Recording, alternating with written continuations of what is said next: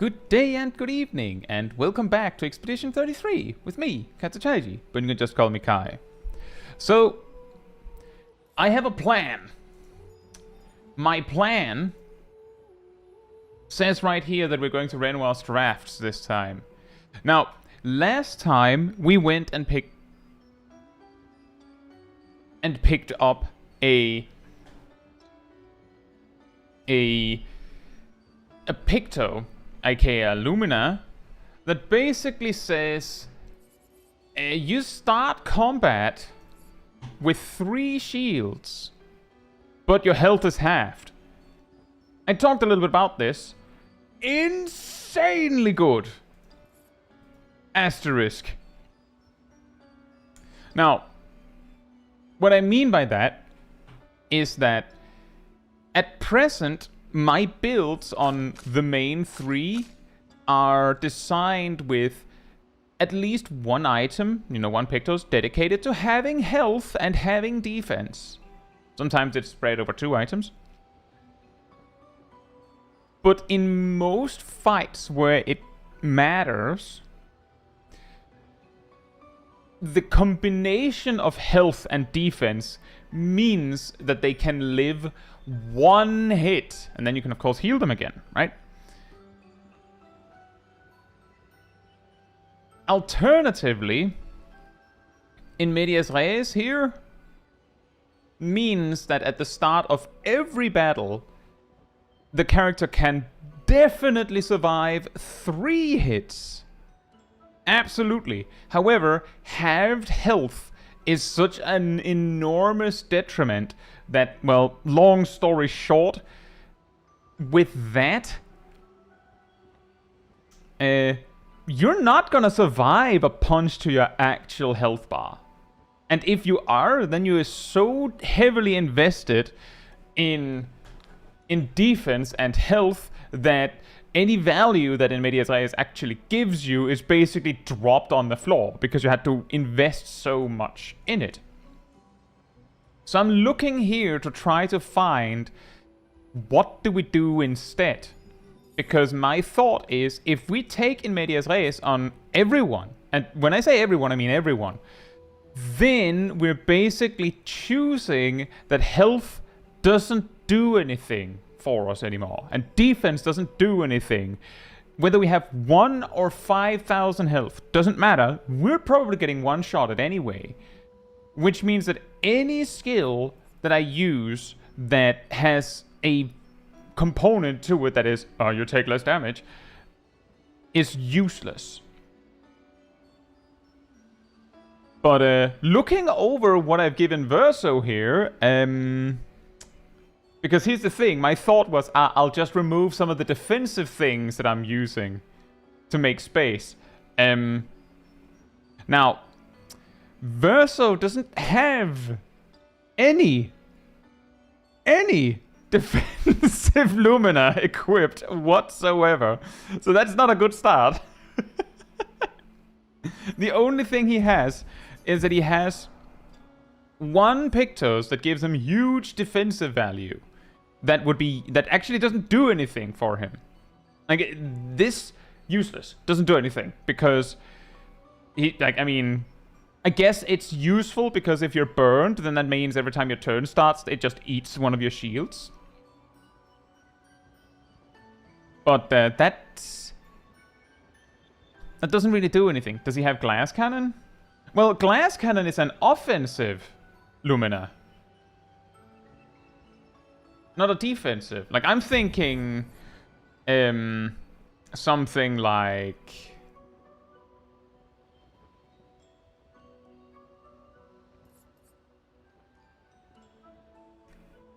Can't find it. I believe we have one that says your basic attack applies weakness. There it is. Applies powerless. Doesn't do anything. The enemy is not, like, the amount of damage the enemy is doing is inconsequential because we either take all the damage or no damage. So this doesn't do anything. The only thing it does is that the Monoko has an attack that is boosted by powerless being in effect. But presently, Monoko will only use Lampmaster Light or build barrier anyway, so not that helpful. Another thing that we can do is that for characters that have a way to drop their health, we can use these three, or well, these two, to just get powerful and rush for free. I mean, that's what I'm mulling over here. There's also another thing. I was warned in advance that the end of Renoir's drafts has a super boss. Kind of knew that. I knew about this boss. Like, Simon is like one of those that is like almost meme-worthy in like how he's been shared around. I know this guy. But I was warned that, and I'm just gonna tell you right now, when he drops below like a third, like when he drops below 1/3 HP left, he deletes your party. He just deletes it, just no counter. It just poof, gone, and then you're offered to send in your reserve team. Which means that this is a problem for me to figure out, because I've basically abandoned Lune and Shell. So where the main cast has 250 Lumina, these have 120. So any characters are like, if I just had a little bit more Lumina, yeah, but any Lumina that I'll find throughout this stream, any I have, will go to these two for them to have a chance. The additional problem that I'm running into is anyone can tell me, and yes, I'm asking for help on this one, you can tell me, and it is okay if you're like, well, it's a little bit of a spoiler. Is Monoko the only character that can produce shields with an ability like that? Is any other character able to build shields? Is my question. Because I don't know, and as far as I can see, the answer is no.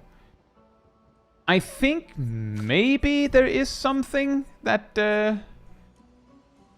I don't know if Male had something that I overlooked, but I think that would be the only character that I'm like, maybe they can?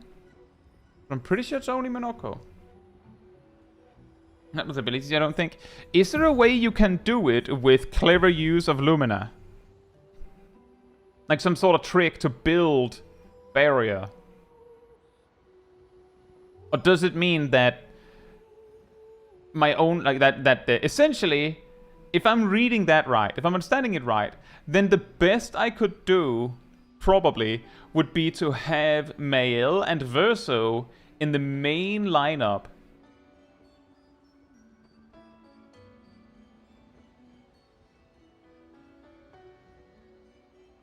Hey Andy, Mael and Shell has a weapon that gives shield. Don't do it for the secret boss, he takes it.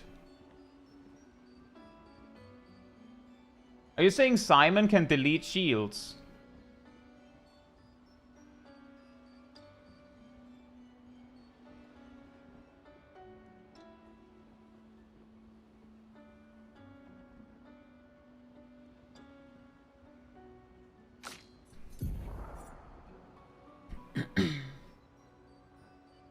Oh, he steals shields. Okay, well then you know what? Better idea. We don't bother with this whole In Medias Res build thing.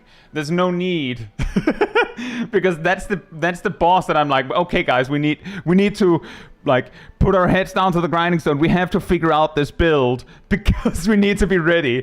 And then it turns out Simon actually switches and turns that against me. In that case, never mind. I think we will just go with the build that we kind of already have.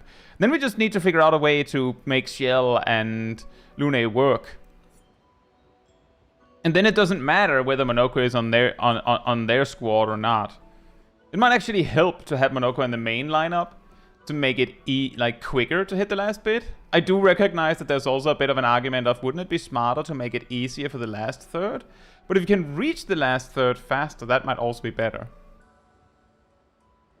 On the other hand, Monoko is probably also the best like the character that can best switch to the backup team and still do damage and still support the team. So maybe it's better to have him in the same team. I guess I'll figure that out later. For now, any suggestions on a good weapon for Ciel and Lune? I've set this thing up with I've set Lune up with Lightning Dance, because I think that and Elemental Trick might be it. It's also a free action to steal shield. Oh, so basically every time it's his turn, he goes, "Nice shields, mind if I take them?" Okay, well in that case, I guess when we reach that fight, I have to adjust so that Monoko doesn't even have the ability to provide shields, because there's no point. That's pretty funny. That's good to know. That would have been a wasted attempt or two. And for Ciel, I've set her up with Fortune's Fury, with the logic being that as far as I know, Lune's Lightning Dance can hit ridiculously hard, you know, relatively speaking. And Fortune's Fury doubles that. So easier to just have Ciel buff Lune than try to make them both do mega damage. But I haven't used these characters for a long time, so I don't even know what weapons are good.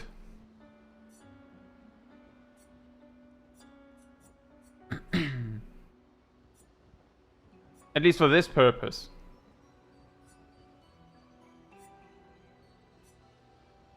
Yeah, thank you for the warning. Also, while I still remember, hey Ardell, hey Agent Monica, hey Lana, hey Rust, hey Andy, and hey Sandwich. Hope you're doing well. Do you have Martinon? I do not. Where's Martinon from? If it's from Renoir's drafts, Endless Tower, or Versus drafts, or the final area, then I definitely don't have it. If it's from somewhere else, then I've missed it.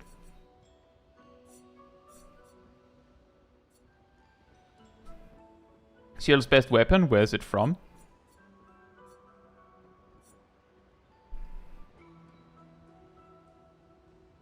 Sold by Merchant and Flying Mana. Oh! Right, I probably didn't buy that because I was like, I'm not gonna use Ciel. How about Lune?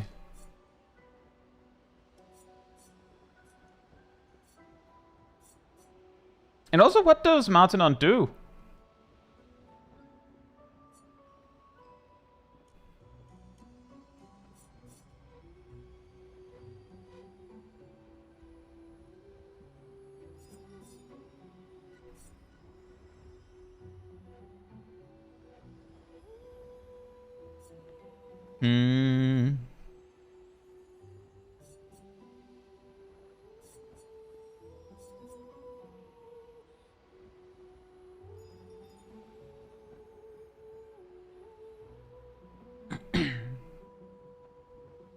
It looks...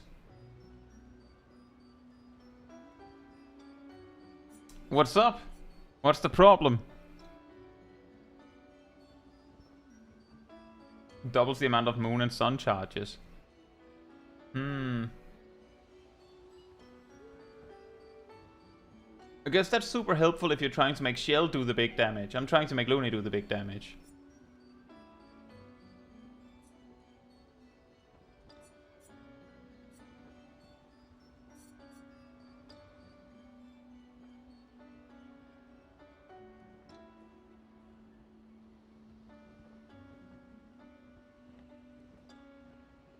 Perhaps we will simply figure it out as we go. And then just backtrack to find things when we reach Simon.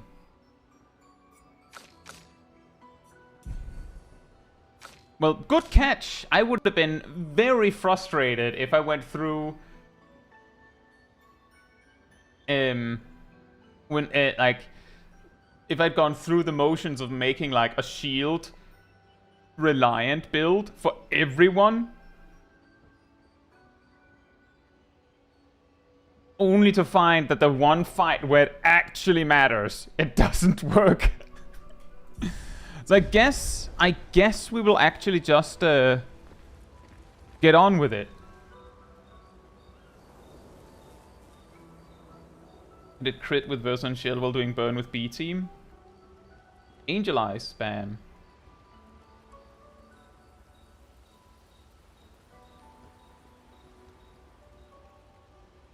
Oh, that's a lot.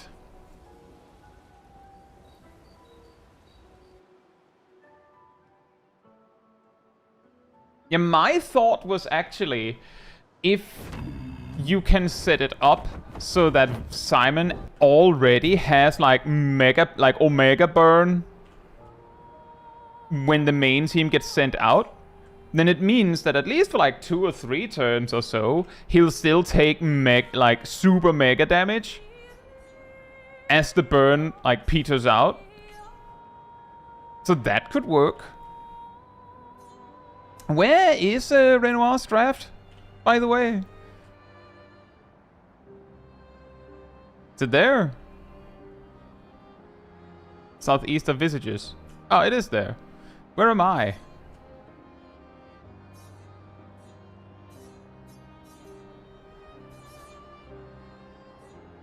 Actually, where am I?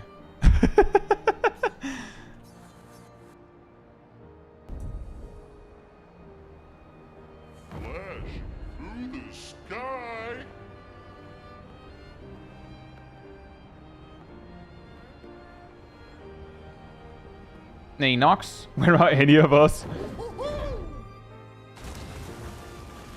Actually, didn't mean to do that.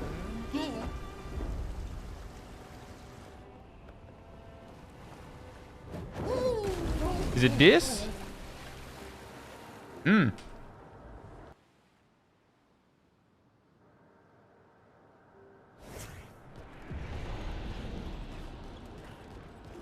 We're below the monolith, where he was sealed.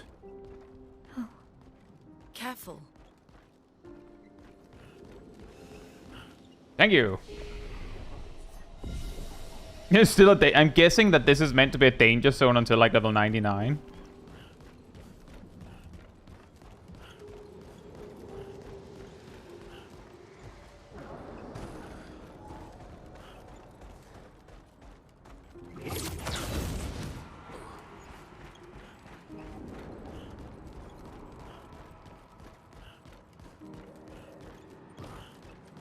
Does that mean that the enemies we meet here are the ones that Renoir came up with? Because that's a very cursed start to checking out what you made, Renoir. Are you serious? You made those? I guess someone had to be the one that made them, but really? Really?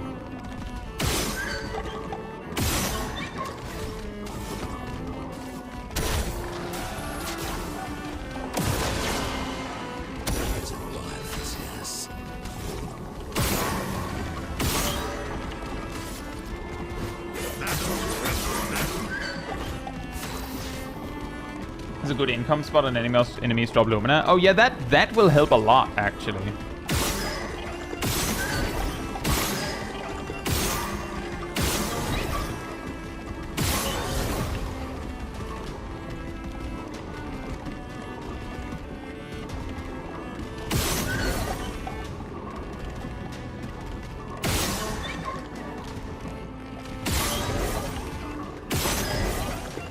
Can you calm down, buddy? Very scared of missing you with any of my shots.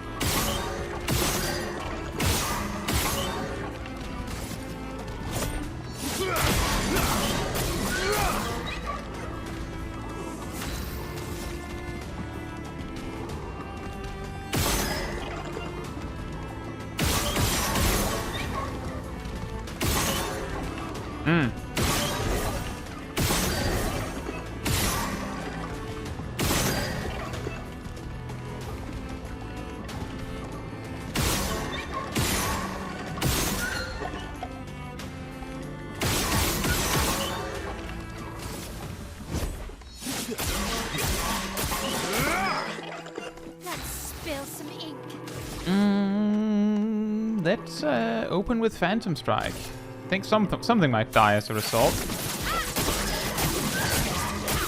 Never mind.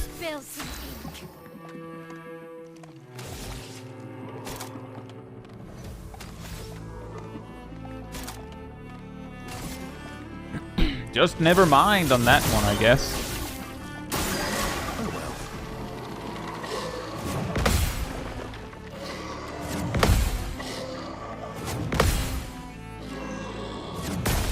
Ah.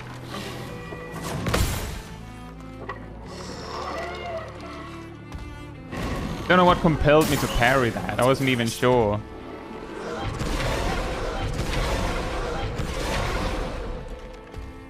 That's what I should have parried in retrospect. Well. Oh, nice.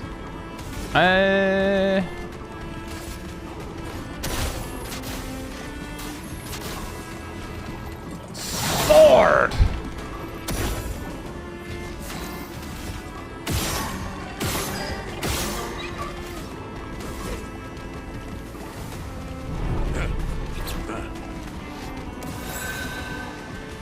Let's carve a path.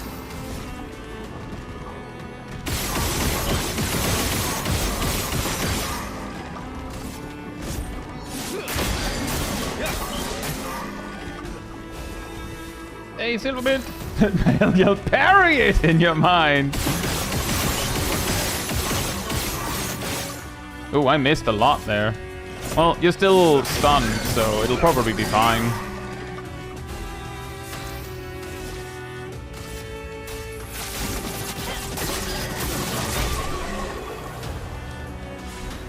Contorso 31. Nice. What was Contorso? This was yours, right? Interesting? Not interested, but interesting. And what were you guys defending? What is this? Quick break. That's not very useful.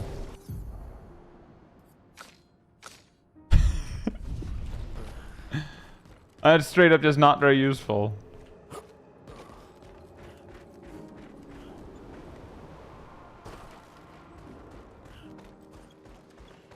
I think that depends on what you're trying to make Verso do.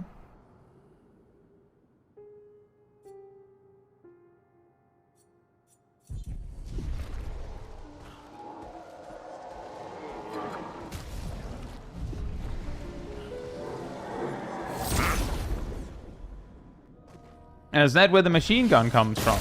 Right. Violence, yes.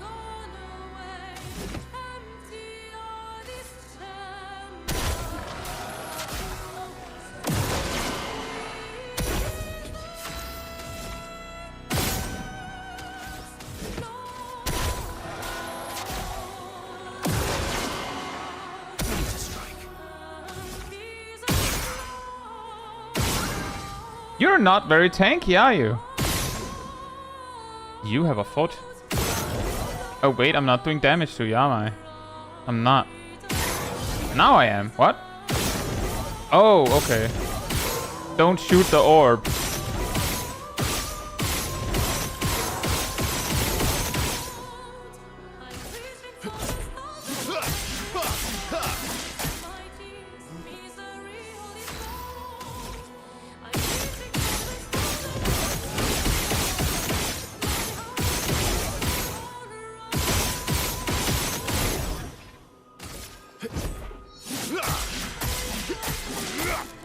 I think that one's dead.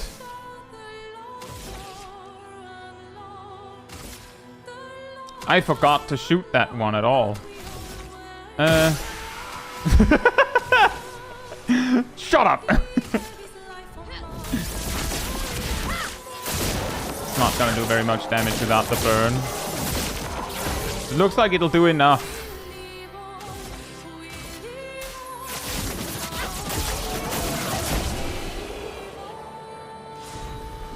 Balaro, shortcut. Immediately play when falling below 30% health. That's interesting. And what did Aberration give us? What move did you learn? Aberration Light. Deals high light damage to all enemies. 2 hits. Applies full burn per hit.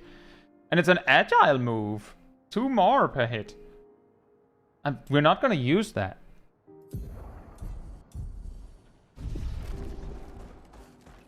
We were using Valaro earlier, I believe, but...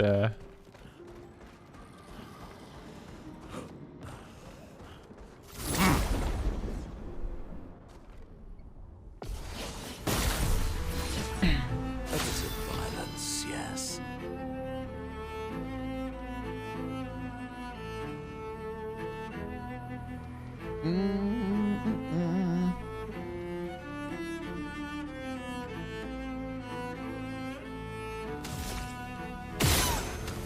He really made a lot of these jerk enemies, didn't he?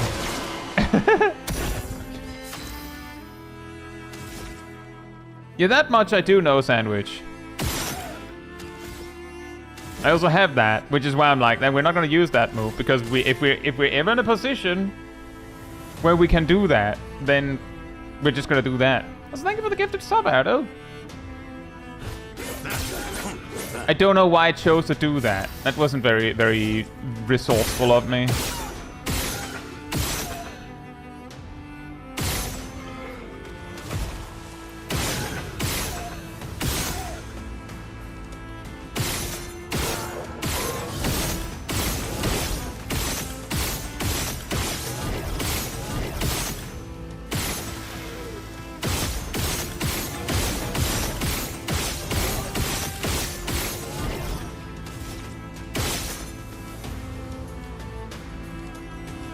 And thank you for the gifted Sovelana. Thank you so much. I hope you're getting that badge as a result then. Apparently it also started the train. Thank you.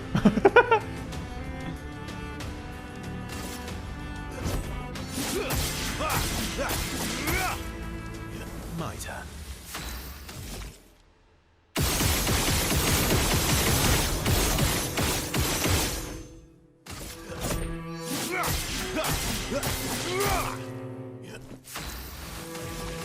Void takes everything. Another rock. I believe the energizing shot was something we wanted to have on him anyway, so that one's just gonna stay. I think this is probably also fine.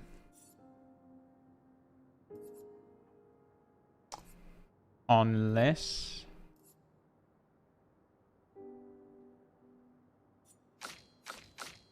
Oh, let's do shortcut.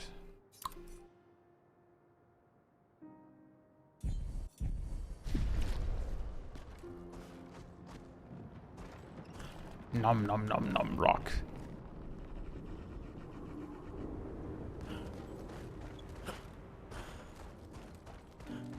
This is where we came from, yeah? Yeah. Hey Percy, hope you're doing well. All the old die just useless now? No, what you do is you go to if you read the tooltip of the die, Percy, it tells you to go to a Calamity Salvager. They'll exchange it for new multi-tool die.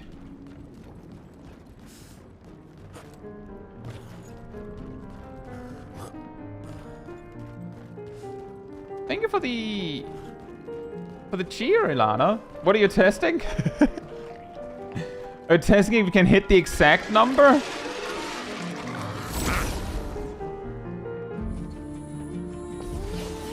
I meant getting Claire's life learned for Simon.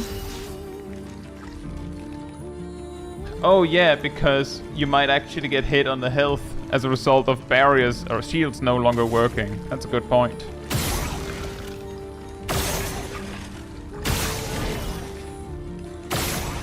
Because last time I cast that one aside as that's pointless because, well, I wasn't going to use my health anyway, but if the super boss requires it, then it probably makes sense to. Thank you for the 10 gifted memberships, please. That's crazy. Thank you so much. Wow.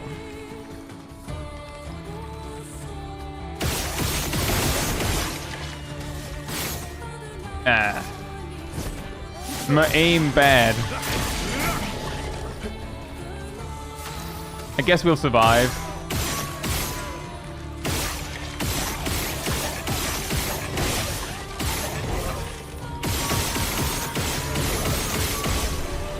The real reason that we put Verso in front is to make sure that he can just kill everything before anyone else gets a turn. Sometimes he can do it. And thank you for the gifted sub, Rust. Yay! So the context, for anyone that don't know, is that right now, Expedition 33 is running a Twitch drop, which you get for a sub. It's not anything in my control, but I imagine that is the one sub plus combined with generosity. Thank you very much, guys.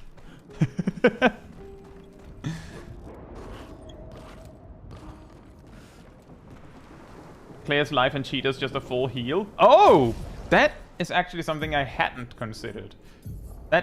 That does change some things. I hadn't considered that. I was like, on turn start, well, sometimes I will get hit. Like this? Yeah, I could see that.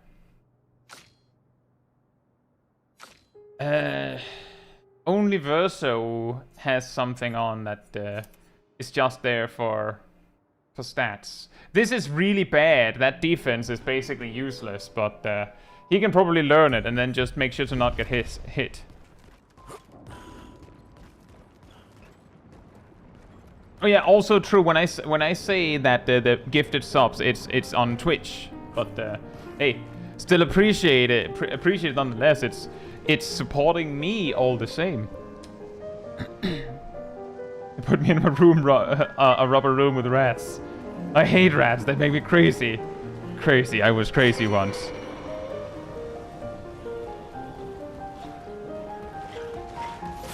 Okay, then I won't talk with the NPC. If you're just gonna gank me like that.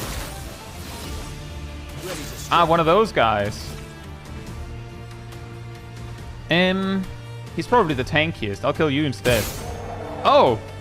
Well, looks like Monoko's ready for battle.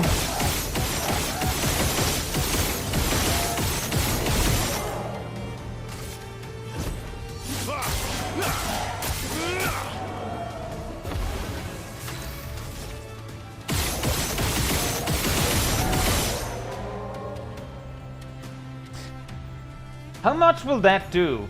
He might be dead.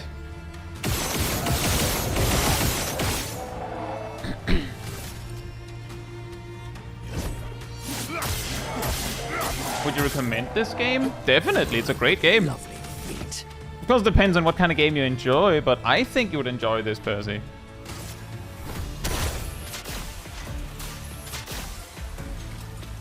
Blade!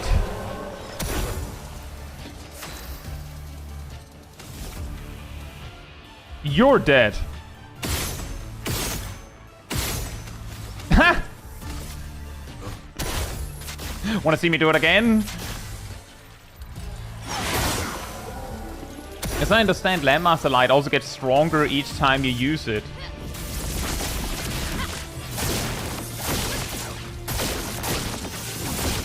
In hindsight, I should have used Flare Fury there. We can still save that. It's not as good as it could have been. I should have done it in the opposite order. But, you don't get to have a turn. It's my turn. My turn again.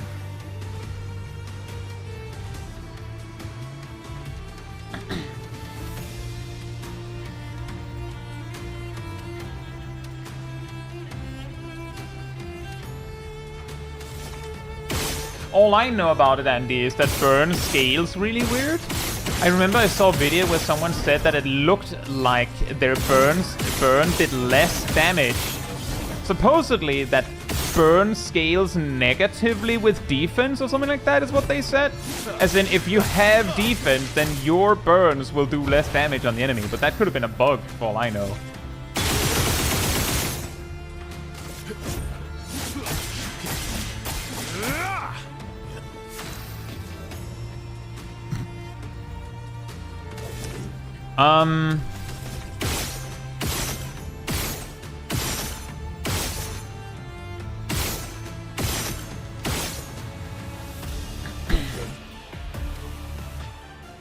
You know, I could use Breakpoint, but I think it would be funnier to do something else.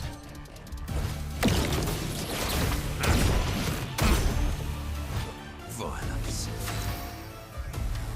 I didn't meter that out correctly. I should have done that in a different order. Well, I'm just gonna Mighty Strike you again then.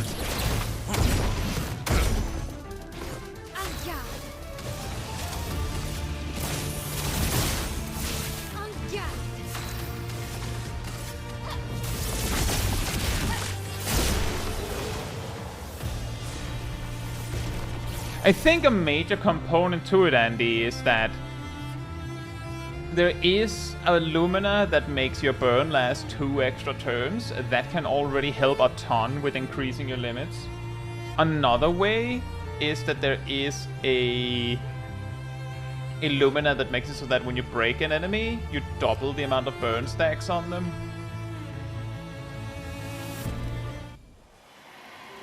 And if you can somehow keep them alive through breaking them and breaking them and breaking them, then if you can somehow set up a situation where you can break the enemy like once per round, then you might be able to get something crazy going. Alright, Percy, enjoy your evening. Elena and I, we used to understand each other. Both of us lived for the process of creation, more so than the product.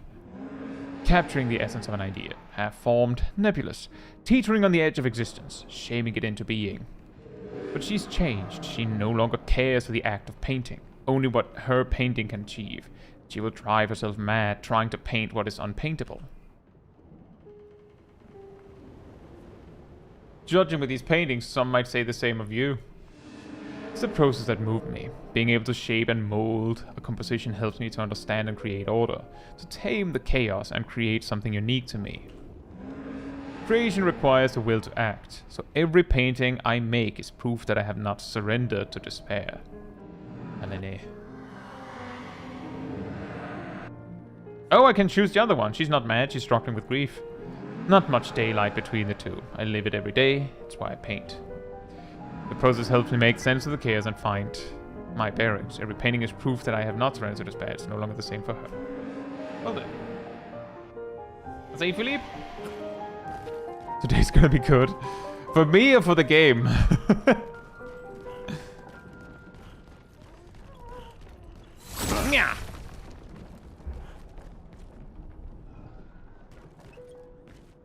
I'm guessing this is an optional path? But it doesn't look like an optional path. I guess it would make sense a path like this would be like... I don't know which way is the correct one. Say, Crusher. I don't think you missed too much. We spent quite a lot of time discussing strategy.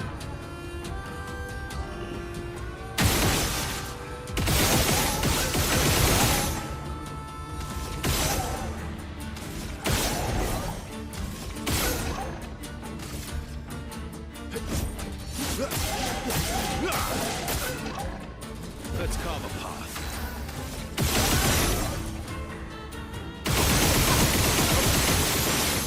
Oh, whoops. I didn't expect him to die. So I was just blasting, expecting for me to run out, and then he just straight up died.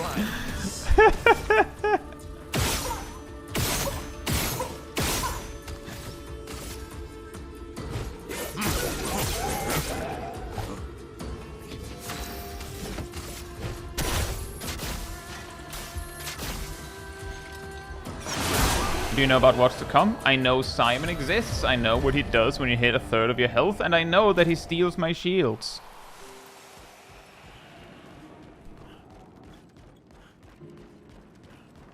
I was going to start by making a build for my characters using in medias res, but when the one fight that actually matters on that account uses the shields against me, then I can't be bothered to set up a build like that.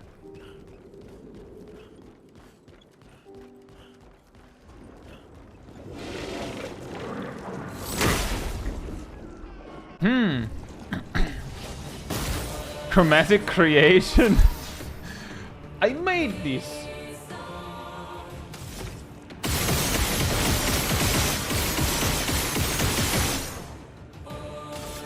That's a chunky boy!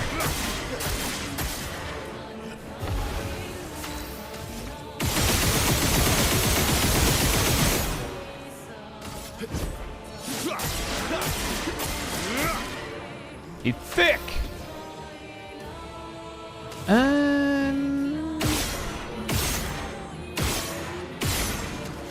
I guess we'll settle for that. A bit of violence, yes.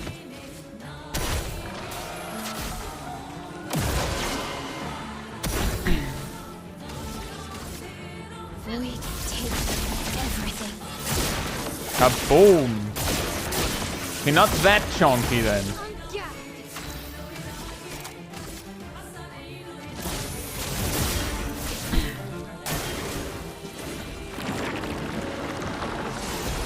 Sure, mate. That seems like a wasted turn, but you do you, man.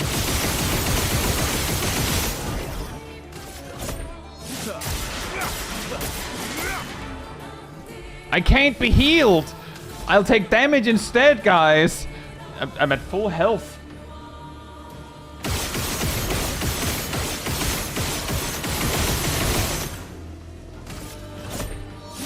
Don't you love the sound of Verso blasting? A bit of violence, yes.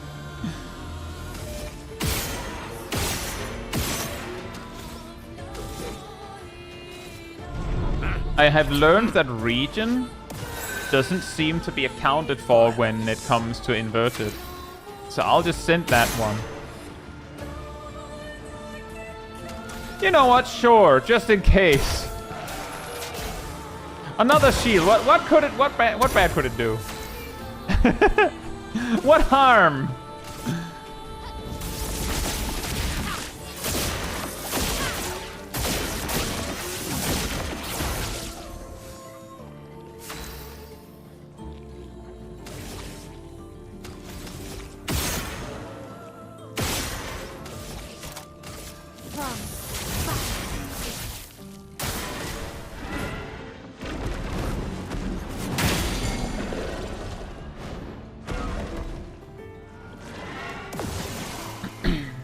Let's carve a path. Uh-huh. Okay.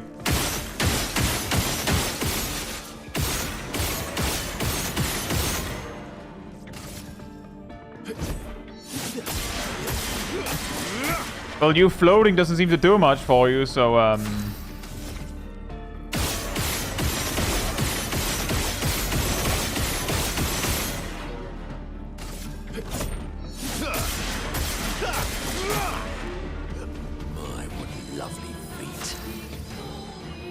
And he says, one thing I appreciate going tank build in my run, I can see what enemies do instead of murdering them immediately. Yeah, I could see that. Part of the reason why I didn't is partly because it also means that fights will be exceptionally long. That can be a little rough sometimes. And I also felt like, because you see, I started on the normal difficulty, and then after the first stream I switched to hard, and I was very quickly overwhelmed by how much damage things did, so I quickly learned to just go, you know what, never mind, I'll just kill you first. I'm ready. Void, take everything. But I have indeed seen that it is possible to just tank damage. Creation's foot. What did we get? What does creation do? Creation void. We did it! We finished! Hey! Deals extreme void damage to random targets 3 hits. More damage if the same target is hit multiple times. So, pseudo AoE attack, but use it on single target. Excellent.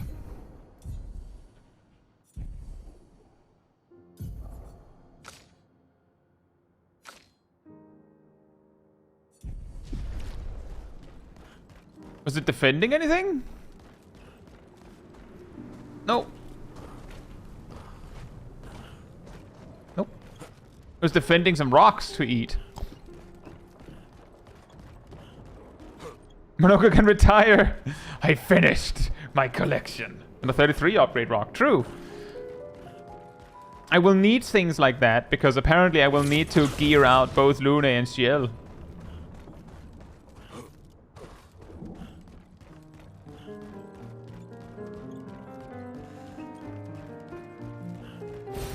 Great.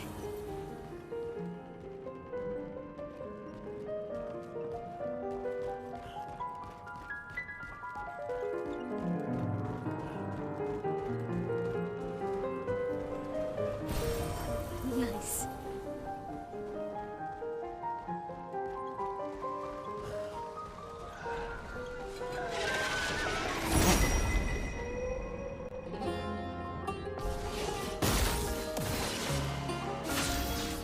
You need to talk about multiplying the danger and Lumiere since you 5-seeded the level. Oh yeah. For the final bit, yes.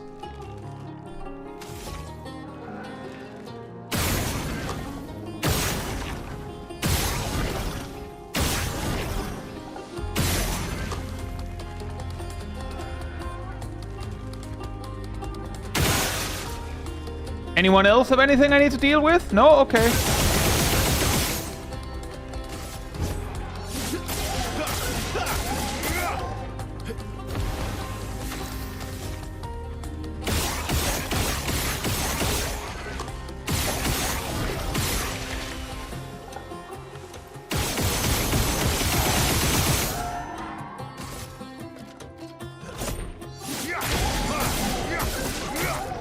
Stunned and burning.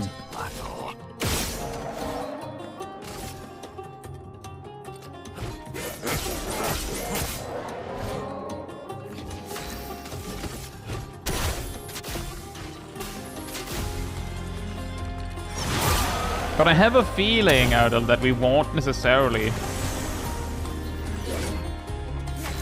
reach Lumiere tonight.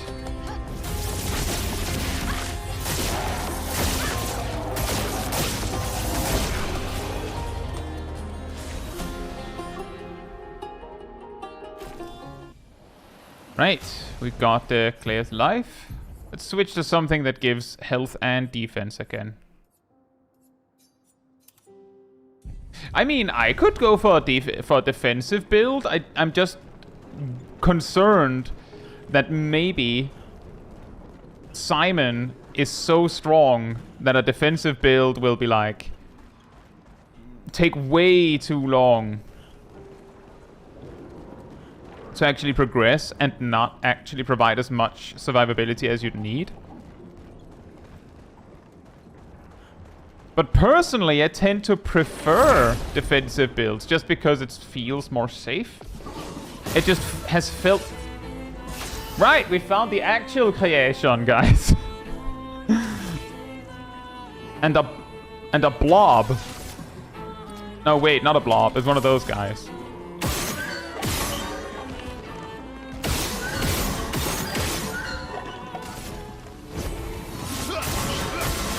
And that's what I'm worried about, is that maybe I won't do enough damage and then it'll be way more tedious.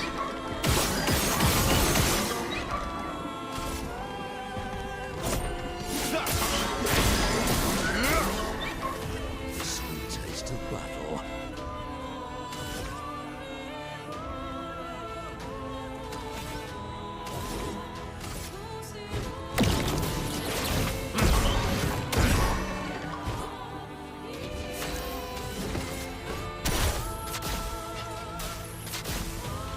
And sword!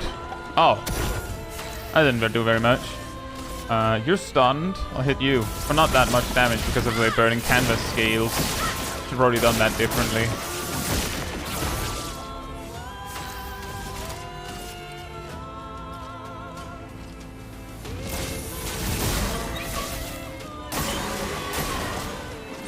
I had a feeling you'd do that.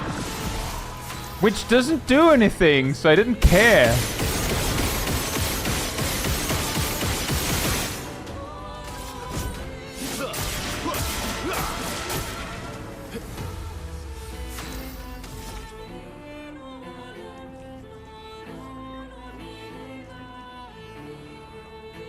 I did watch part of the video of the guy that beat the game without dodging or parrying at all, but I stopped right after the Paintress because I hadn't actually progressed in Act 3 yet at that point. I didn't want to know that bit.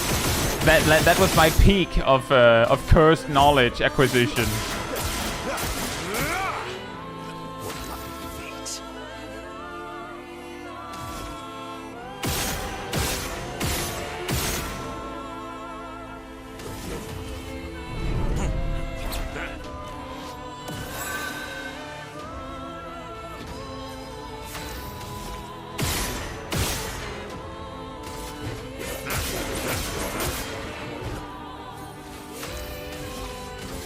Void, take everything. Dead. Second chance upgrade. Haha. What did second chance give? Right, health and crit.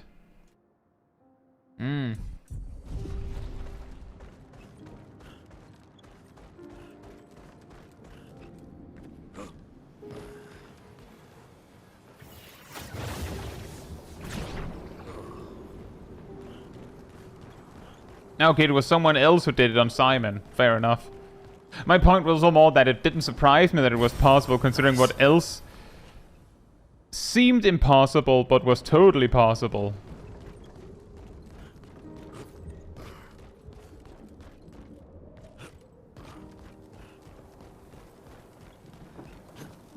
But what's the counter Simon has to that? Does he apply Blight?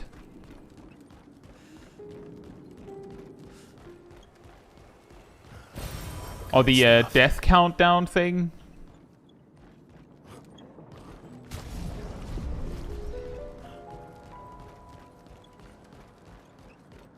There's another Caetsu over there. Is this climbable? It almost looked climbable. I'm confused as to... I'm guessing this is the right way because I see the flag. The flag! What's this?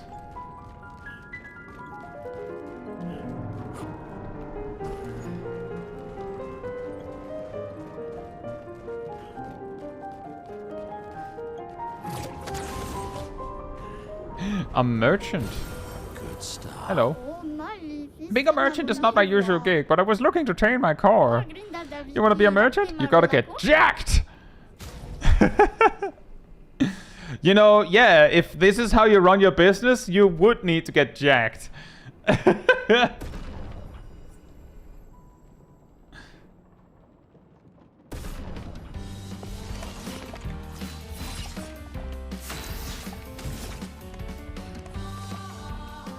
This guy's dancing to the music. Are you seeing this?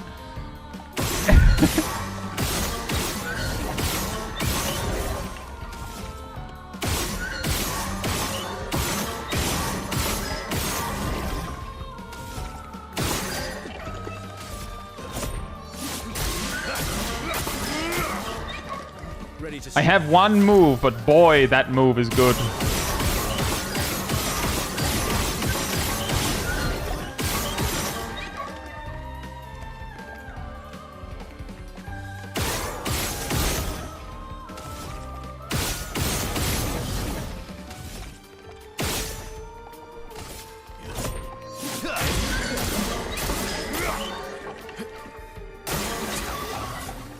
Oh, okay, my turn again. Cool.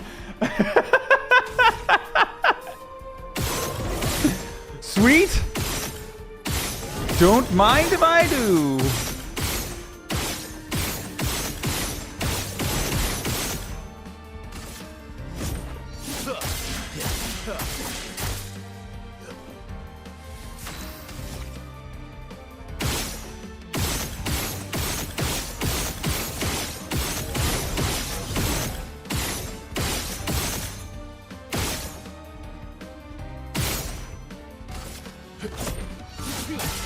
This might be overkill.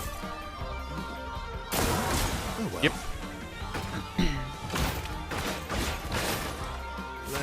My turn again.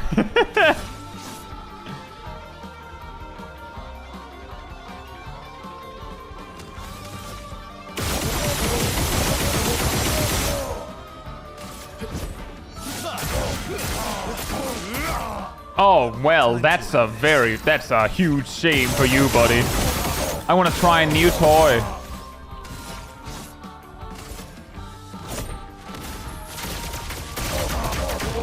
I'll always come back.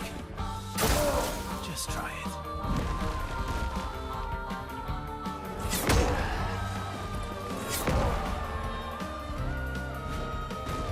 You can do better. My turn again.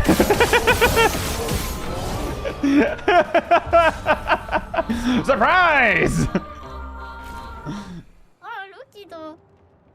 Crud! Need to kick my training up a gear. Great duel though. Here, I got something I think you'll like. Oh yeah? That's a lot of things. +1 shield on being revived. That's not very good. It's not useless, but it's not that good.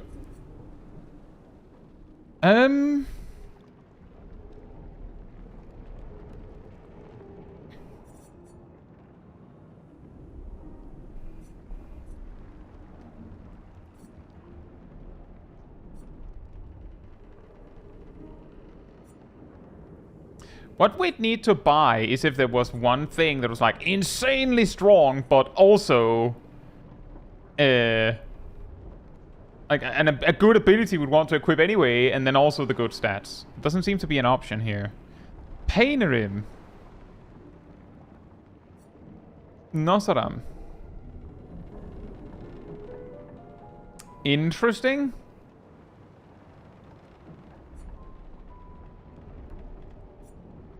Yeverum. Applying shield.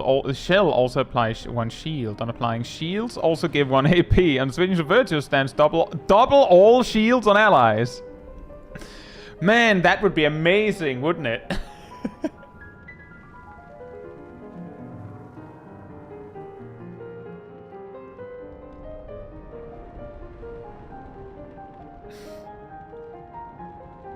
It'd be huge.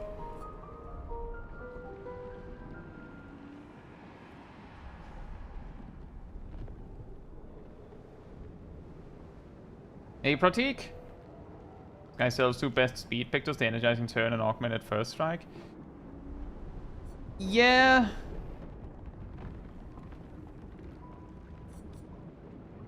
Right, I see the amount of speed on them, I assume is what you mean.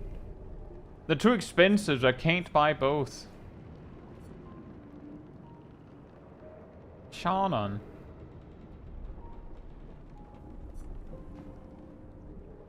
Oh yeah, also we can buy these. That's a lot of them.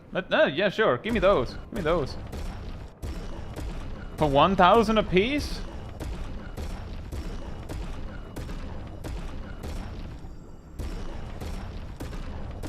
Imagine being able to buy in bulk, right guys? Wouldn't that be crazy? I really want to be sure that you mean it.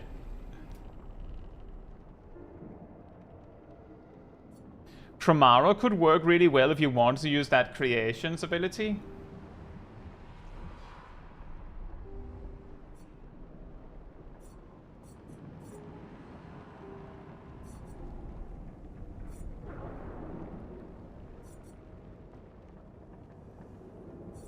I'll buy Energizing Turn, because that's one where it's like, if those stats are, like, if I want those stats, then I want to use that picture anyway. Like, that Lumina is good. So that's 20 saved Lumina points for basically anyone. So as long as I want to wear that, that's good. So that's a worthy purchase. Don't forget to pump those muscles every now and then. Thanks. Right, there was something over there. How do we get over... Ah, wait a minute. Yep. Yep. No! Dang it.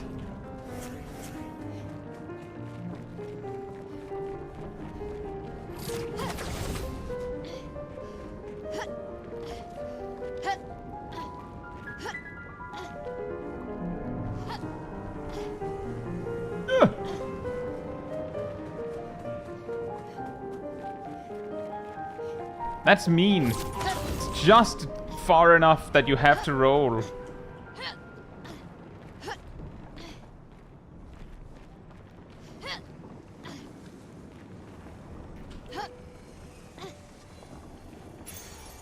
Charging critical.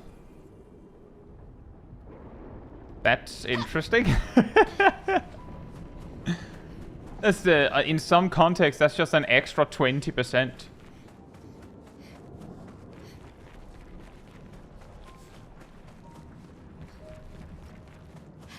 Straight right from the merchant.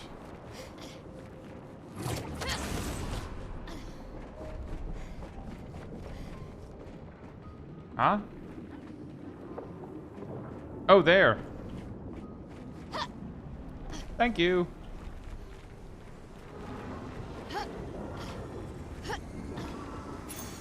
Charging burn. Mmm.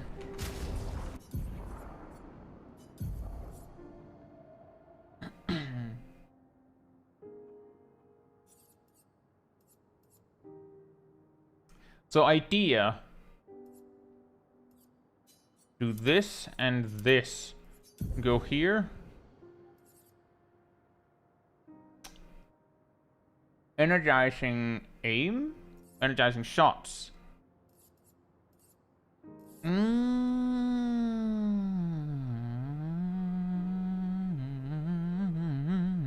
don't need both of these, we just need the one. And we don't need both of these, we just need the one. So we can grab something like this.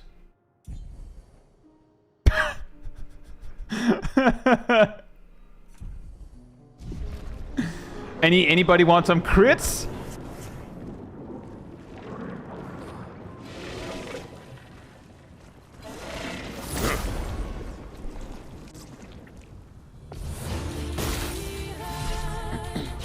Double boss! All the charging is broken if you're using the charges. At present, the way I'm using charges is that I'm having Monoko use them to build shields, but you can see I use them for other stuff sometimes.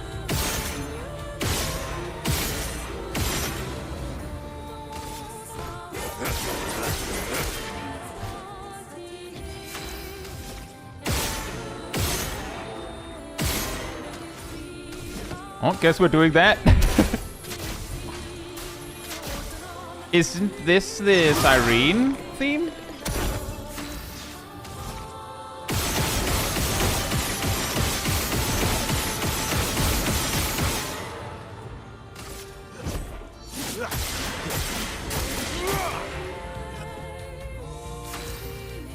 Isn't Bustan who needs shields when you can get a free turn forever? Also true.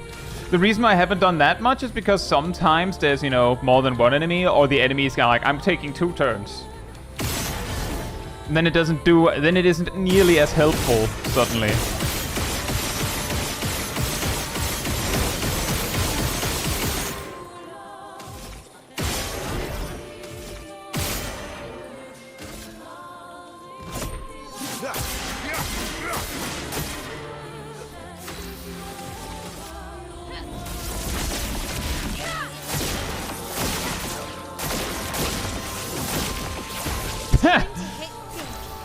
One down.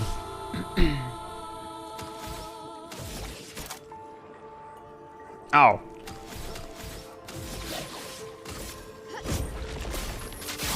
Well, I want my virtual stance, so I should have used a few free shots there. Are you gonna invert me? Yes, of course you are.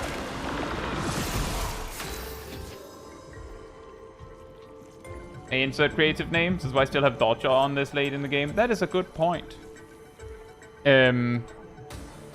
It costs 1.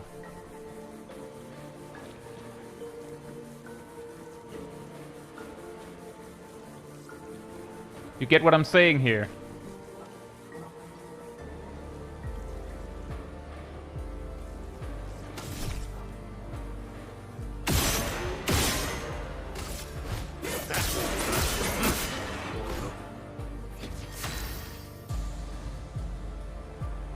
Isn't that Lumina point better put towards more powerful things at this point? Did you notice that I had that for the most part I had other super low cost things just to fill out?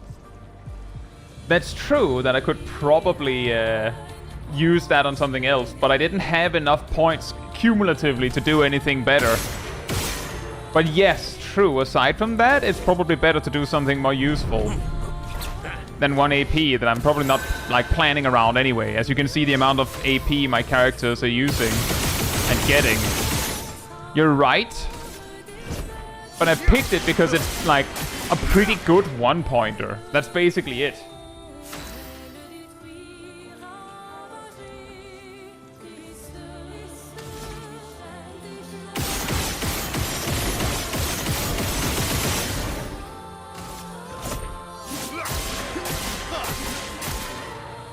Time to hit big. But yeah, the main point is that Dodger is extremely cheap. So it's kind of difficult to argue to take it off. Unless you're like I have taken Dodger off at times in the past because I needed something more important. But the 1 point, like it's one of the most no-brainer picks, just as like if you have 1 point to spare. That's at least my perspective on it. If Dodger had been more expensive than that, I'd probably not have used it.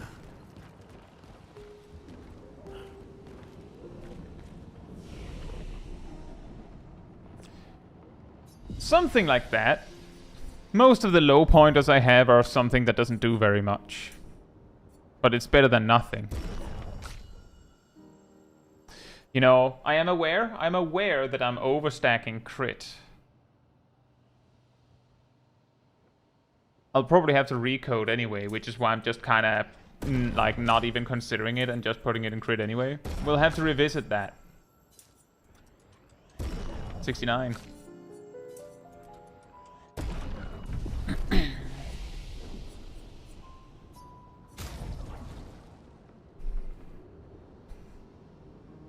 So, what I'm gonna do is I think I'm just gonna hold these Lumina. I don't know if Simon is now, but I'm just gonna hold them and then just distribute them to the two when it's the final step.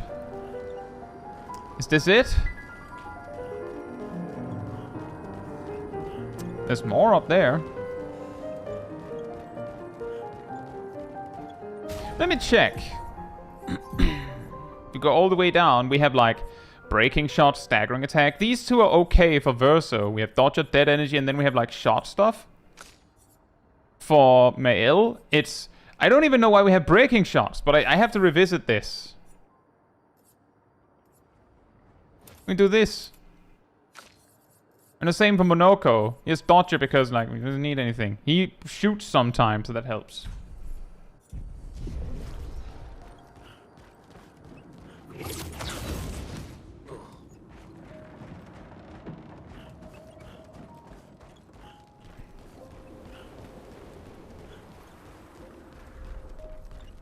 There's just no way to tell. See, before Act 3, I was distributing evenly. But I realized that I was only using 3 characters anyway, so, you know, why bother? And then, like, I was made aware of a particular battle where you had to use each character in a 1v1. I was like, I'll just not do that. And then I learned this.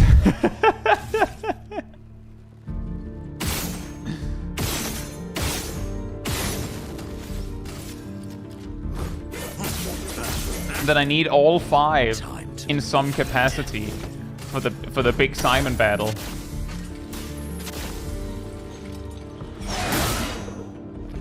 That was not very much in the grand scheme of things.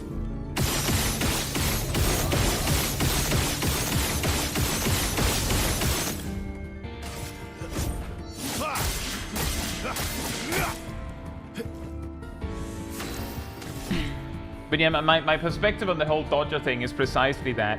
Most of the really good stuff costs like 10. Sometimes there's a 7 or a 5 that is really good, but I typically have that already if it's really good. And you can't get a 10 by trading in a 1 a lot of the time. Hence why I'm using dodger.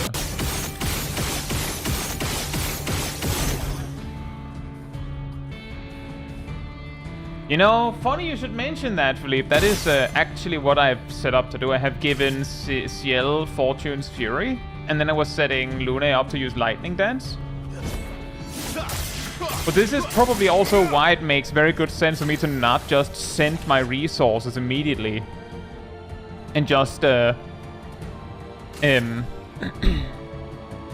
hold so that when we are at the final battle, we can do, like, we can use the Lumina points, we can get them, and then do a decent build for either both or one of them. Oops.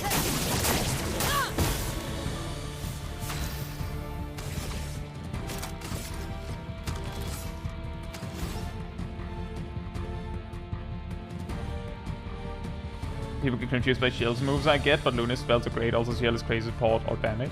Well, you see here, Andy, you're making it sound like I chose to not bring Luna or Ciel. As if I'm like, I don't like those. I was using Mael, Luna, and Ciel. Then we got Verso, and then Ciel got put in the back. And then we got Monoko, which I recognized immediately. That's a blue mage, and I need to bring him everywhere. Now I'm looking at Monoko. So basically, I didn't say I don't get Ciel or Lune. I went, well, I like Verso better, and Monoko gets an auto place.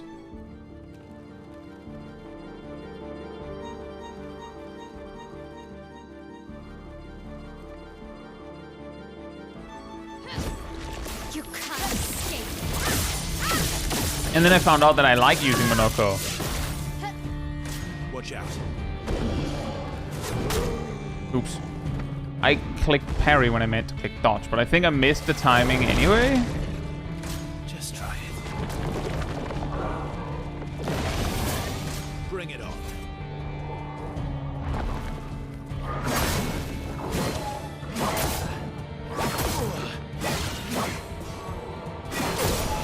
Right. Finesse and Yeah, the left guy hasn't gotten a turn in a long time against me. The right guy, well, I've never seen him attack. everything.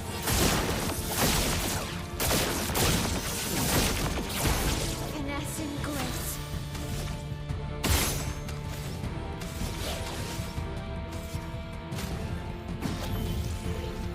I must exact revenge.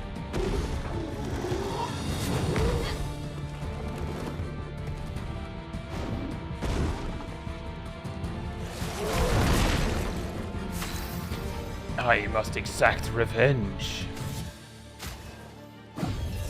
Here we go again. Ishak.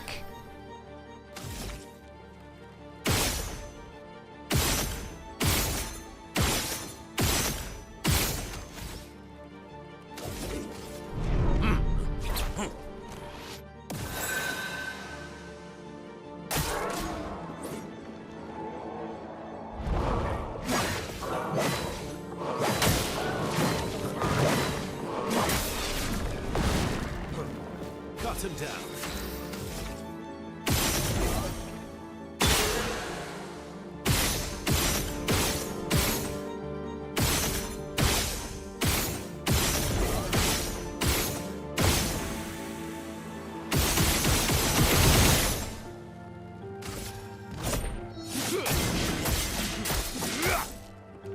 You're outmatched.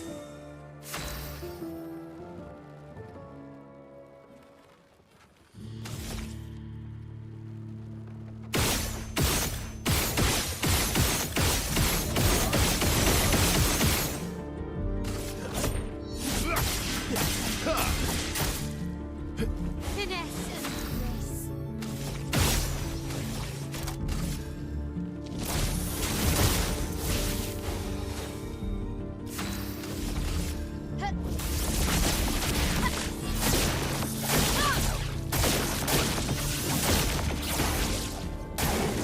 Foolish move.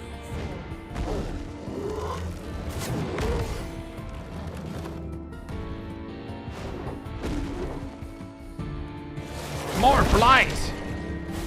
This real epic of you. I really love how after this fight, all of my characters will be like low health because of this. Real cool move, thanks.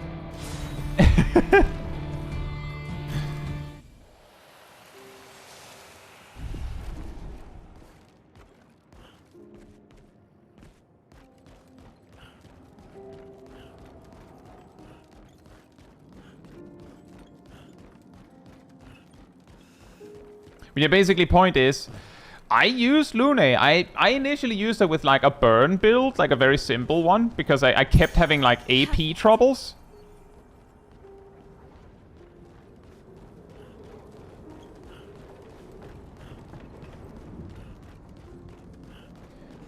But hold up.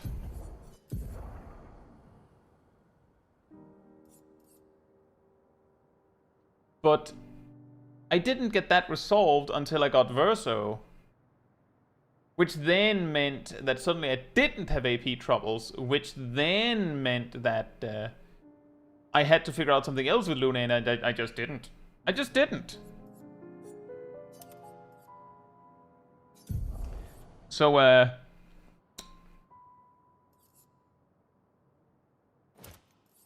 random thought.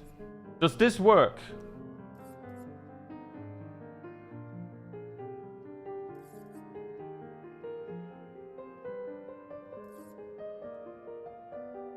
I have it set up so... Where did I have it? I have powerful on shell. So when I use my shield, I apply shell, which applies powerful. Does that powerful apply rush? I need to test this.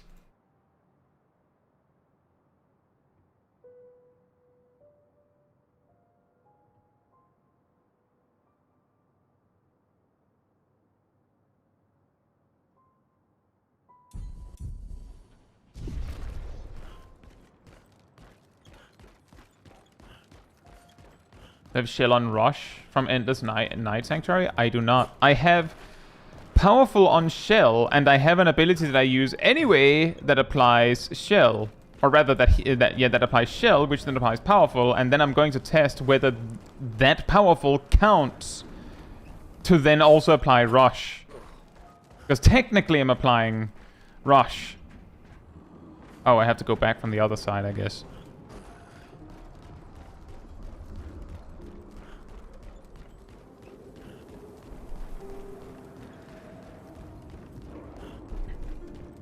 It's also worth mentioning that I never really invested much in Lune's healing capacity because I very quickly recognized that her single target heal is like, but I could also just use a potion.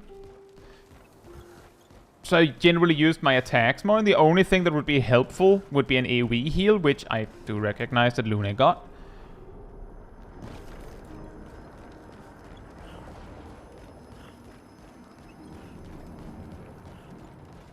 But because of that, I didn't actually use like regularly spamming healing in any capacity until I was at like... Until I had already fixed my AP troubles.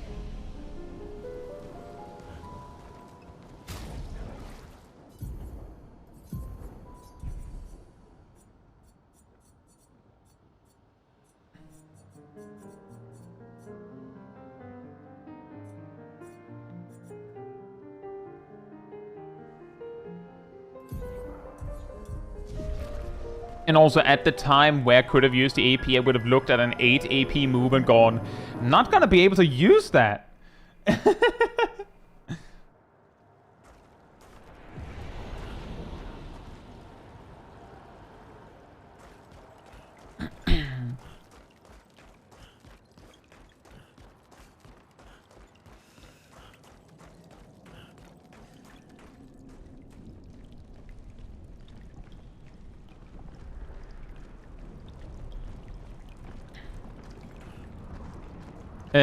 Creative name. I know that he deletes my party at after 2/3 of the fight, and I know that that he steals my shields,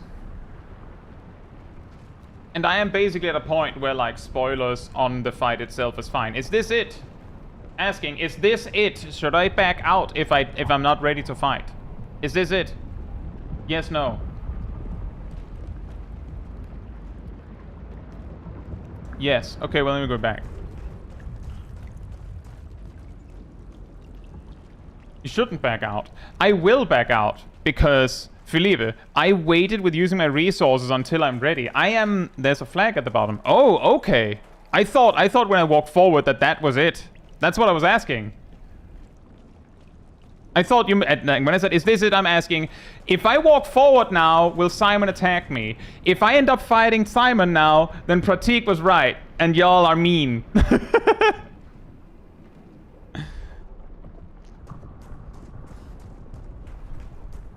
we should turn back. I sense something powerful down this path. Let's go. Whee!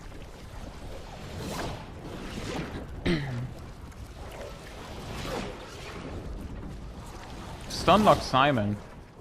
If he doesn't get 2 turns, then that's a possibility, and that could probably work. But I would like to be prepared so that if he gets to phase 3, I'm not just like, well, then there's no chance.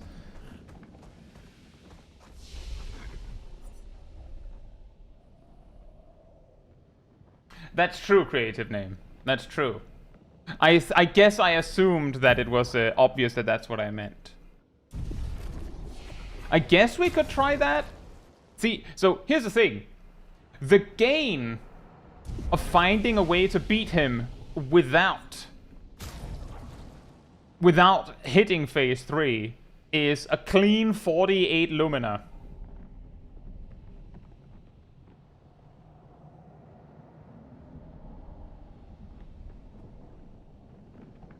And considering what we have on hand,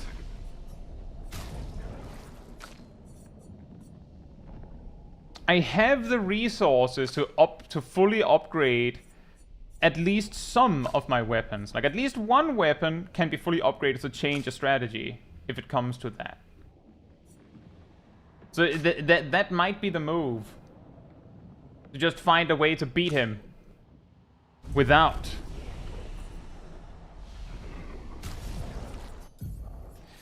Although I will go over here and add back this. Because you might need that if the mechanic that I was testing doesn't actually work. Claire's life is so expensive though.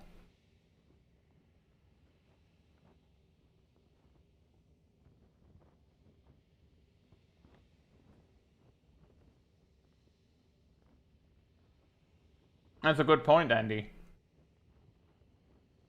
You could do some try to see how you feel about it. I feel like I would rather just bring it and make it happen. I'm assuming a way to do the stun lock is I can just use it's called breakpoint. And if I can build that much over and over again,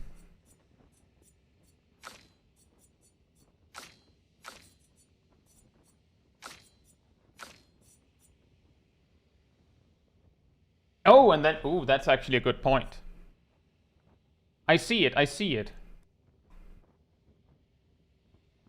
Endbringer could definitely go in the build because I don't use any attacks anyway. Oh, that's really, really confusing. It only reapplies stun if you're in A specifically. So you have to do some shenanigans like possibly use leadership? Overload ranks down to A. Where's Overload? Oh, there. Oh! Oh, okay, I see it. So if you get him into that specific strategic position, you just go boom, boom, boom, boom. Okay, yep. I see the cheese. I see it. Genius. I love it. I'll bring that tech because that's really funny.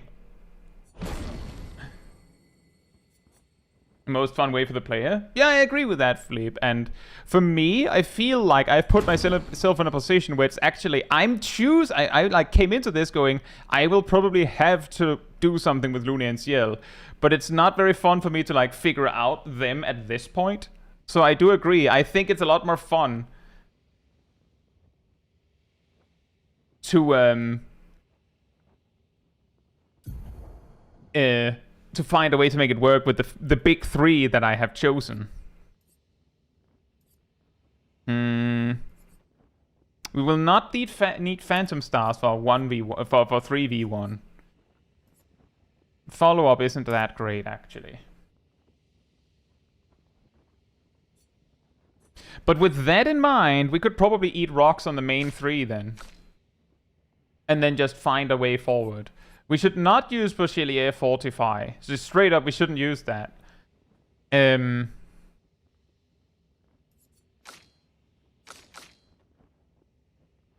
Because he'll just steal that. We have Pelerin Heal. Anything else that could be useful?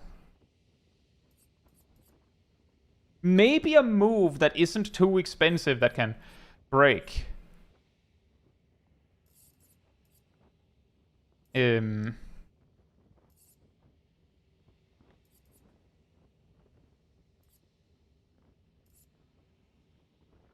know I have a purple that does basically no damage, but like builds a consistent amount of break bar. Something like this could possibly be a way.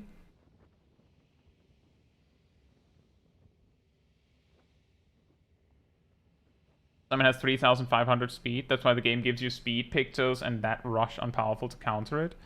That makes sense.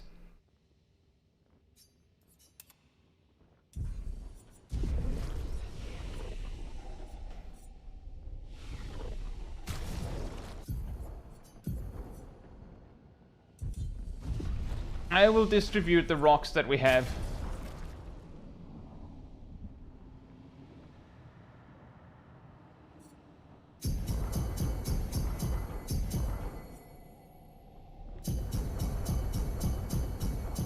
Oh, whoops. Dang it. I finally misclicked once. Verso got one too many. He's so greedy.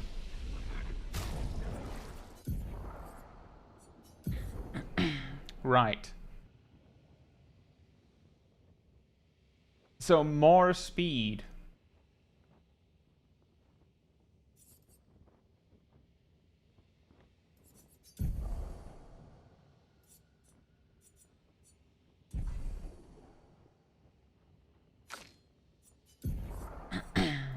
We need a crazy amount of speed to do that. But I think we can do it.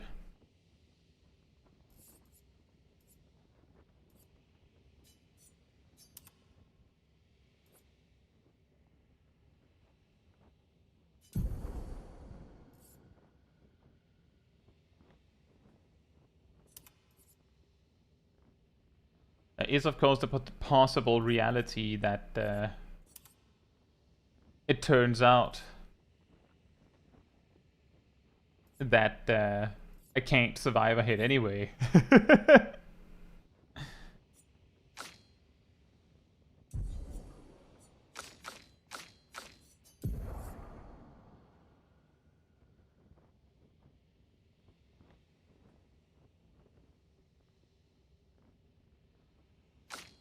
The Lancier Impale Slow? I have...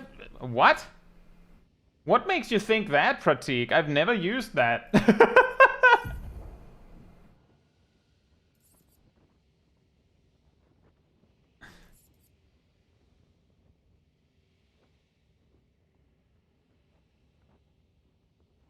We could use that.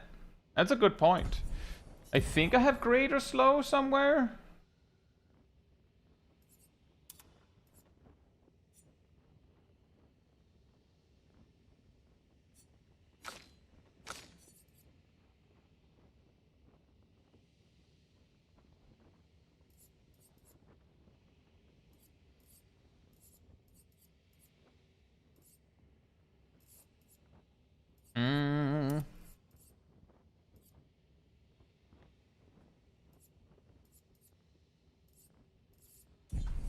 As much speed control as possible. Yeah, the problem is with me finding a way to get that much speed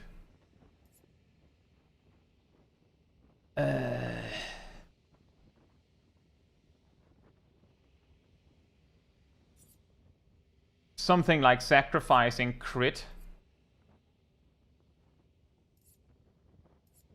So that I still have some defenses while still going fast. Doesn't seem like that's a very easy thing to fulfill.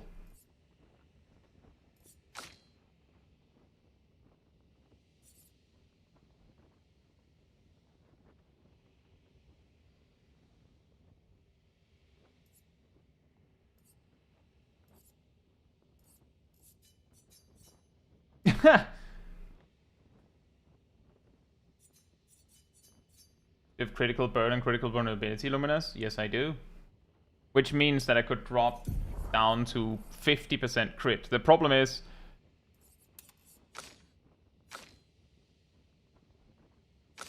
I don't have the Pictos to do this.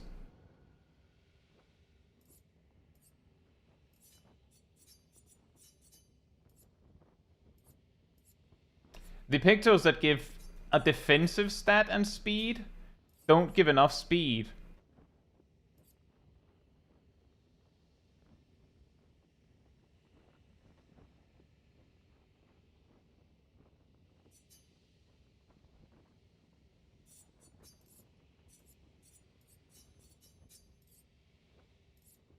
I mean, to be fair, I used a lower filter because I needed to see what things had the stat, but I didn't even realize that you could sort by that.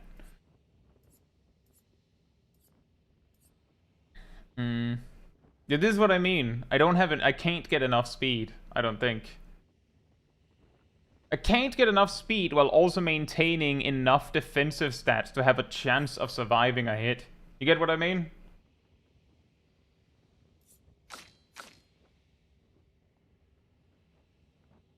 But I guess... How much does slow or greater slow reduce speed? And how much does greater rush boost speed?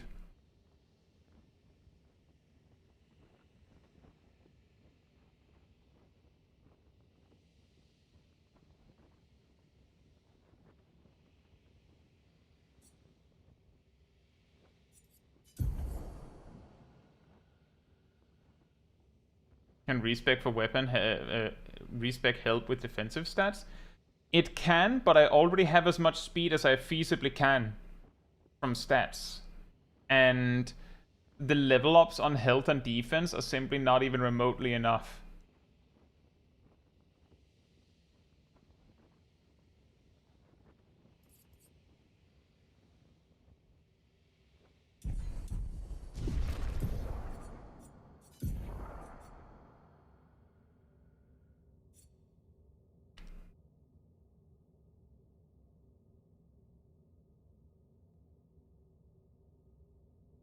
Give you more speed? I have 99 in agility on all of the characters.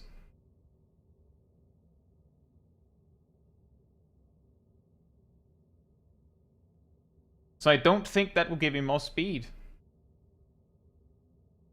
Defense and crit also gives speed. So you're saying respec the characters to agility, defense, and luck only.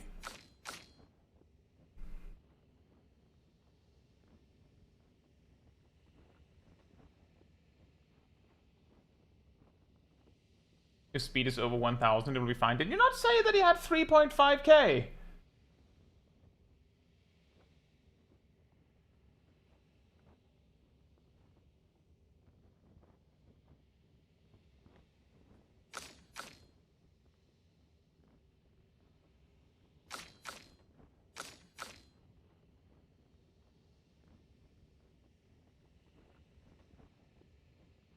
Not fully in agreement there, Pratik. Can you see here what I mean? As per the scaling and might? Do you see the problem?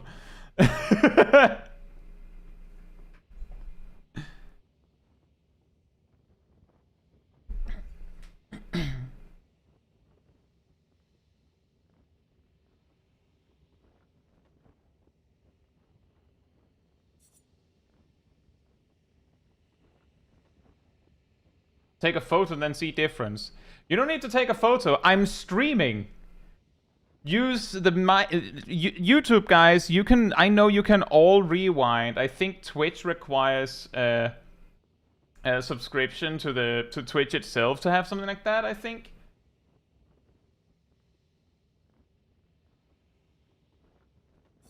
2,680.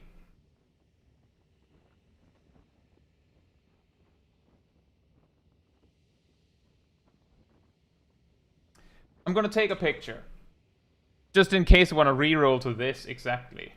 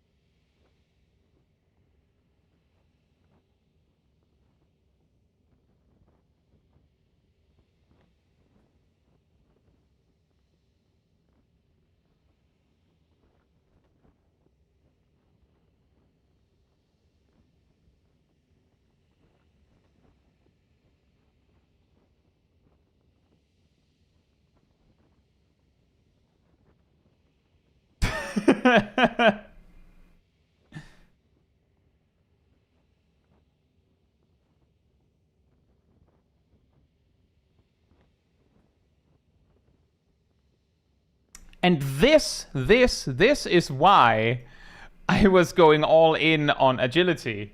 Because agility gives the most speed. But this does indeed give me a lot more attack.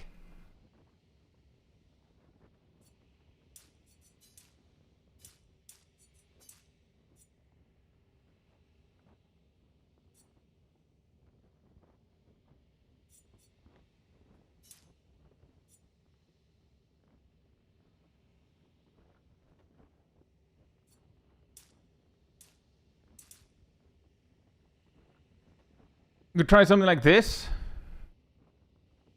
Although I am noticing that health went down a lot. How much is that? It's not a lot.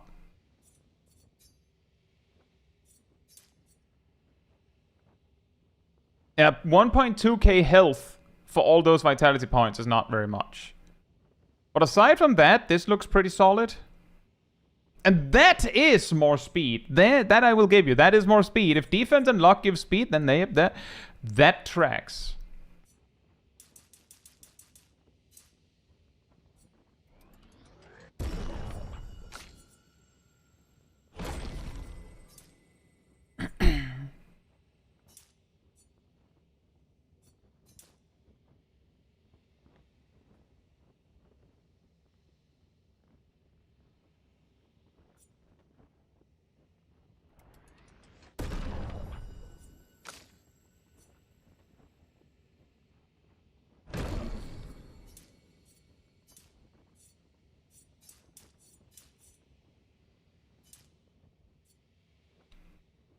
Three stats.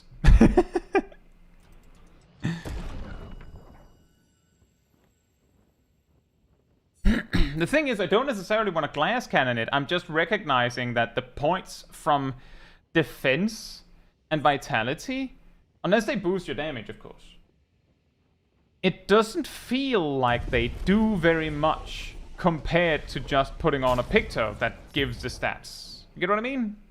That's kind of where I'm coming from, is that you could spend all 99 points in vitality and get like 1.2k HP, or you could use one Pictos and get like 2.5 times that. That's where the problem lies. That's why I'm like, that seems stupid.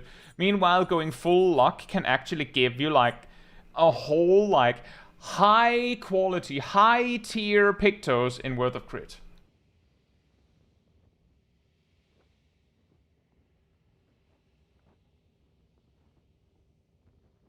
Ilana says, honestly, there is no need to do anything crazy optimized for this boss. The biggest deal for me was going with shields initially, which I quickly regretted. Yeah, I could see that. I'm probably also overthinking it. Um,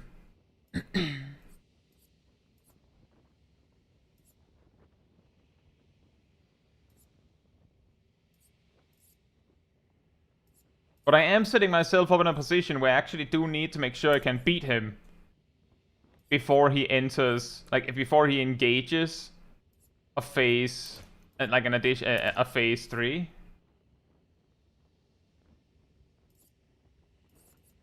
Oh, that sucks, Nox. Oof.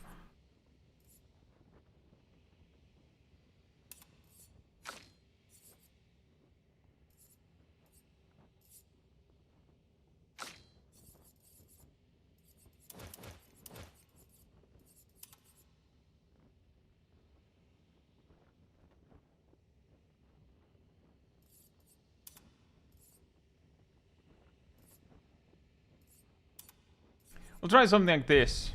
Now, after me hyping this up a lot, whatever the case, I'll be right back, and then it's gamer time. In the meantime, manatee restored. Beep. Oh.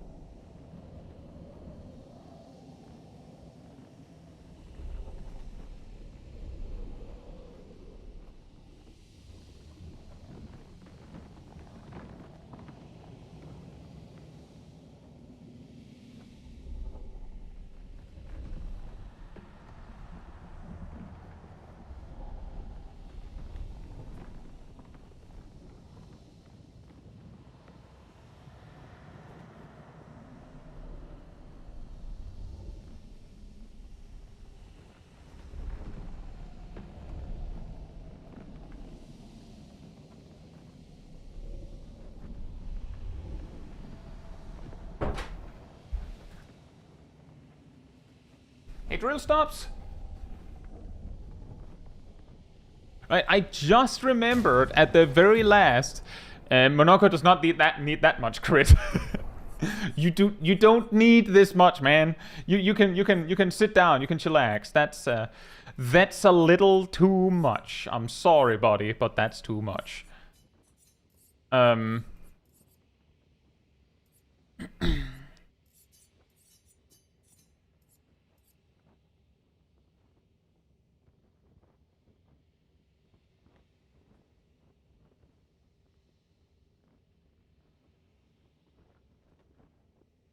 Greater rush and rush is 50%, 58% increased speed.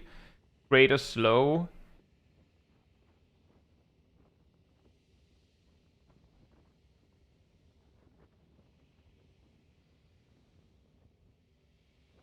Is 40% minus enemy speed. Okay, so that means if I get both things set up, I would have, like, for instance, roughly 3.7k speed, while Mr. Man would drop to, like,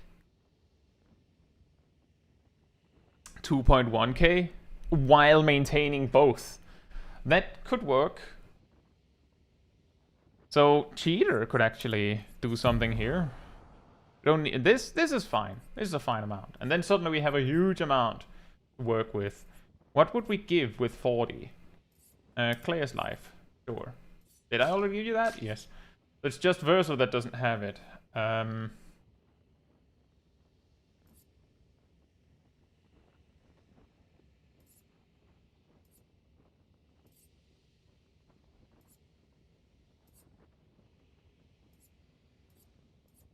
know what? Do that. That could be really funny, given we sometimes spin the wheel. You could go a little lower on crit. Does that give us anything? Don't think it does. You just don't have Claire's life. Oh. I think we will leave it like that. I just realized while I was BRB that, like, wait a minute. That's really stupid to have over 100% crit. How do you apply rush to your guys by Monoko? I have protecting heal, which applies shell. Then I have accelerating heal, which applies rush. And I have longer rush and longer shell. And then I also have powerful on shell. And I've determined that when you use powerful on shell, it applies an equally long powerful with the shell. I wanted to do something with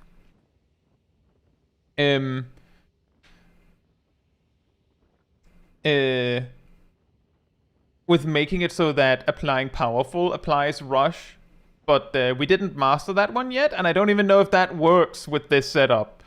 And if it doesn't, that would be the dumbest way to lose, wouldn't it?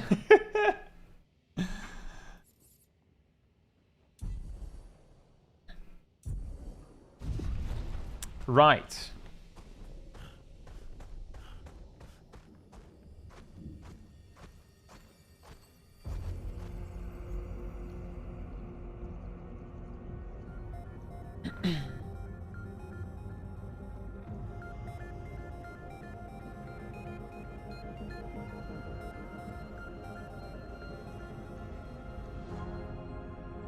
These swords. They look like the ones in old Lumiere. Ah, so he's the one who felled the Exxon. That's a lot of hair.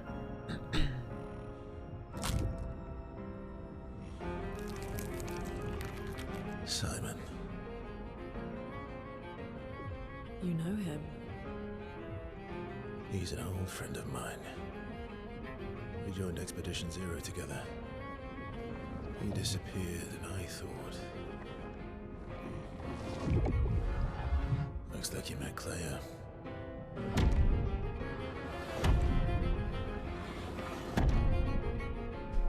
I'll lay you to rest.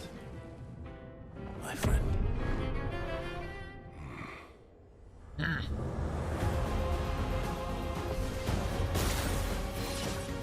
Ready to strike. Offlin Cheer's skill and rush on powerful is an easy combo. Right. Let's see what we can do.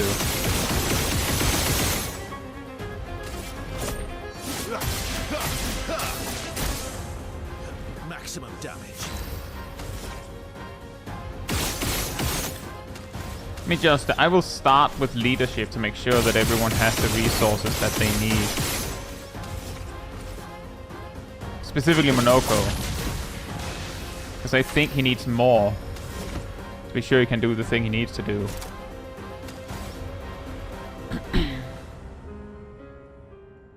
Any order, Lancelier Impale and Paladin Heal.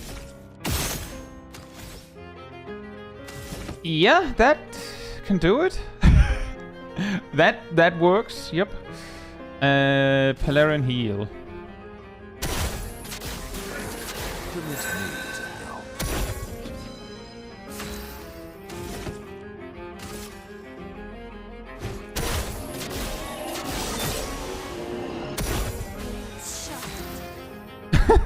He's very debuffed, guys. He's not doing too well.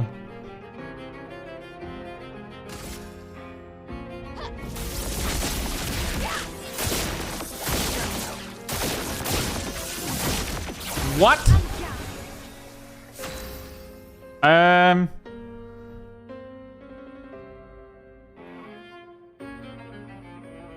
What?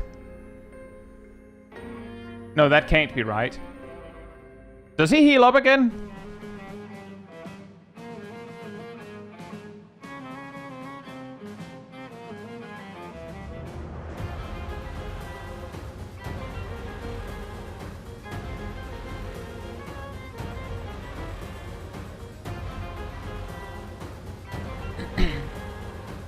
Yeah, I guess we will. How much damage was it? I didn't see. My notes say that he has like 40 something million health, and I know that I can't do 20 million like that.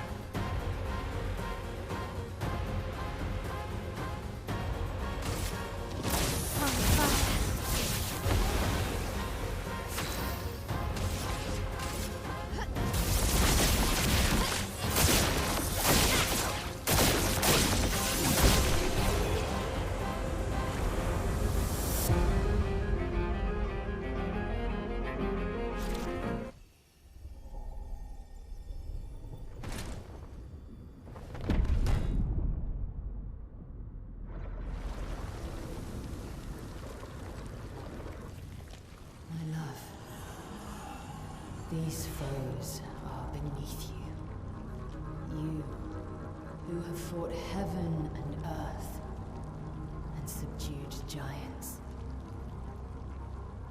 To find me, to free me from her grasp. Would you fall now to the likes of them? While your oath remains unfulfilled, rise. Your enemies await. Okay.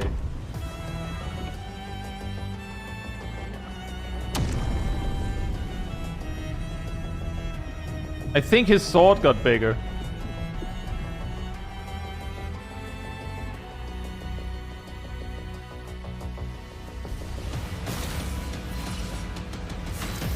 Okay, I start again. Creative names is fun fact, the name of Simon's theme is We Lost, which is also the prototype name for the game. Oh, wow. It's about average size.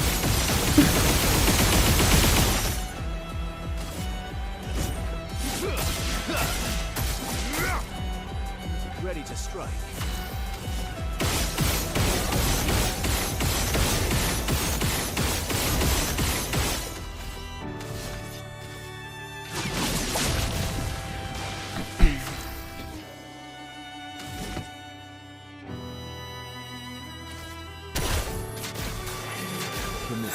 I mean, same setup.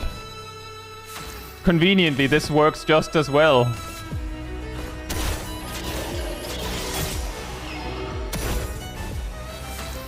Which makes me so fast that everyone except Monoko gets a second go.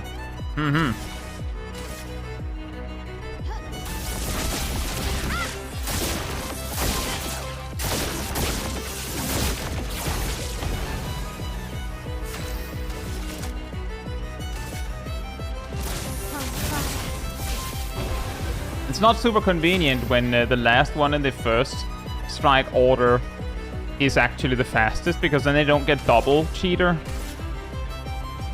I should have done something about that.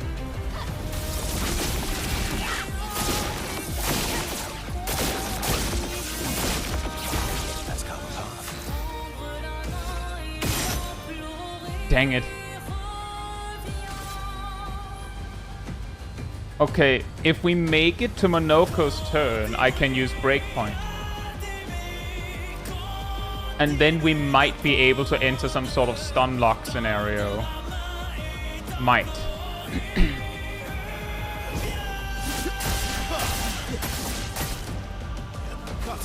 Just survive one attack easy. Yeah, exactly. Just one. Oh, this music is awesome, by the way.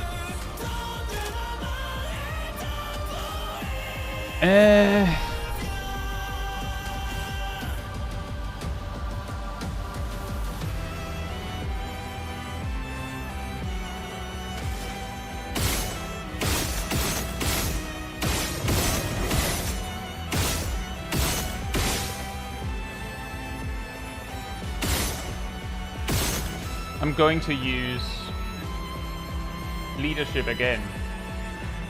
I think.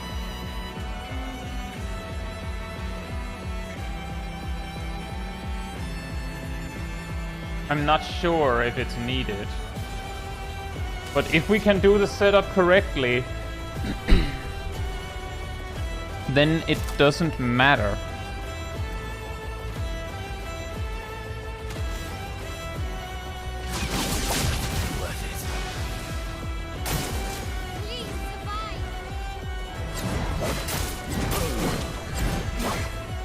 Just one! I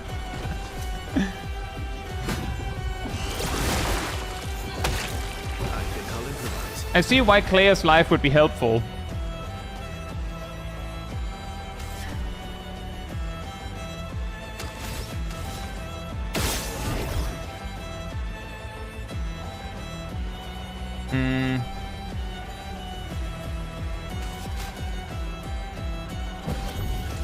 I'll manage. We just have to do exactly that again. We just have to survive until Monoko's turn.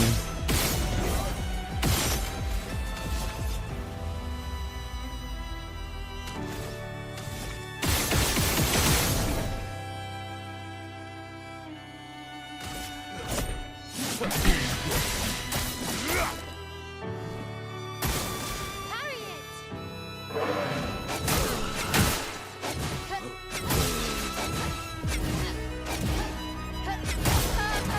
Ow. I just noticed that someone has something with shields on them.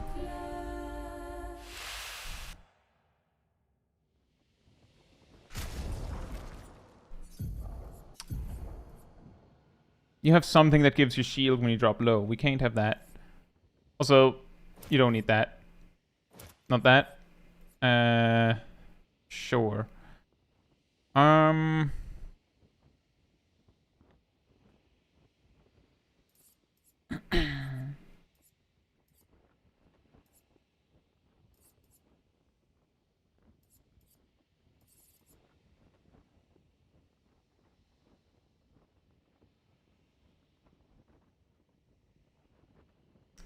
What would be helpful?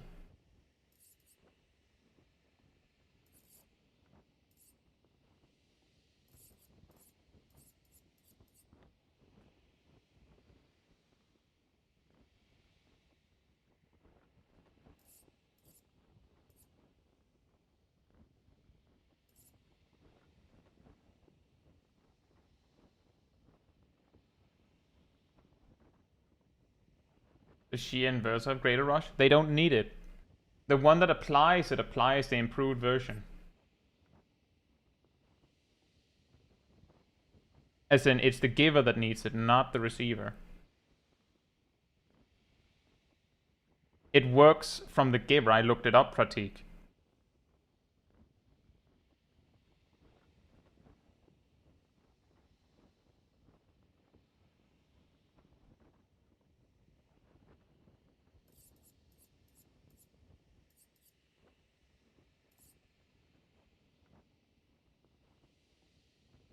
That's also how something like Greater Slow works. It's the person using it that applies it, improved.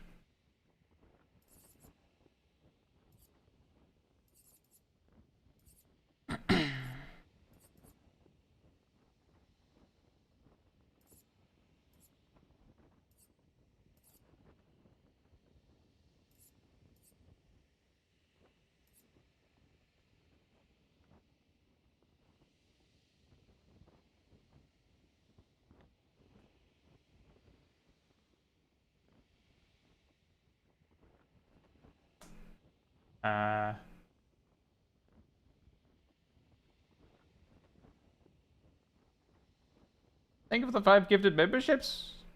Each channel. Haven't seen you before. Thank you so much. That looks weird. Are you good?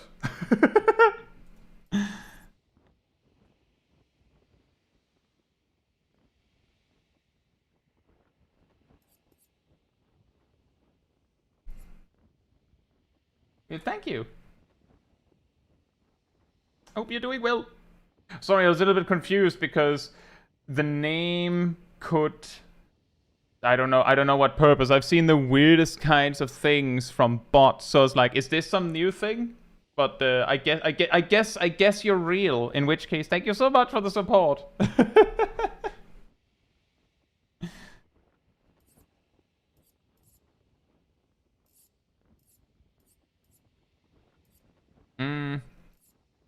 Now back to figuring out what we give to Mael.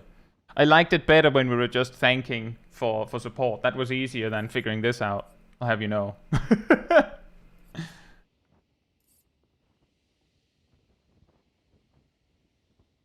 We'll go with... I mean, we could do this, since Simon regularly puts people below, like, down to 1 HP. Yeah, we just have to survive 1 attack, it'll be easy. Longer rush? That is also something that the applier needs, not the receiver. And Monoko has it.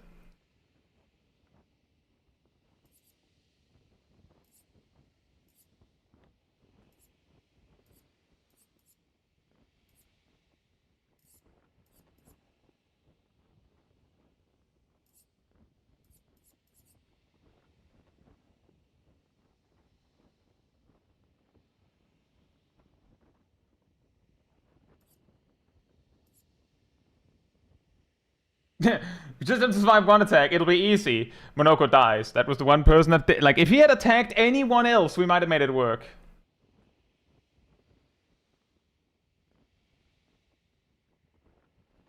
Healing death? That could probably help.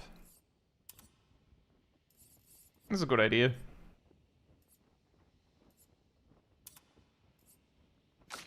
Can we get Claire's life on Verso somehow?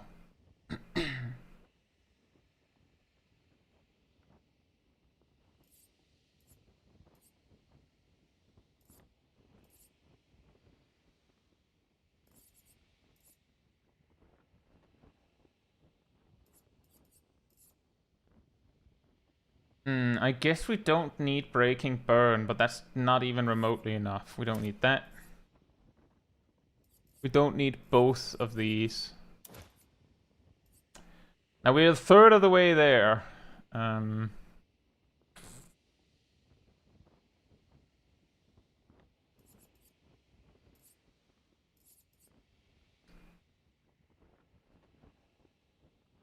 I guess we don't need Fueling Break, even though it's funny. As Andy mentioned, it has like it has gradual drop off, so it stops being as useful.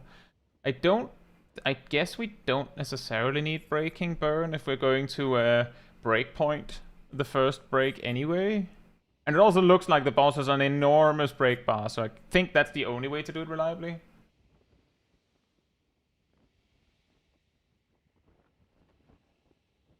A lot of people just one-shot him with a specific setup. Oh, here's the thing, creative name. I actually saw a video, like, last week of people showing off like that. You do this and you do, like, 800 million damage. And I'm like, that's cool. And then I retained none of it because, like, that doesn't seem very fun. But I have seen that it's possible. I just haven't retained any of it because I thought that's probably not super fun, actually. I think...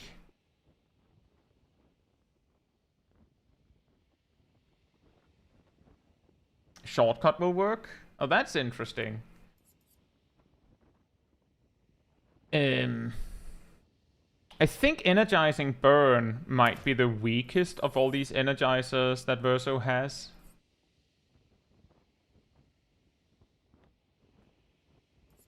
Do this. Boom. I think we'll do it like this. Oh, one more thing. Like that, I think.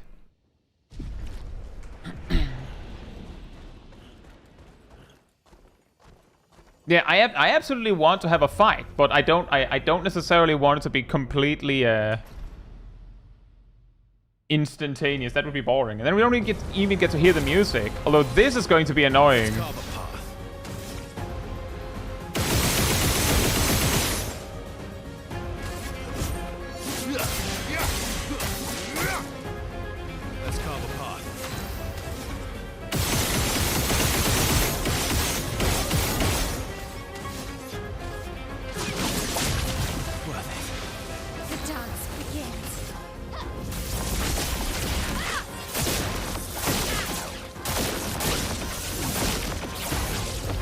The main reason that I'm putting my L second is because if she's third, then she will be first after the first strikes end, and then she doesn't get an extra turn on her extra on her actual turn.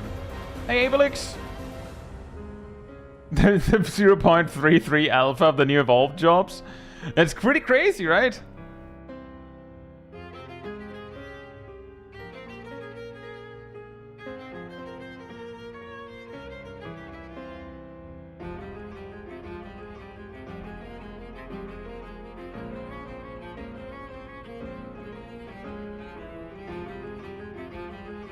Yeah, I get that creative name. I also feel like it would be very boring for you guys to see it. I'm just going one-shot him. Wouldn't that be lame? Spill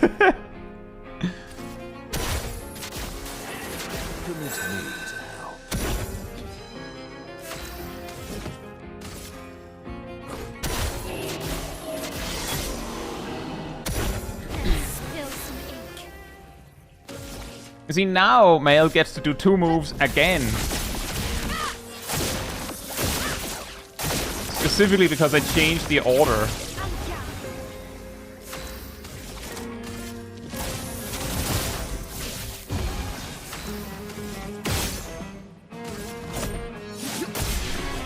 I should, when I'm planning to use leadership, leave Versa with a bit more than 0 AP.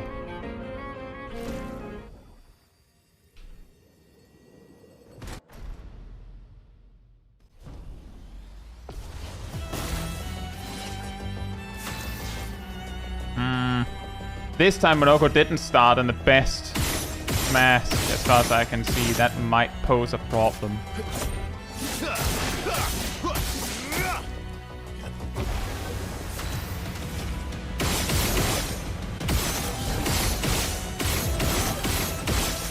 Let's do this.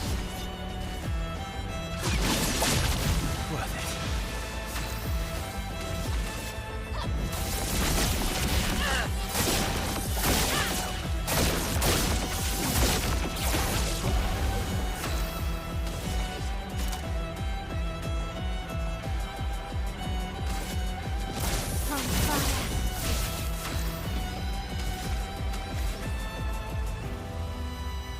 Okay, so I use the slow, then I have a 1 in 3 chance on every aim to land in something where I can use Pelerian Heal. But the slow itself doesn't help me at all. Whereas if I aim for the Pelerian Heal first, then I have less shots to hit that. But if I do hit it, there's a 2 in 9 chance that I'll land in a sequence where I can use one than the other. I think I have to slow first.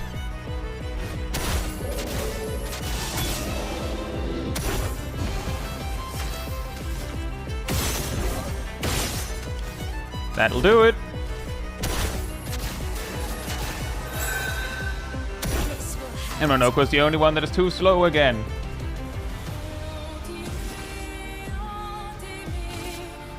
Void, take everything.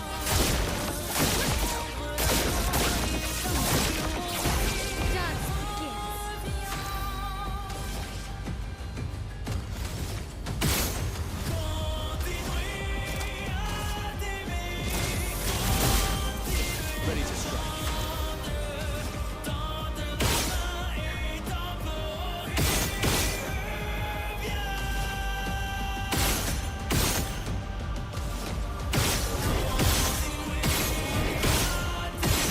And we've landed in the exact same situation as before. We just need Monoko to survive to his turn. That's the only thing we need to make this happen.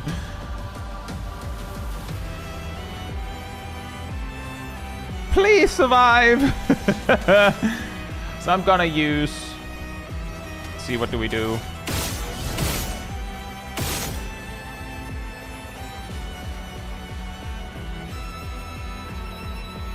I think I'll use leadership again to make sure that Monoko is stocked. Okay, what do you do? On me.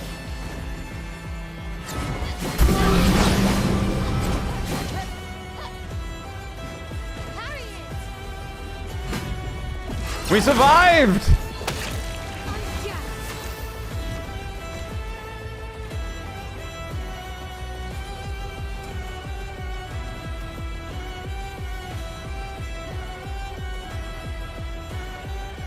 Oh, right, the effect where she gets a turn because she's low. Right. Void, take everything.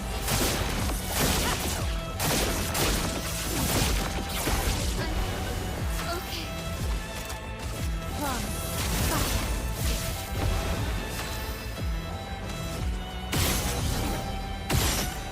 Right. Breakpoint.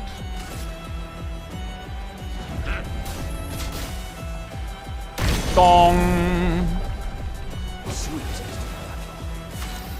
Hey, Shaq. Now, the question is whether I can set it up. I don't quite understand how... What is it? Endbringer says it can reapply stun. How does that work? Because I guess that only works. Yeah. I was thinking of just having Monoko maintain rush and slow, especially when he's in this particularly convenient position. Go get them back. Void, take everything.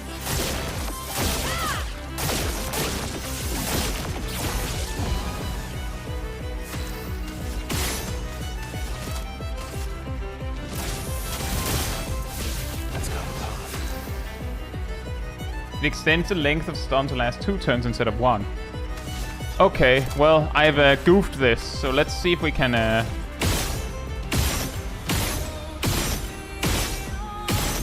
I goofed it. So maybe we can... do it live. Nailed it.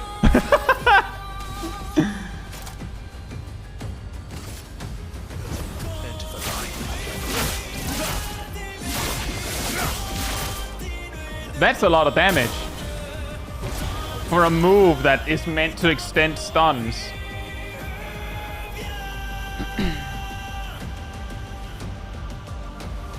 So Simon could still break out if he moved like twice or thrice in a row? Yes. Imagine a stun can have stacks, but when you stun an enemy, it always only applies 1 stack of stuns. Endbringer rank A adds an extra stack of stun on the enemy. Right. Yeah, that's actually the reason why I was so concerned about speed, everyone, is that I was like, it doesn't matter what I do to try and stop him. If he gets 2 turns, then it's over. And speaking of which, I should use Lancelier Impale now to make absolute sure that the slow doesn't end. I think.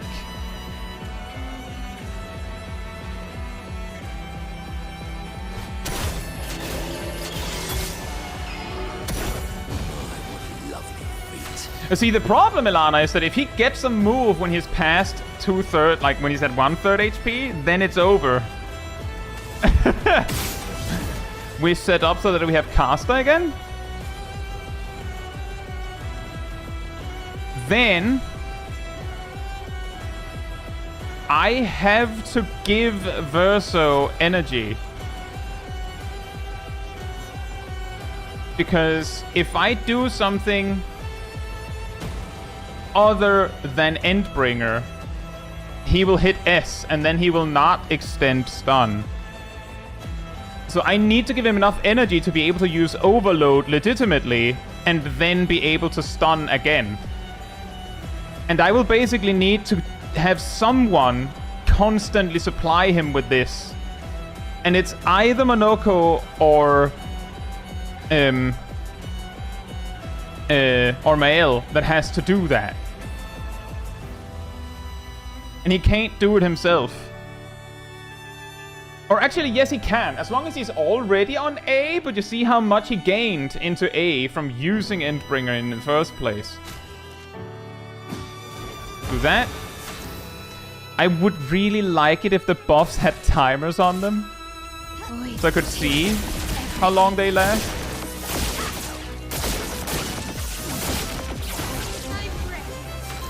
because now it ended on Mael. She's faster than Simon, straight. He's also slower than us, straight. But it might be difficult to keep this up if he's like catching, like if he's snapping at our heels when it comes to turns.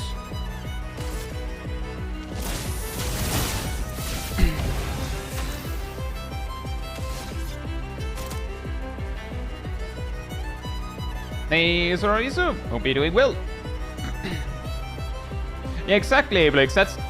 I can't remember if it was Andy or Creative Name that said it, but that's the exact reason why we have Overload. To forcibly set us down to A and max out so we can use Endbringer. The problem is that Overload costs 6, so someone has to supply Verso.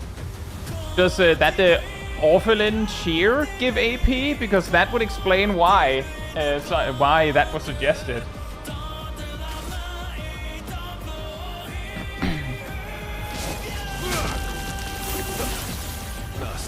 And because he didn't get hit because of Cheater, it doesn't actually hurt. That's really stupid. In that case, it was Pratik that suggested it. Sorry, Pratik.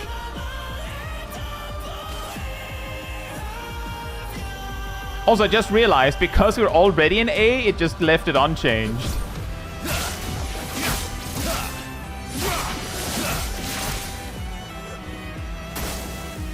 Still stunned. Uh-oh. You can do that while you're stunned? Okay. Sure.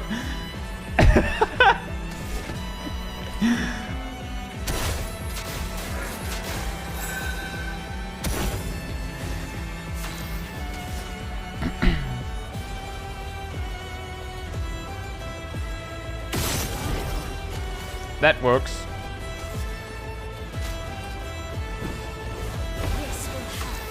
Uh-oh. Verso isn't fast enough. He's gonna break free. Gommage? No. We have a turn order problem, but I have a backup plan.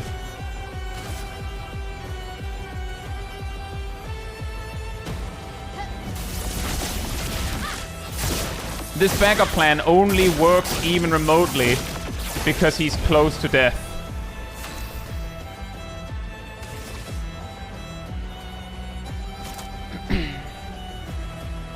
It's possible Gommage would have killed him, but it would be over if it doesn't.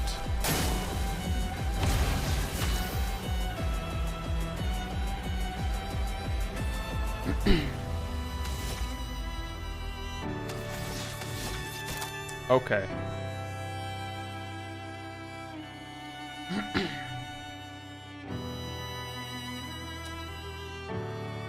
Yeah, I know, Pratik. Do you see how I have 3 gradient charges? That's my backup plan.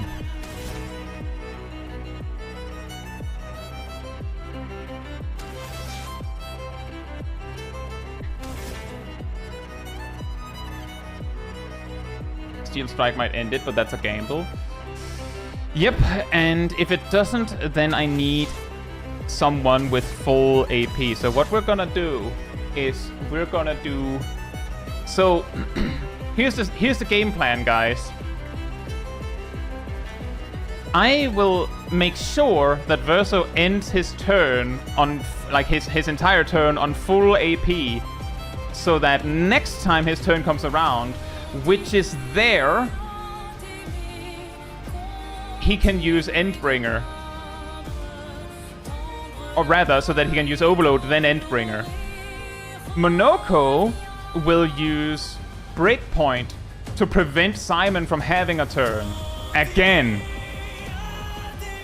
That's the only way out of dodging Team 2. Pretty sure Gommage would have been more than enough. Yeah, but it could low roll. I have roulette on. But that means that this turn, Verso can just slam full damage. And I'm pretty sure he can just do that both turns.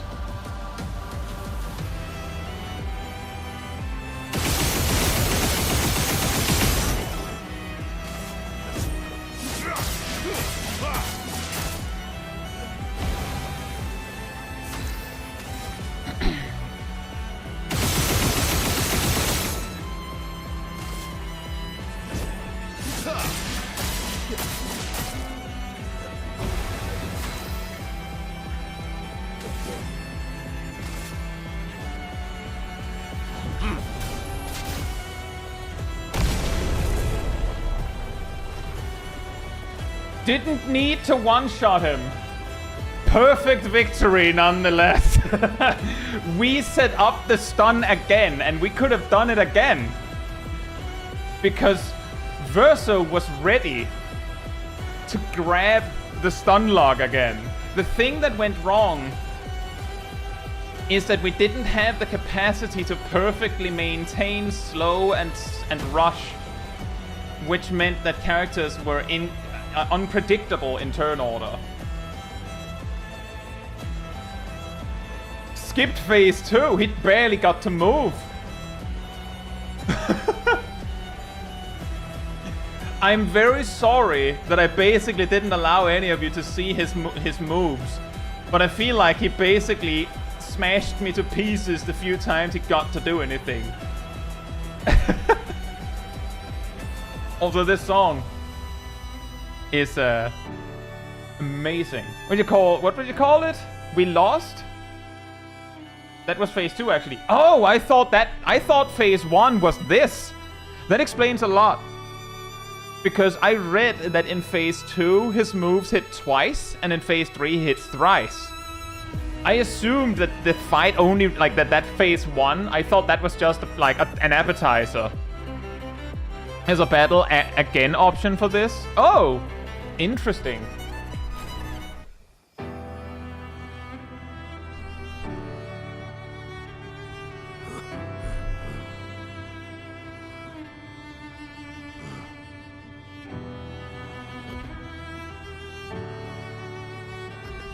Oh.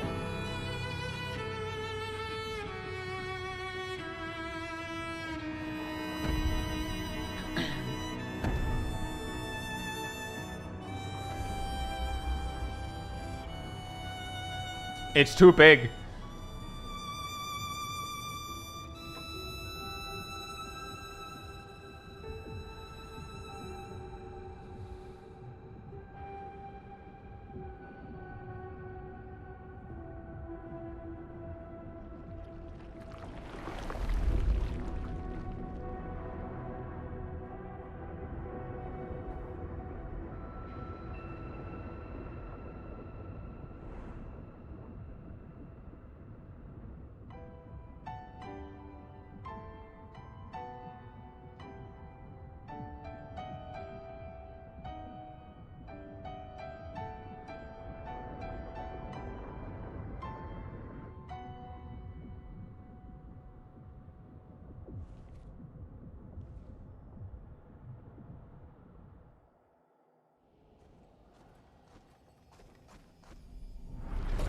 We learned some Lumina while we were here anyway. Simoso!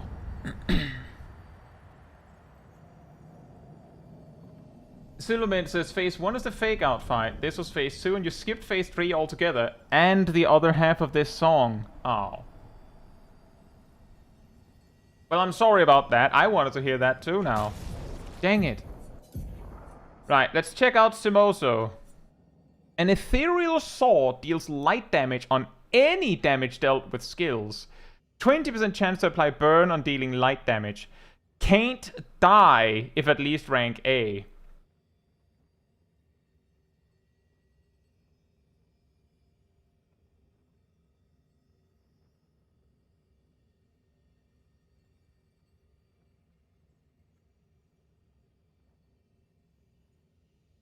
I mean, I will add to that, Pratik, is that that's exactly, like, see, here's the thing.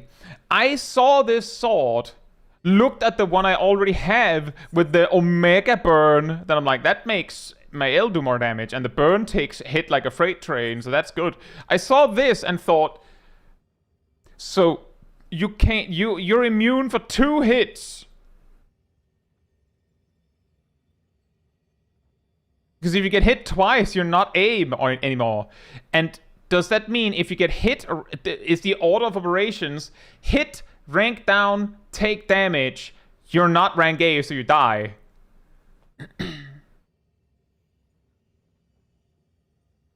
Immune for an entire 1 combo. Oh, you only lose 1 rank per turn. Oh, I feel like I've seen Verso drop to like D in no time, but I guess it's because he's died.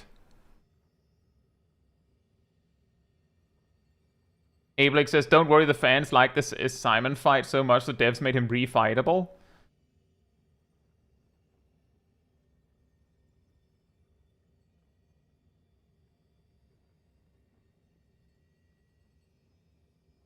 Right. So what you're saying is that the galaxy brain here is all of this don't matter. What matters is that it says here, if you use angel eyes, then you have an extra life. And this weapon means you can't die when you're rank A, and angel eyes puts you on rank A.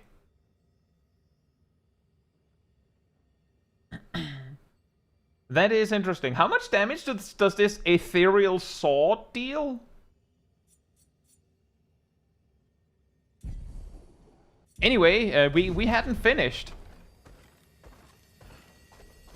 And I will also just quickly reiterate that the reason why I went so hard all out on this fight is because I have basically made my own bed and put myself in a position where it would have been an enormous inconvenience for me to make this fight with the phase 3. If he didn't delete my party hitting phase 3, I would have not have done that.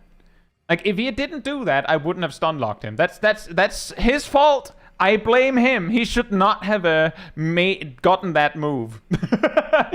Although I will say that's super awesome for a player that actually has 5 characters like built for combat.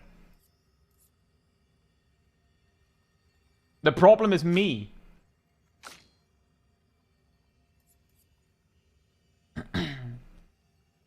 Now we can put this back on.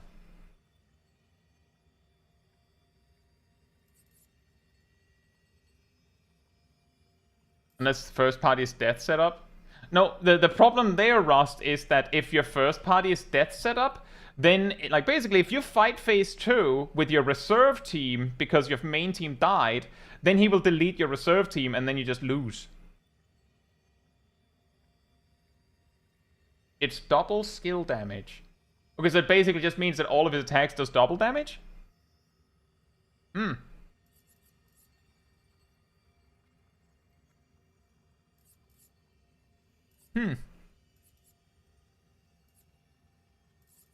guess I'll leave these like this. Oh, that Lancelier Impale was pretty fun. Okay, now there was this.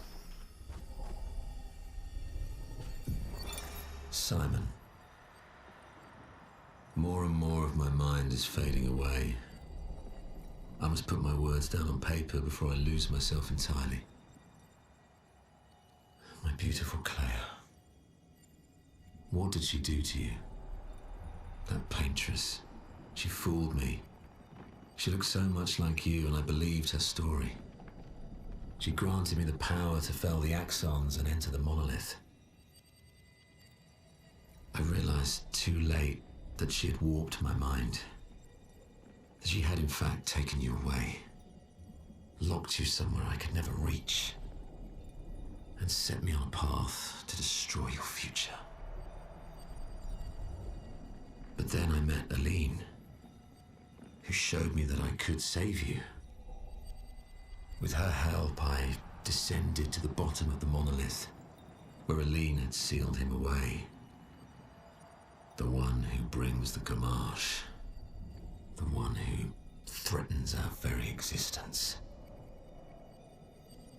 But his powers are strong, and I'm finding it harder and harder to fight his influence over my mind. My mind is breaking. My final thoughts are only a few. I despair. But one day, our suffering will end, and we will find our way back to each other. In this life, or another. Dang it. You can solo Verso his phase 2 now with the Immortal Sword. Just add accelerating shots and greater rush so you gain rush by yourself and the highest speed pictures. Oh yeah! That's a good point.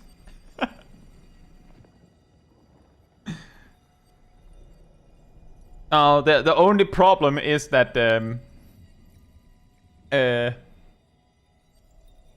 that the strategy that the rest of the party would employ, kind of like the backup strat, was like kind of assumed that Verso would be there. What happens, by the way, if you only use one person in your main team and you send in the reserve team? How does that work?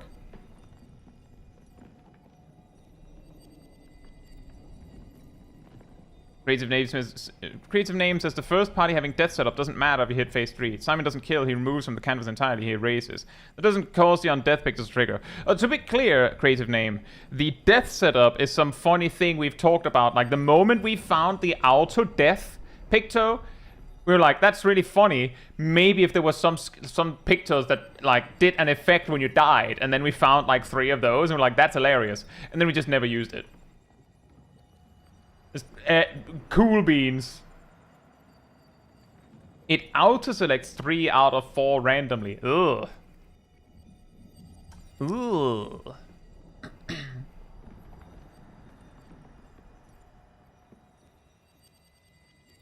So if you were to do something like that, the way you should do it is have Verso and somebody just put the most useless one in first party with auto death. Oh wow. What a way to say it. The remains of Simon's crowbar. Do you wish to fight again? No, I'm good. I do like that.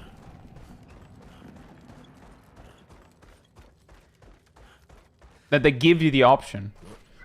Wow, this rock was not meant to be looked at up close.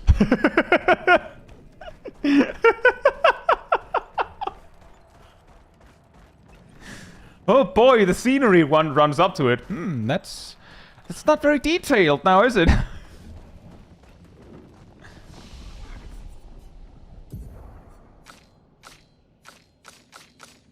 I like how it's the backup team that leveled up.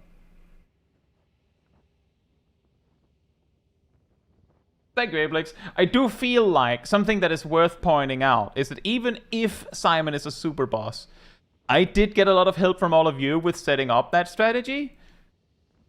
And Expedition 33 is basically a game made to break it. What's next then? Either we start on Lumiere, or the Endless Tower, whatever it's called. We could go there.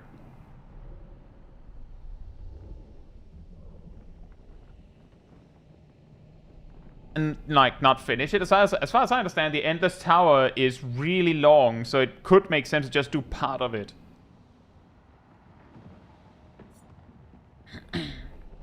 Yep, exactly, Silvermint. My notes here I have said go to Lumiere next.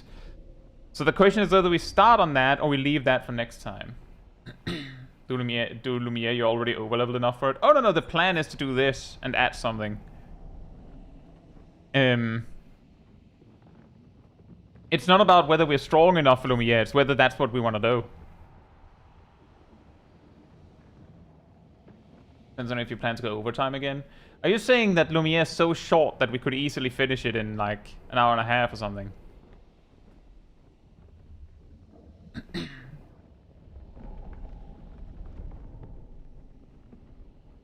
Endless Tower's length depends on how fast you can finish the challenges, which it has drumroll 33 of. Yeah, that doesn't surprise me.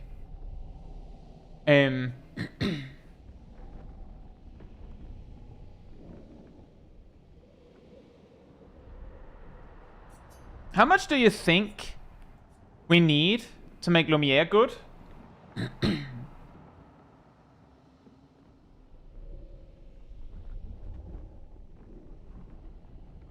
Something like that? Do you think that's enough?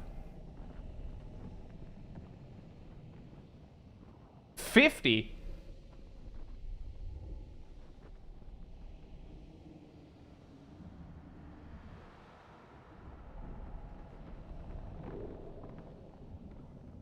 The problem there, Abelix, is that most of the regular mobs are probably easily beaten. And then that doesn't give me any indication for the boss. To do Lumiere, no cheater, no painted power is good. I don't want to do that.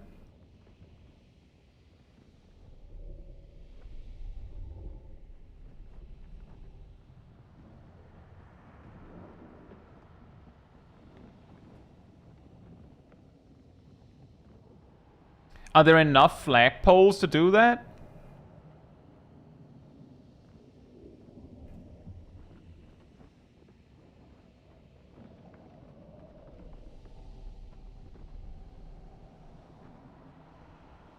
Okay, well in that case, let's do this. And then work our way up.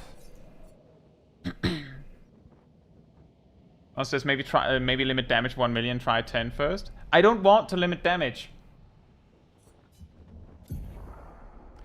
Limit damage basically just means multi-hit attacks are like gets like a free pass. I think it's fun when I can use whatever I want.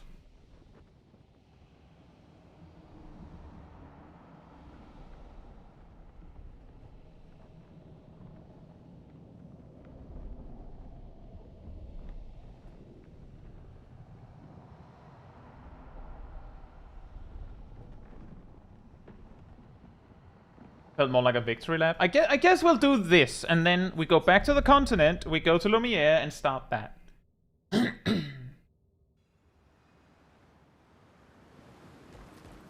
Oh. Nice. Cool.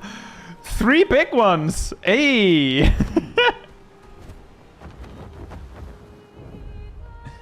You'll play like 10 turns in a... Oh, that's a good point. Even if the enemies have way more turns, their stats are completely unaffected.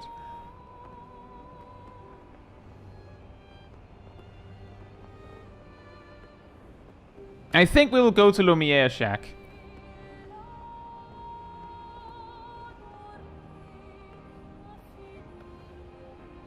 It is funny. I can see why there isn't a speed multiplier, because it would be really difficult to make that make sense. Like, just by virtue of how speed in this game works. Hi, Jack. Good evening.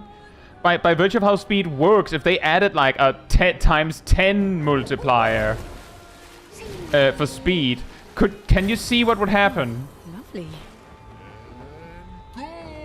You would just go in and you just have like some random mob just get 30 turns on you.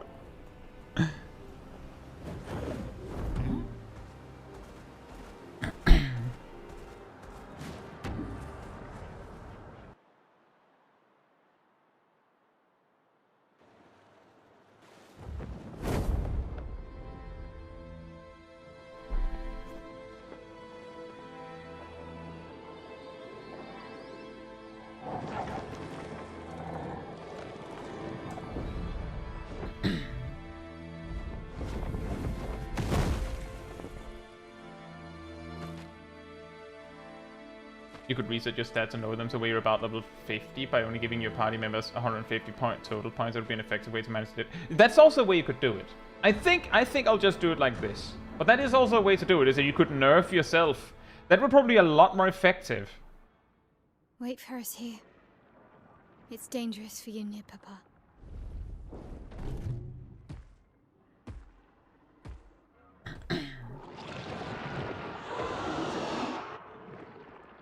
We'll have to move fast. I can't maintain them for very long.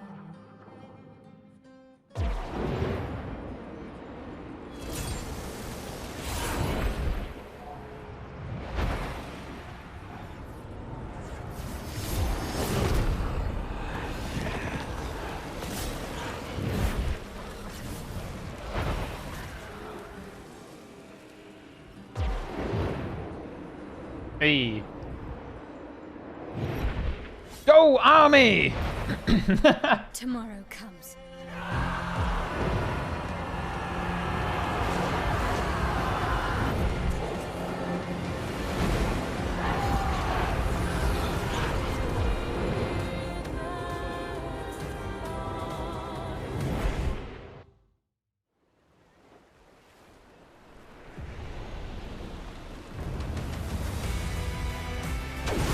Ah, yes.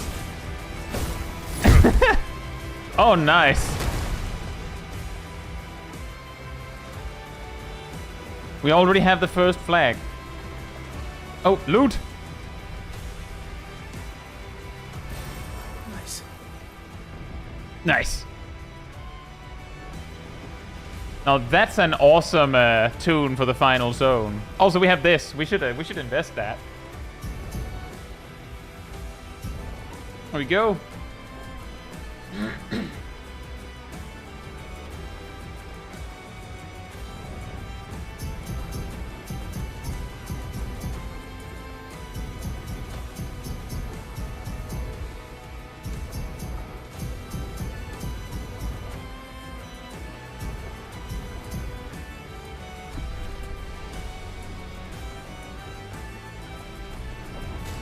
I think we will not figure the thing out with Simoso right now. I think we also don't need it.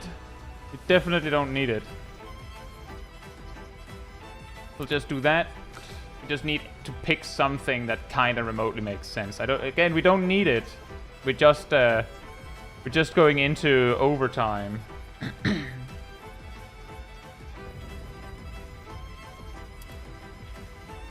Overtime.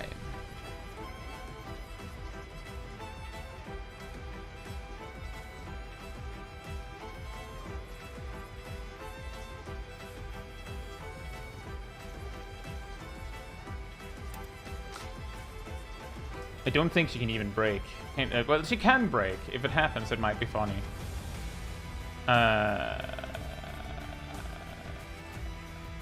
Do that. We do ranged attacks.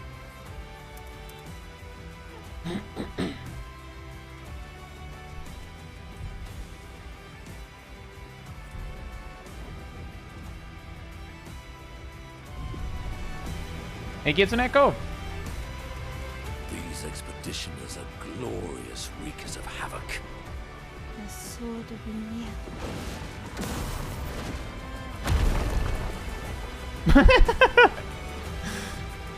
Enemy in the way, dead.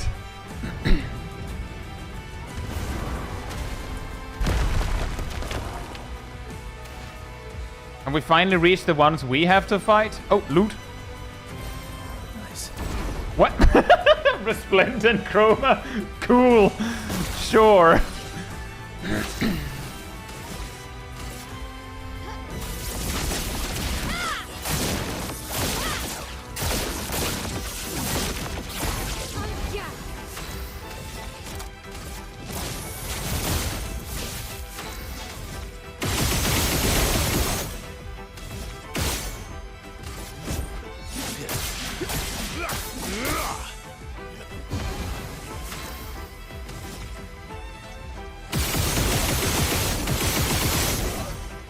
I do feel like either these guys are very tanky, relatively speaking, or maybe times 10 is the correct amount.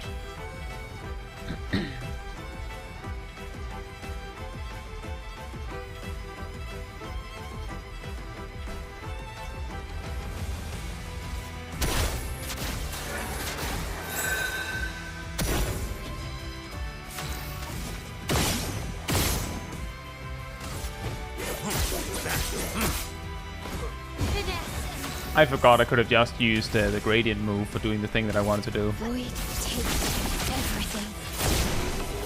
They're just HP sponges. Ah, okay. That also explains. That would be smart at this point.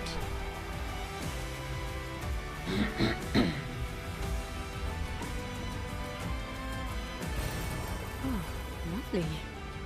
I don't know that. It's hard to say whether that means that. Hello. Whether times 10 is good enough. advantage.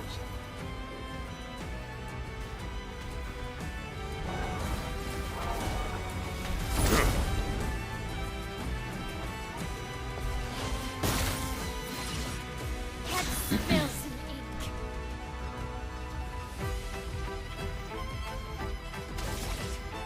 I'm ready.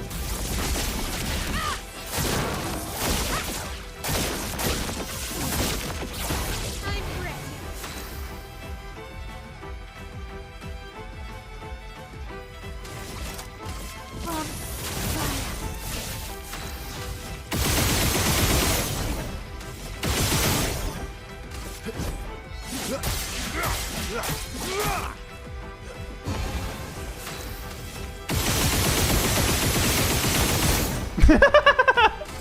That's a lot of shots. I feel like I sat at like 2 AP for like 3 or 4 shots in a row. How do you keep shooting your gun like that? Well, sometimes it manifests more ammo. Let's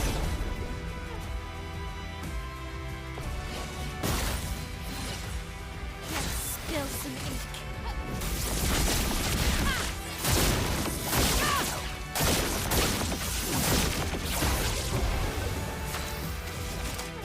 From fire.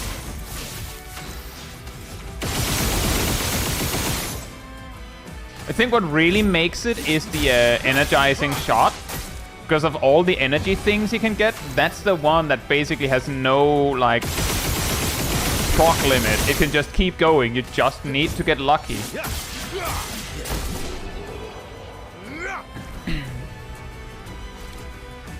Maybe we do need to go to times 20.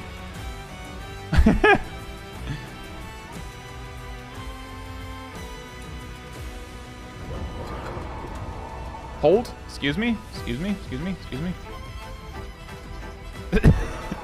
Ah, lunch money. Cool. Wow.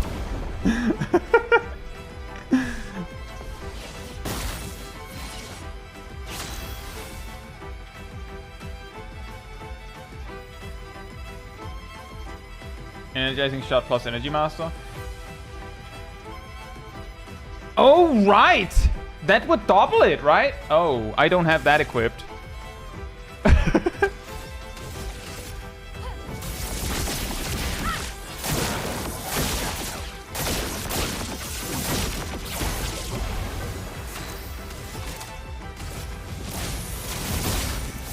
Let's carve a path.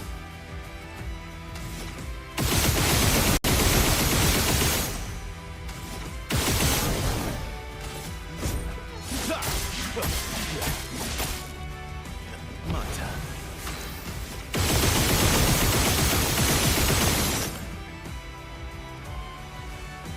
Wow.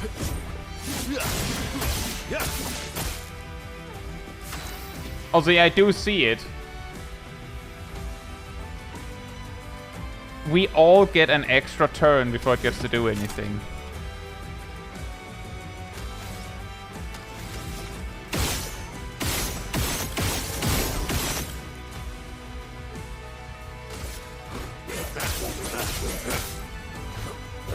Violence, yes.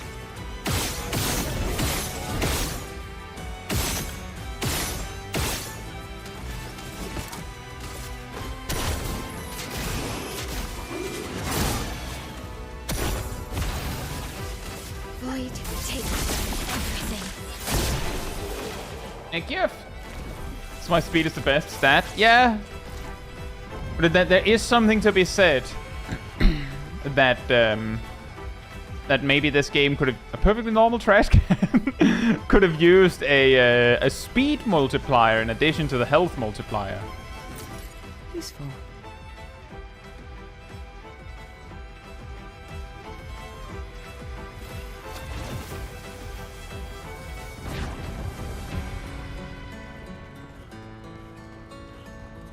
Music change.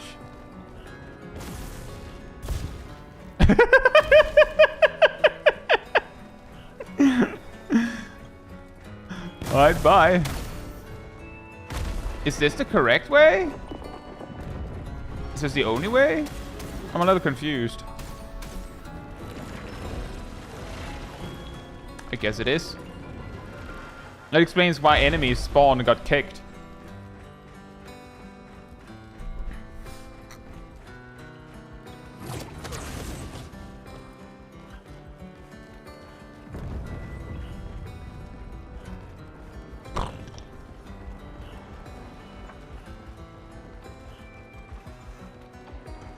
Look, man, I have to check every nook and cranny for loot, even in the final moments. Oi! Oh, lovely.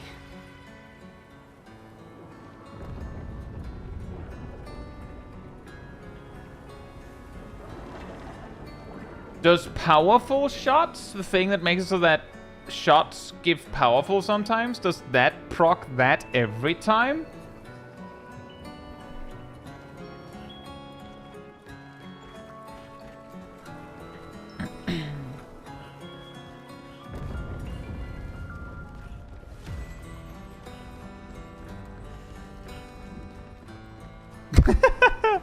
And yeah, this is the start of the game.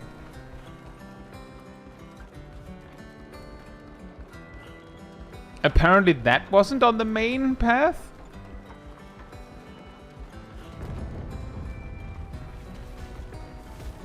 Hey, Lee. Hope you're doing well. Guys, I think I got lost in the sauce. I don't know where I was meant to go. Was that not the way forward? Was that not the correct path?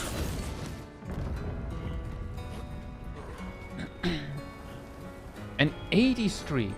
Crazy. Follow the roof. But this is also a roof.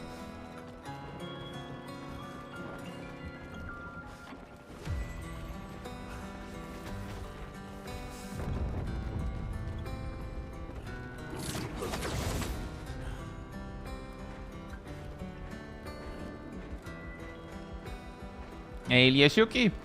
Yeah, I get that, Ablex. That's usually how it goes with these kinds of expansion reveals, is that, oh, well, now that we've seen the new thing, don't want the old thing anymore.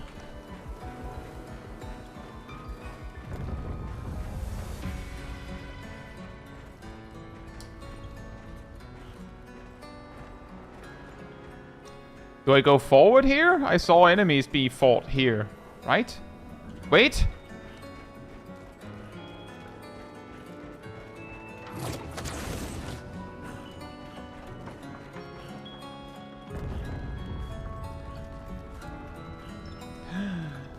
New flag.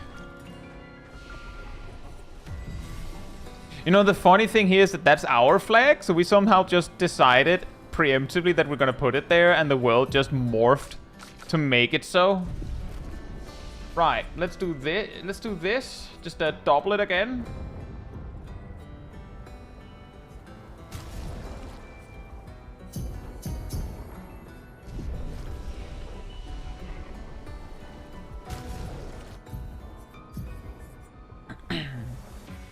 Well, we don't need that.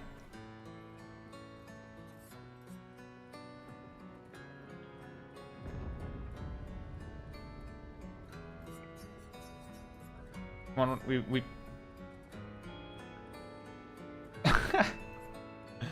Ah, yes. Just do everything, right?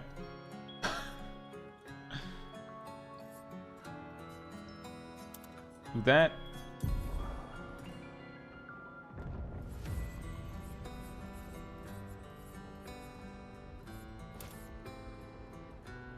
Where was powerful shots?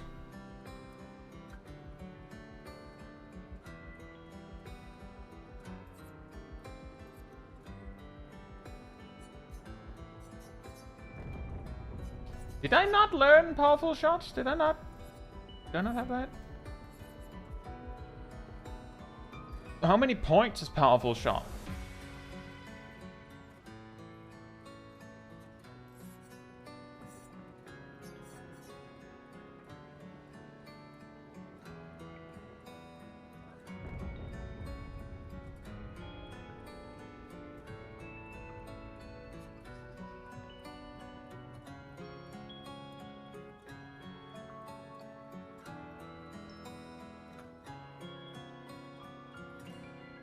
It's a 3-pointer.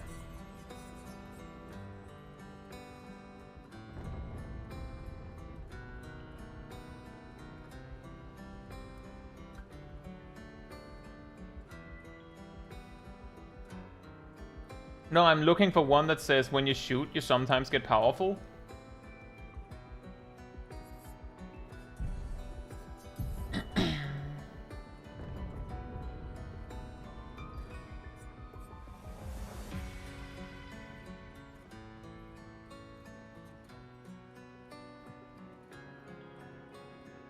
Exactly, I'm pretty sure I have it.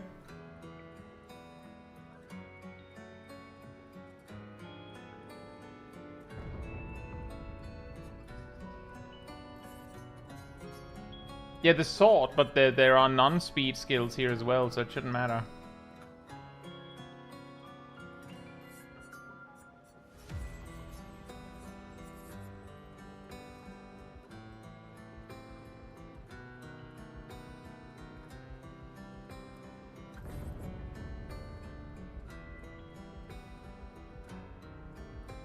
Where is it obtained?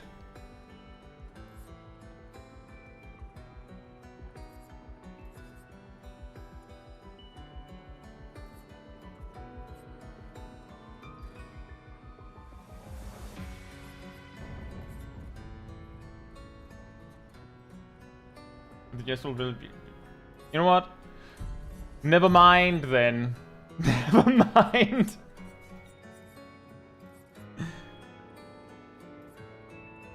We don't need it. We don't need it anyway. That's really funny. Shouldn't put that on. We don't need that much power. What was he wearing before?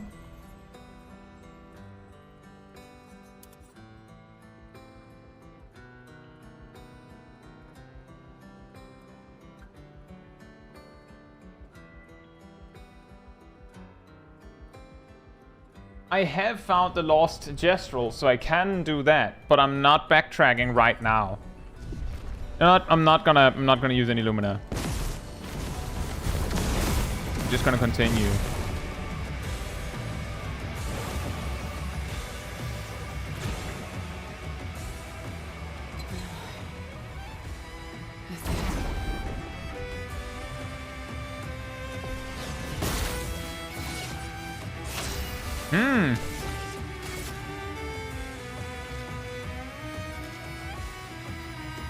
That's weirdly cursed.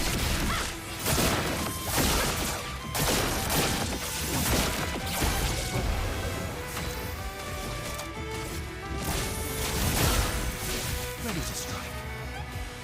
Yeah, basically I'll probably have to grab it before we do something like the Endless Tower or something else.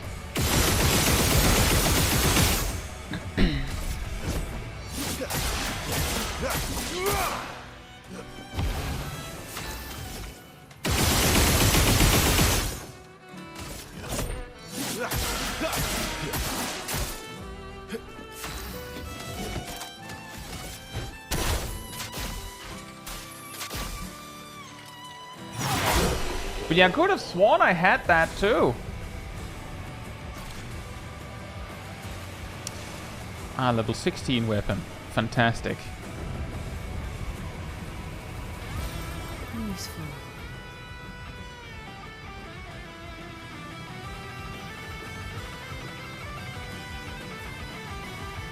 If they get to attack, they're pretty hard to dodge. Well, I do remember fighting a certain someone that used flashier versions of Mael's toolkit.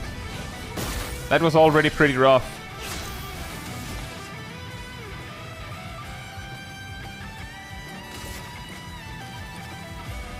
They're going crazy!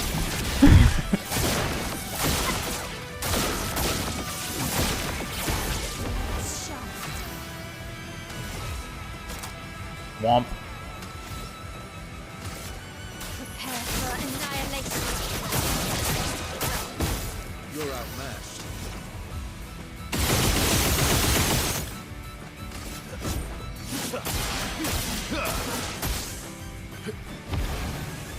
I think the one I actually had was Rush, on like accelerating shots and not powerful shots.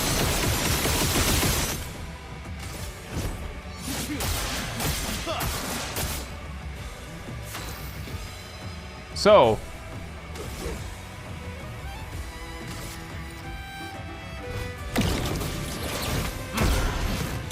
well, they're not gonna get a turn, so we might as well just style on them as hard as possible.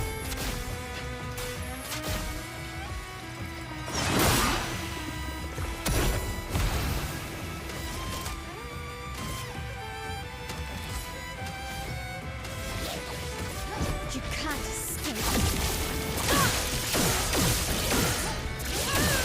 I think what I remember is specifically that I had a gain a buff on shots, and I concluded that it didn't matter because I was gonna use Monoko to apply those buffs anyway.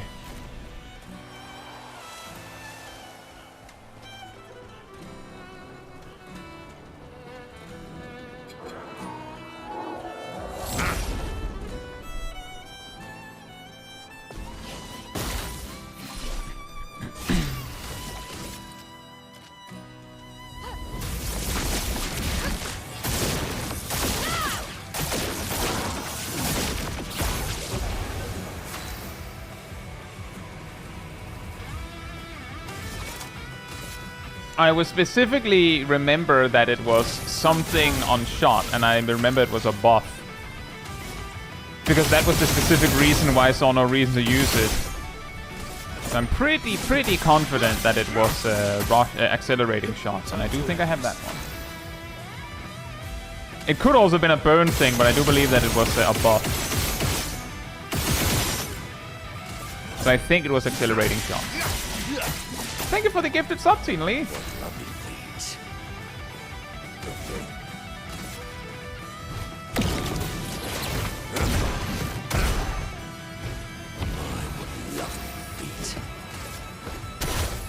What lovely feet and stuff.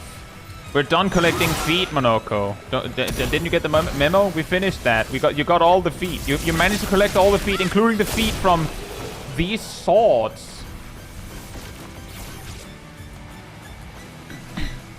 So considering we're seeing the sword guys again, I will be very disappointed if we don't see creation again. Your father. He's at the tower. Yes, I am.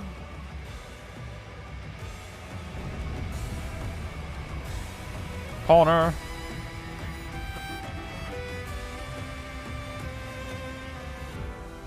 Hello.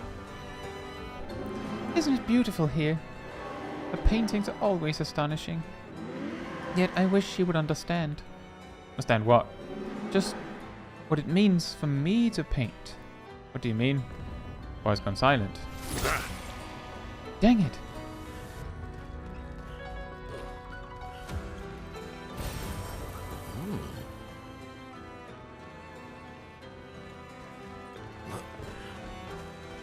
What are you? Charging stun? that seems a little extreme, don't you think? Just a smidge overkill. Just a teensy tiny baby amount of extreme overkill, perhaps. You know what? Let's try times 50. We might have to run that one back, but let's try times 50. Oh.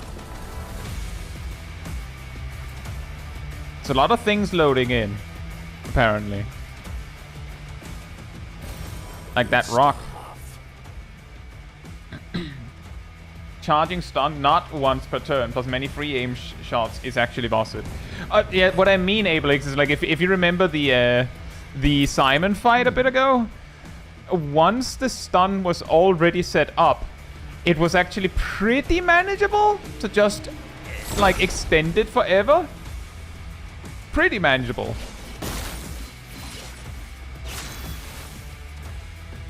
The rocks are taking all of the frames.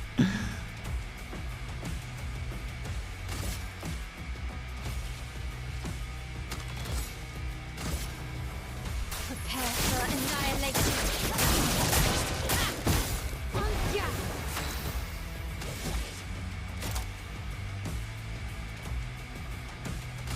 Whatever.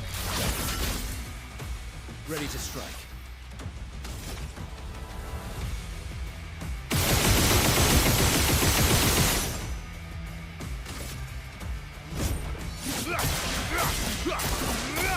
They do have a lot of health.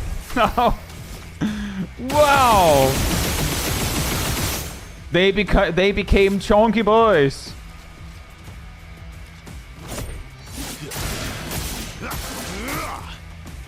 A bit of violence, yes. A bit of violence, yes. Smack him!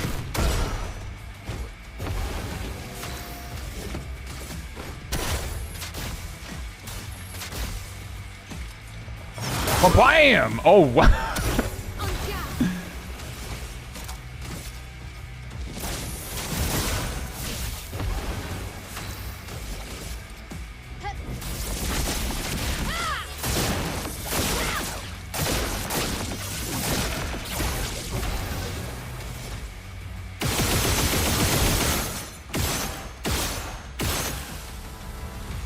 Oh, right, you don't have any dead energy left. Took all of those away. Not that you needed them.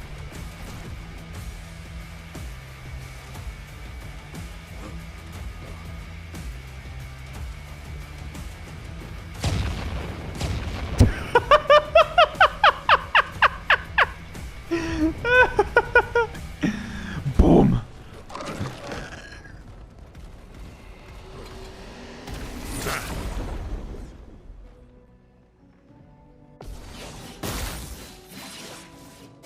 Spill some ink.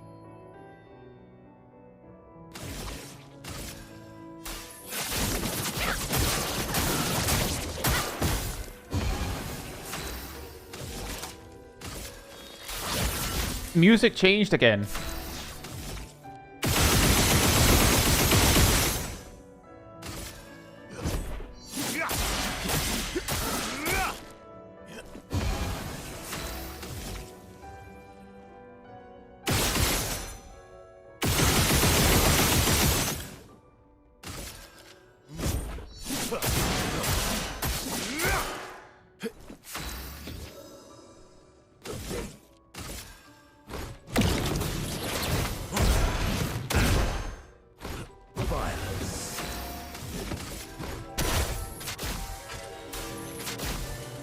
And sword.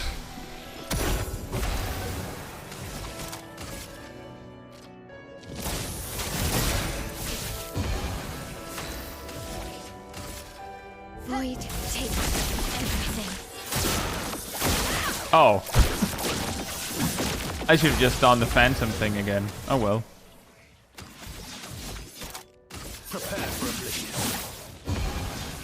No, no kill like overkill, am I right?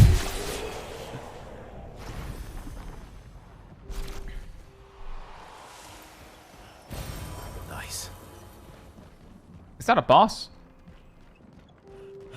A boss version of those kind of anglerfish sort of guys? Or what are you? Chromatic? How did we get... I thought we were on the right path. What happened?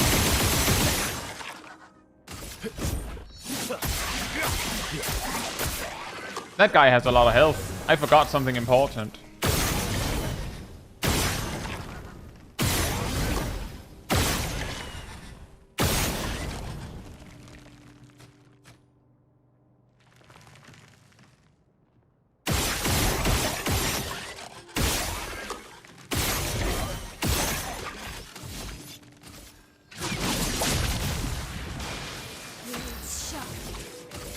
Void, take everything.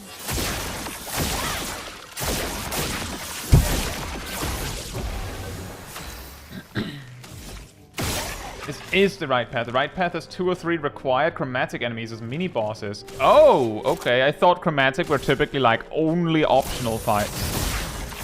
What lovely feet.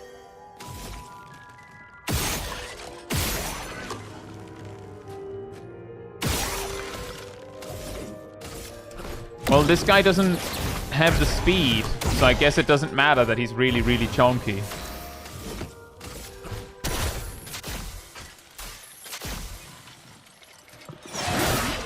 Like, Mael gets 3 whole... Like, 1 first strike turn, and then 2 more before it gets to do anything.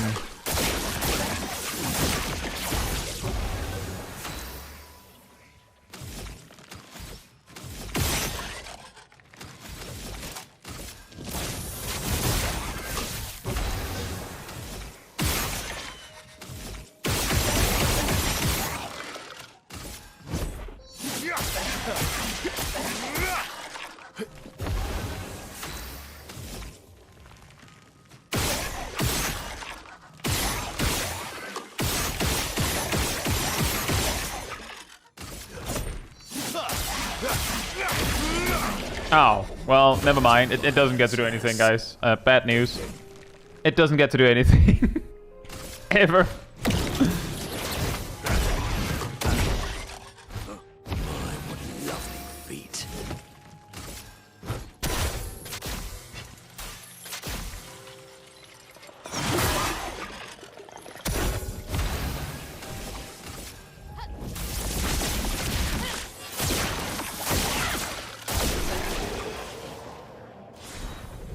Augmented counter 3. What? 75% extra counter damage.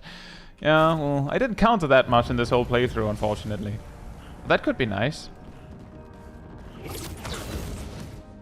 I do see what you mean, that it is very much like a victory lap at this point. And that the only way for this to be truly, truly challenging is probably if we had gone here immediately. But I feel like that would have been not as fun. The Opera House. Was it shiny on the left where the chromatic was? I'll go back.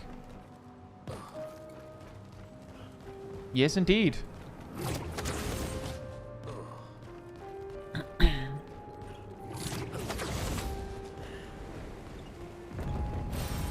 stuff. What's really confusing about what you guys are saying is that I thought that I would have found the best journal in the game in Renoir's drafts or something.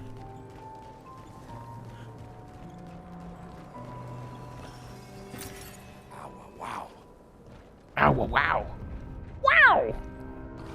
Ow! It's here? Huh? What?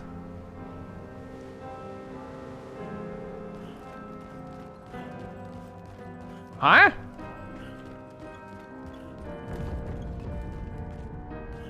I'm guessing that the building is the way forward. I need to see what happens if I click E over here. Lumia has suffered much damage. There's something in the water. Ask Esquier to bring it to the surface. Didn't he just get told to be careful?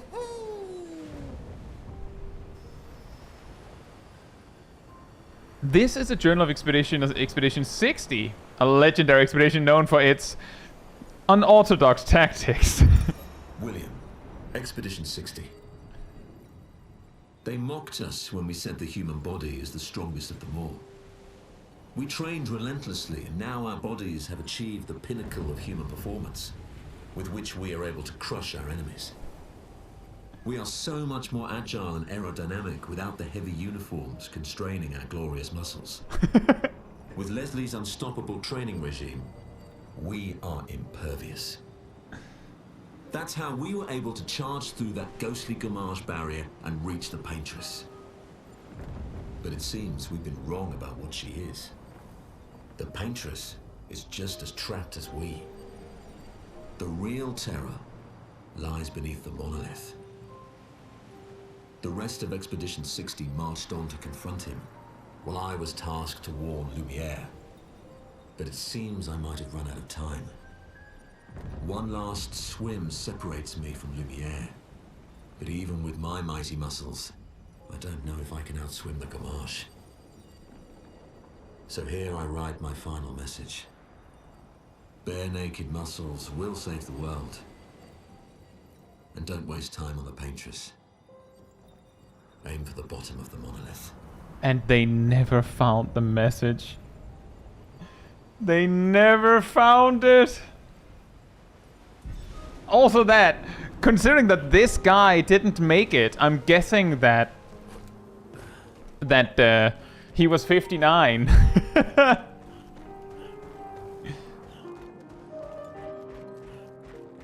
Because he had the energy to write the message.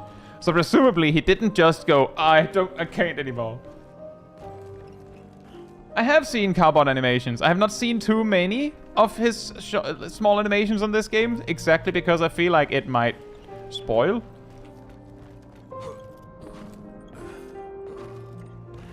But that is also where I have my perfect from. Alright guys, we've just learned about jumping. Now, on 3, 1, 2, 3. We're just all half dead. Perfect. Look at the ceiling in the opera house. Woo. Oh. Oh. Oh, man.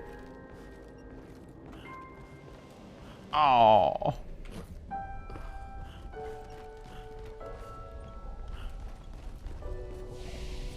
I think 50. No, actually. We probably need 100. The chromatic didn't get a turn. We'll try 100. The enemies getting a turn isn't a problem, after all.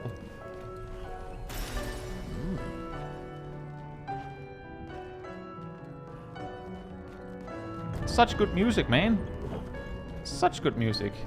There he is! It's a creation! There's 2 of them!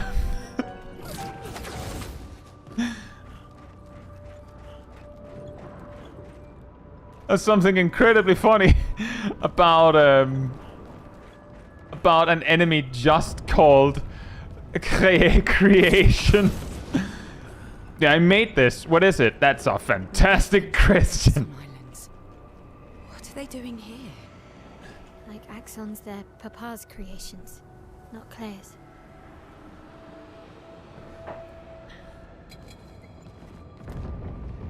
Have you noticed how Creation has Expeditioner bodies stuck in it?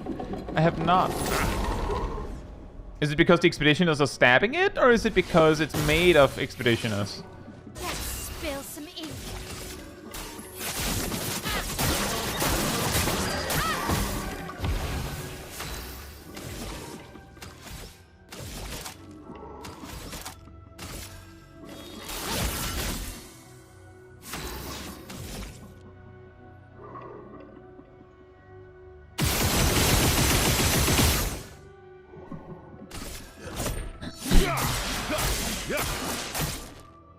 Cut him down.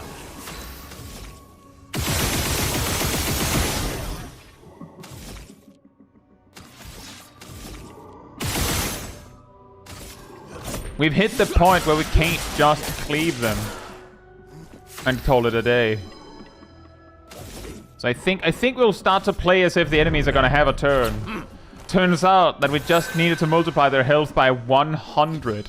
Then they can play.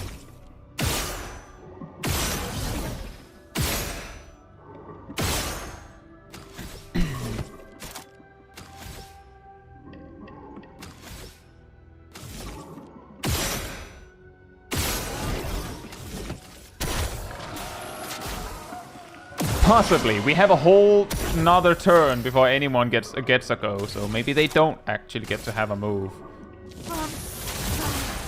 Although the one that is getting a turn first appears to be one that I'm not attacking, so there is a chance.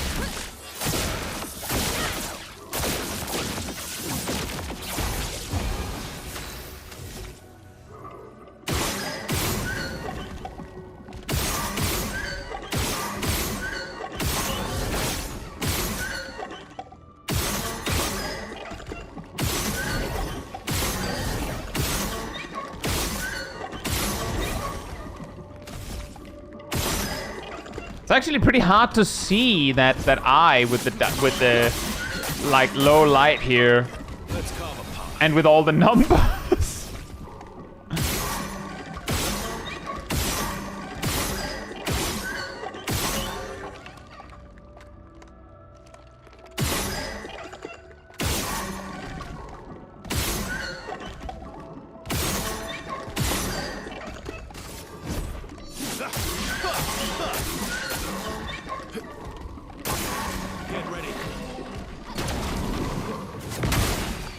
Ah. It's a little later than I expected. Oh well.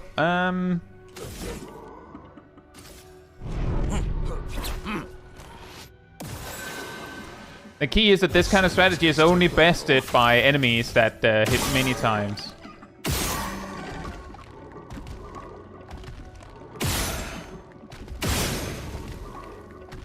The real threat is that guy.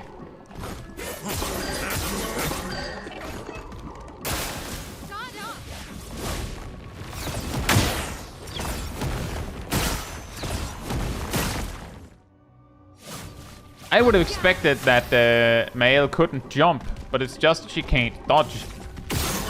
Guess that works. Guys, the enemies are getting to fight. They're hitting back. We just barely hit the sweet spot where the enemies get a turn sometimes.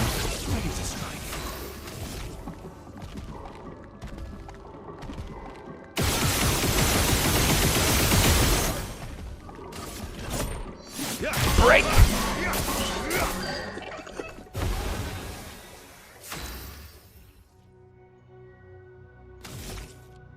How exactly does it... Oh, wait a minute. Oh, never mind. I forgot I have to be A for that to work. It would have been really funny though, wouldn't it?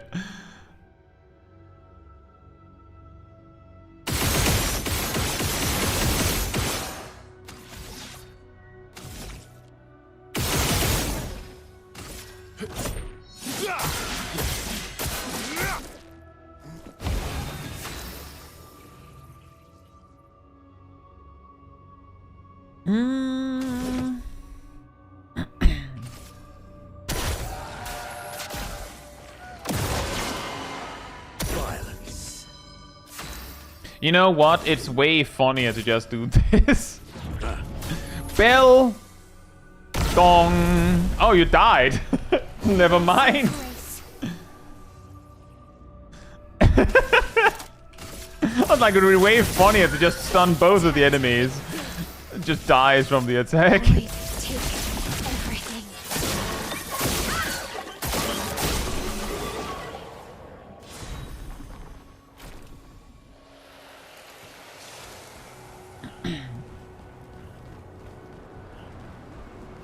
Yeah, I guess the real lesson here is that an RPG that is so flexible with builds and such puts it on the player to limit themselves. Because the game has given you all of the tools you need to overkill it, which also means that you have perfect capacity to just not do that if you don't think that's fun. Which I think is also a pretty fair balance. Guys, I found the true menace of times 100 HP. Flyers. This is gonna be a problem.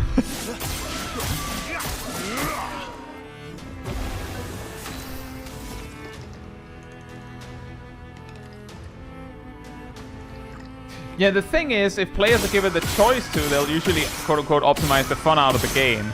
The trick is to make sure that whatever the players are basically guaranteed to eventually do is fun. That's all it takes, then it doesn't matter. Sweet taste of battle.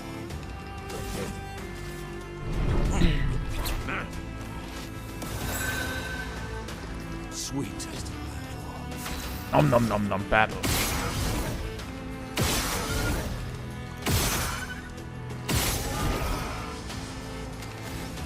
Sure, let's do Pelarian heal for the damage buffs and such.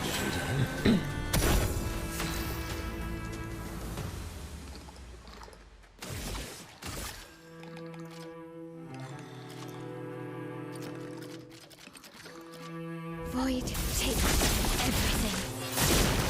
My logic in attacking that guy is that if this move killed the left one, then I wouldn't be able to use Swift Stride. Because there wouldn't be anything left with burning. It's not optimal, but hey, I think we'll manage. I have a feeling that it'll be okay.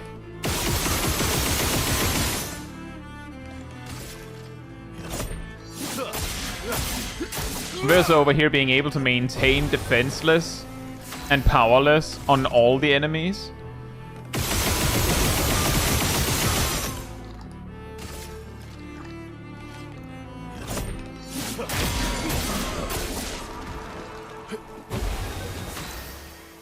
That's why Endbringer was so... Yeah, that explains why it did that much damage. Because, like, with the build I have on Verso, it doesn't usually do, like, those numbers.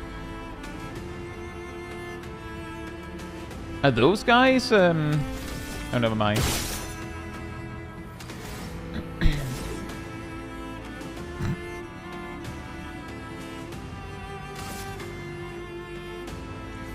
Have a bell. Violence, yes.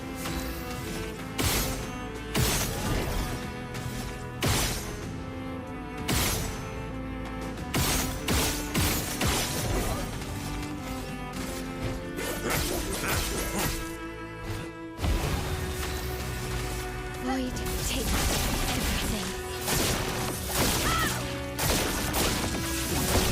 everything. It reminds me a little bit of how, like, people go through Pokemon games where they'll, like, challenge themselves because the game, as it is too easy. It's kind of like that. I don't think that's a bad thing. Especially not when Expedition 33 is hard enough that if you don't know all the tricks and you don't collect literally everything, then the game is hard. I think that's fine.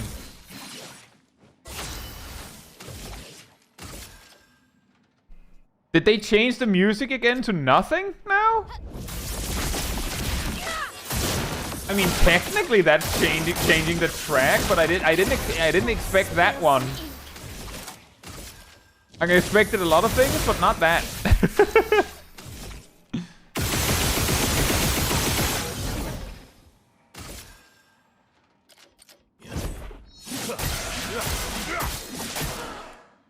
Maximum damage.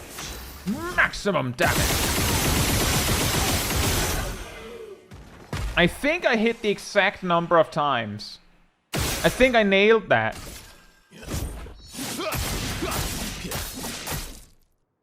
What lucky feet.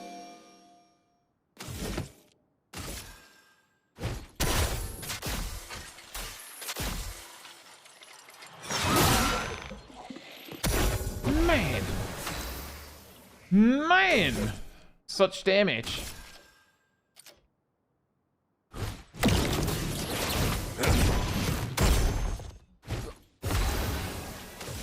This game is so ominous when the music is missing. Void, take everything.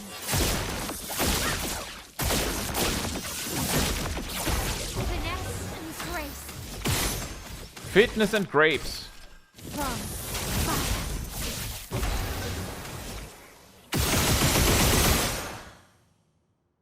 I'm trying to see its health through the numbers.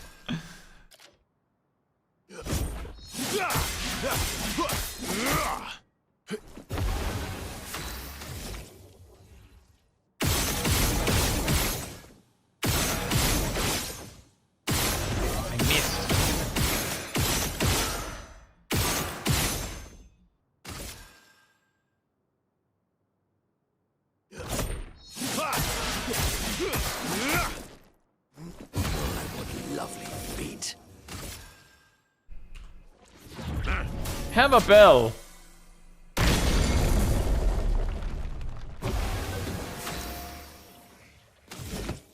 Might be the same bug as in Frozen Heart, yeah. But that is weird. It's getting a turn! Never mind, it's stunned. Void, take everything. Almost, but we were saved by the bell. Yeah, I don't know what to tell you, Abelix. I just do that.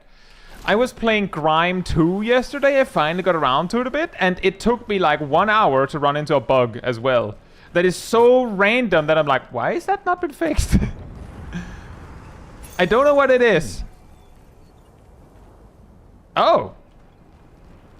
What? What? But Healing Stun was right. What? I just picked that up. Huh? Why did they put 2 of them next to each other? I'm very confused.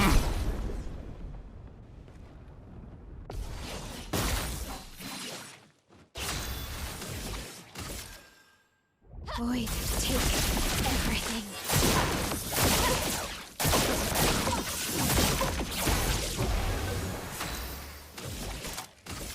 From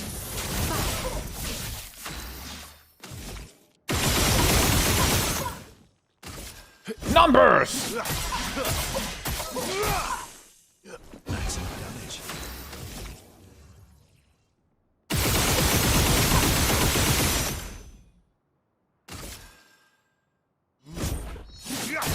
The music is missing. If you saw it, please bring it back safe and sound to Caetsu Chaiji. A cookie will be granted to you as a reward.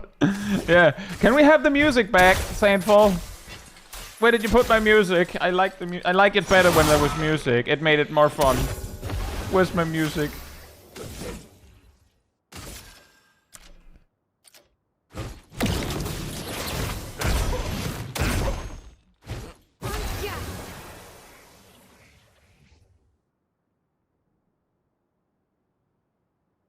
I guess so, but I'm like 99% certain that we picked up the healing stun 5 minutes, like 2 minutes before we picked up the second one that it got turned into chroma. That's weird. Like, are there some Picto spawns that are random?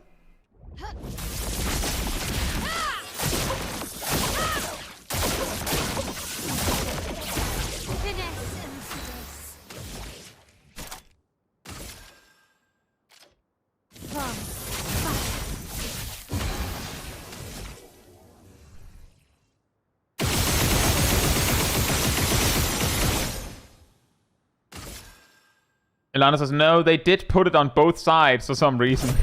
Okay, I was like, I thought I was going crazy there for a second. Also, me having to use them old FPS strategies to counteract the recoil from all of these shots that I'm sending out like this.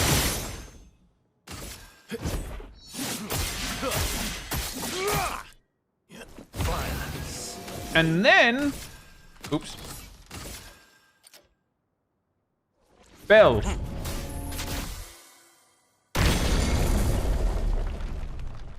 Now the big question is whether Mr. Hammer here gets a turn. He might actually get a turn. Let's see. Let's see. He's burning. He survived.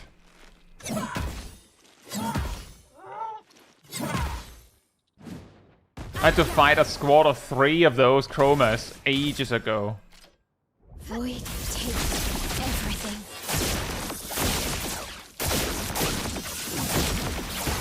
This will hurt.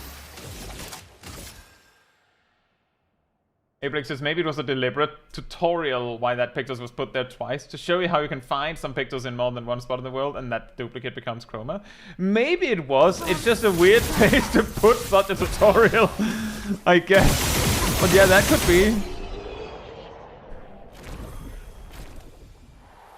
That could definitely be. Or like at the very end of the game, like, guys, we never demonstrated this for the player. Oh yeah, you're right. Well, I mean, we do now. In the final zone? Let's go. Yeah. Sure. Why not? Why not?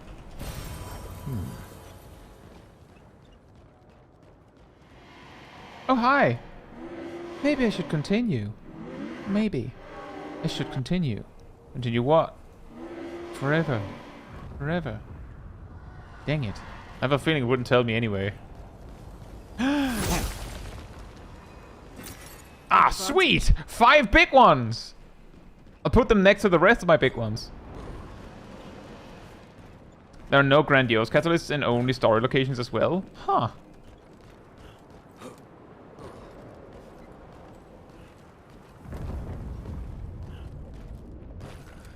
It could also make sense, as Creative Name says that the logic is, well, in the post game you will probably find duplicates, so don't worry about not having found the only instance of where a picture drops, because it'll probably show up again.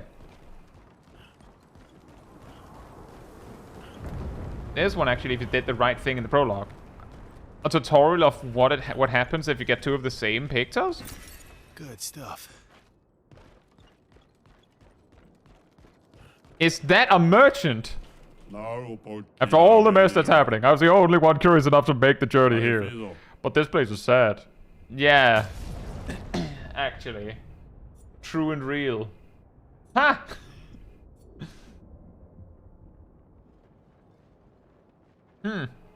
Volesterum. We'll buy these. And then we punch the merchant. With Verso.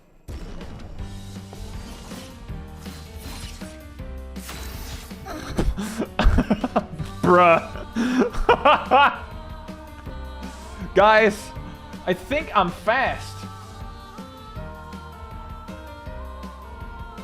3 of those, well, actually, those 2 turns are just because I'm fast.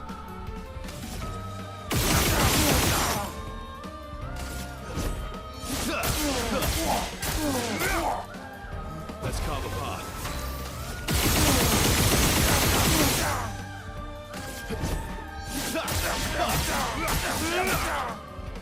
Let's have some fun.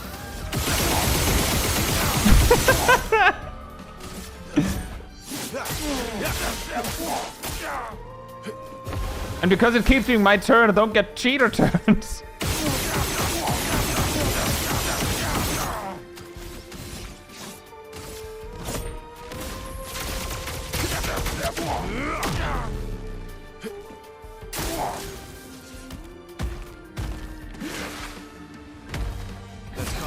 Yeah, you're gonna need that.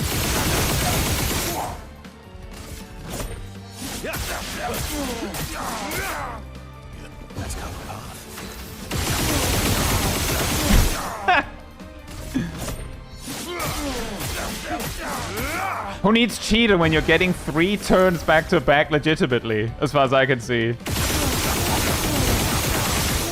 Does Angel Eyes stack?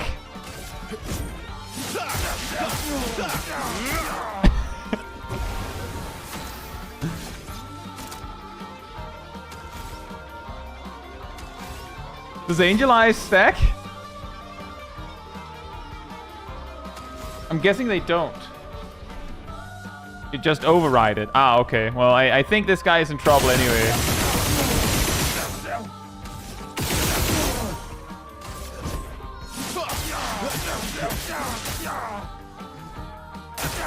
Oh well.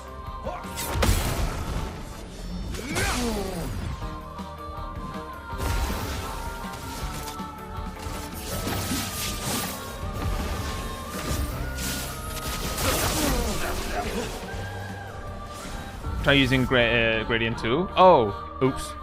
Too late. Thanks for the distraction. Now let me sell you the real goods. Well, what are the real goods? Full strength. Sure.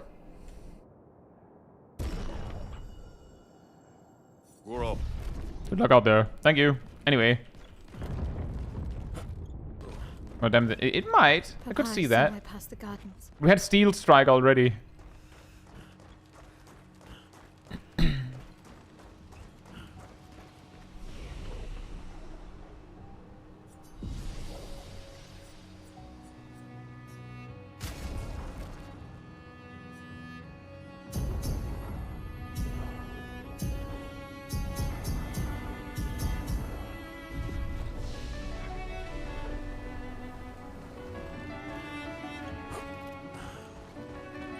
The music came back.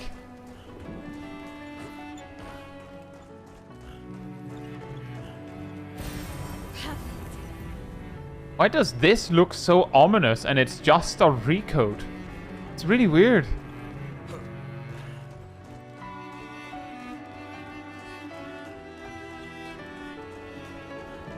Yeah, the music is back, but it's sad. I can't sustain the expedition as much longer. Matt, we need to defeat them fast. This looks like where we fought Renoir the first time. Kinda. With those things.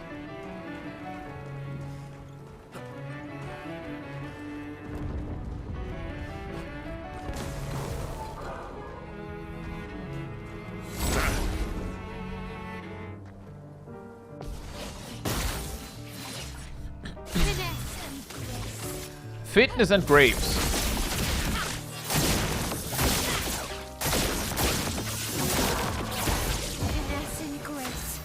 Yeah, indeed. As you said, fitness and grapes.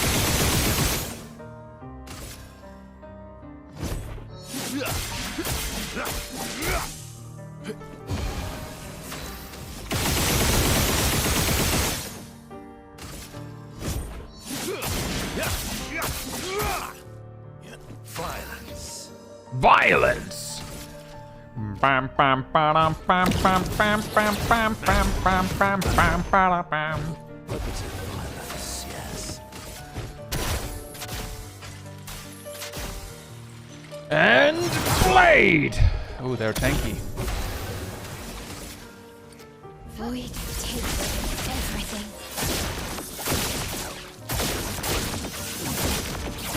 Let's spill some ink.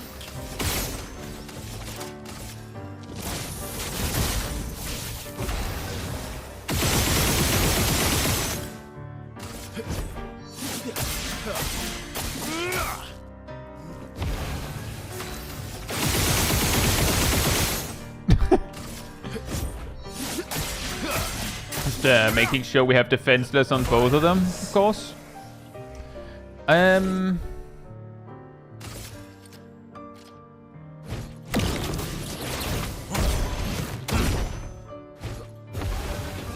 Gonna take a little bit of a risk here.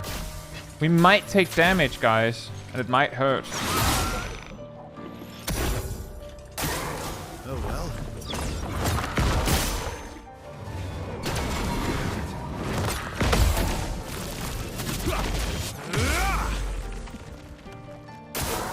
Just try it. Just try it.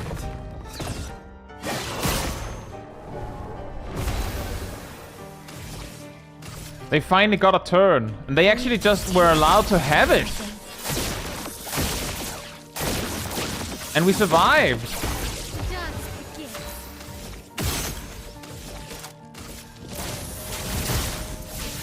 It's not dangerous to let the enemy have a turn once in a while, guys. They also let the opponent play, you know?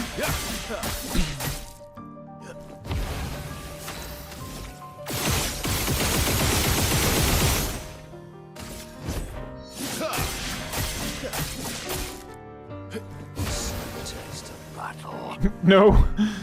No. Only my turn.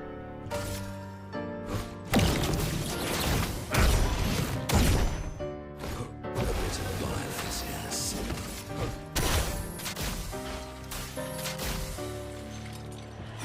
Meow.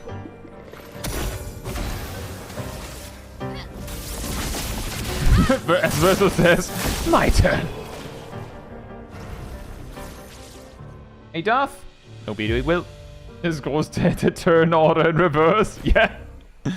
Only my turn. What's this? Great. Gradient fighter. Yeah, I could see that. I've seen a build to make Gommage really easily accessible and do a lot of damage. You add that. As understood, Shield can also do something insane with that. Are you defending lunch money, guys? Is that what we're doing?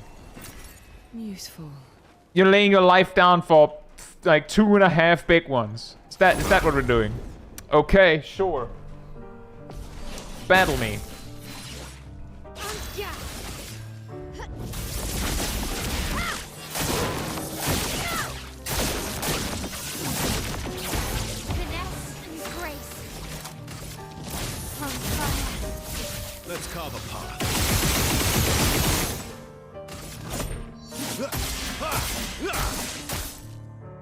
Maximum damage.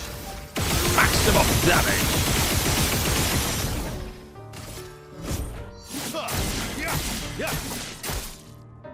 A bit of violence, yes.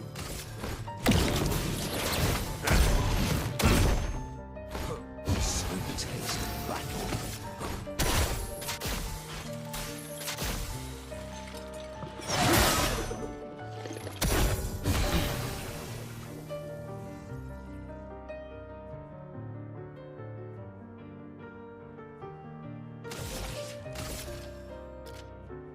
Void, take everything.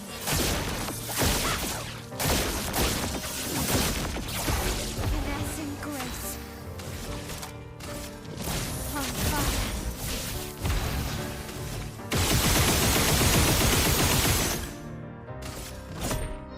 So will music keep not playing? Maybe you could try going back to the title screen once you reach the next checkpoint back.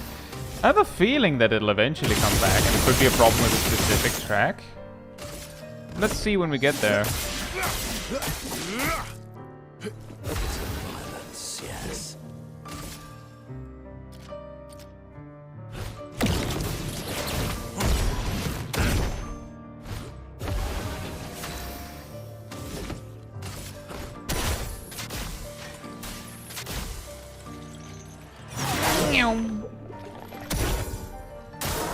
Harry it!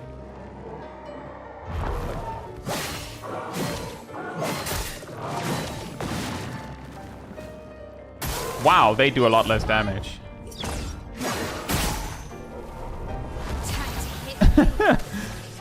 I'm like, if they finally use a move, I'm like, oh, I'm not super big fan of that one. And then it does like a tenth of the damage I remember. And doesn't have a follow-up attack to it.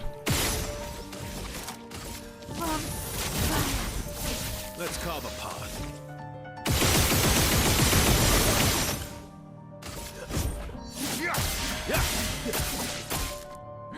Let's carve a path.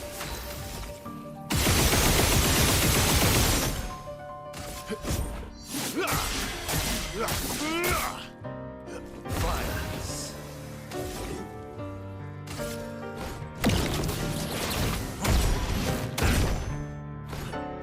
I would love me fate.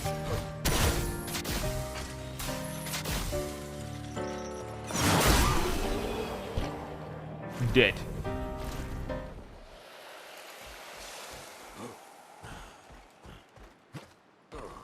It does seem to be a little bit weird with the music right now.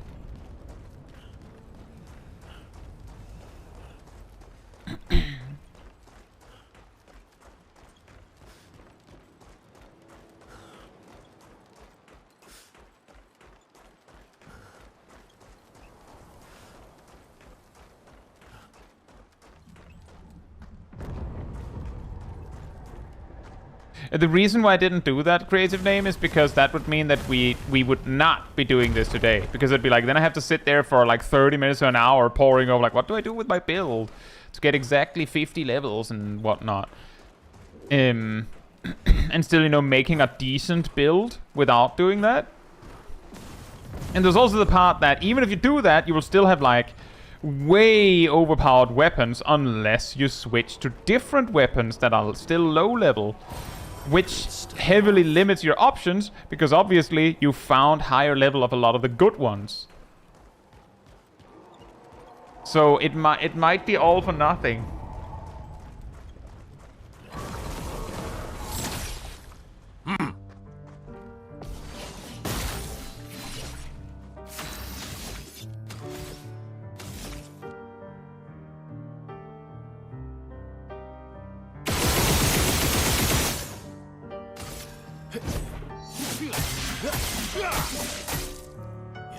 I also just realized it now, creative name.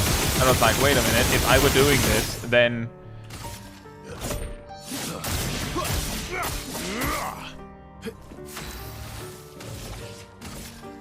Void, take everything.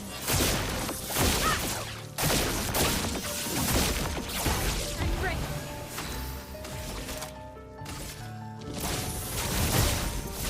A bit of violence. violence, yes.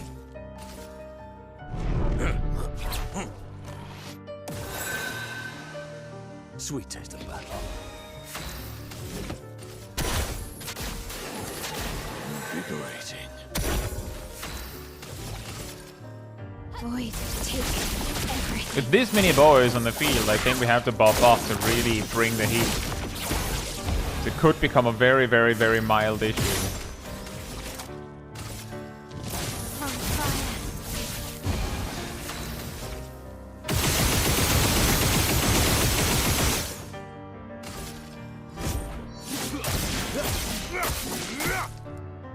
Let's carve a path.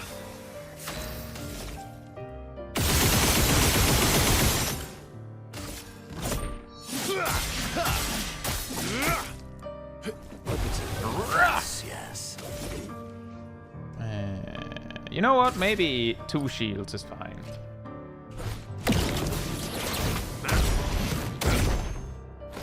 Sweet taste of battle.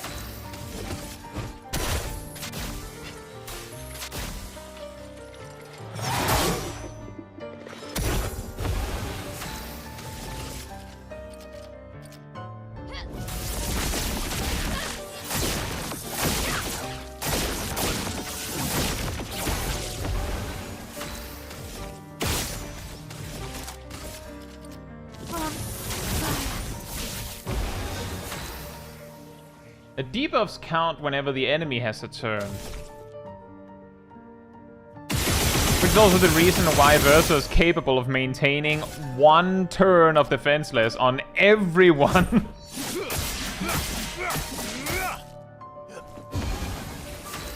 I'm also just now realizing that by using a Valerian heal, I've pushed myself ahead so much that everyone is getting an extra turn again.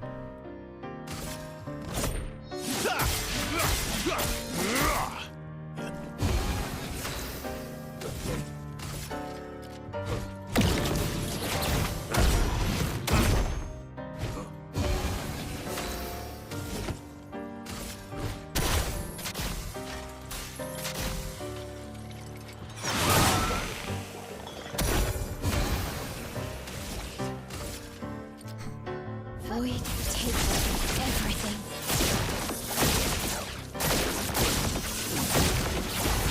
This will have So apparently that was very effective to just speed up when there's 3, so we have enough time to almost kill them off entirely. Let's carve a path.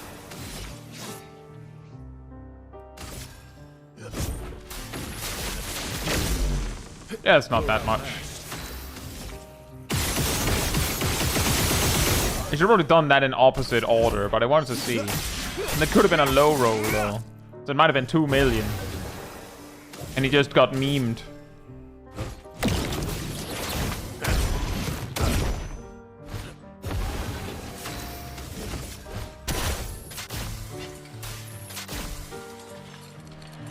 Sword! finesse and grace.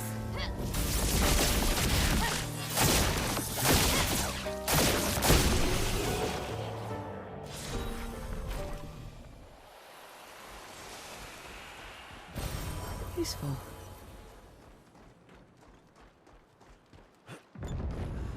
I'm guessing the right path is through creation over there. Are you defending loot?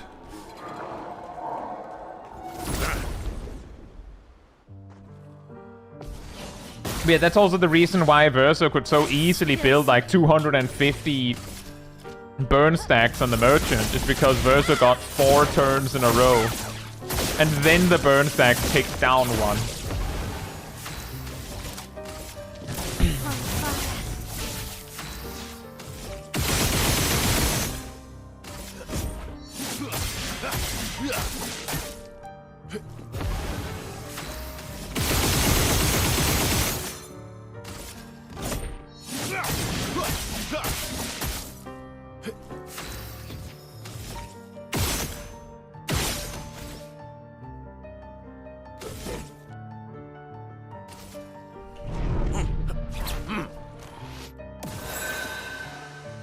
The sweet taste of battle. Don't be useless.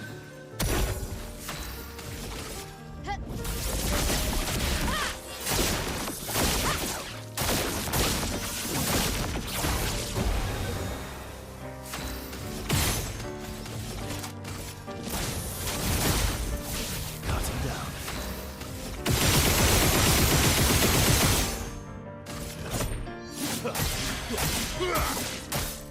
So much damage! So much counter!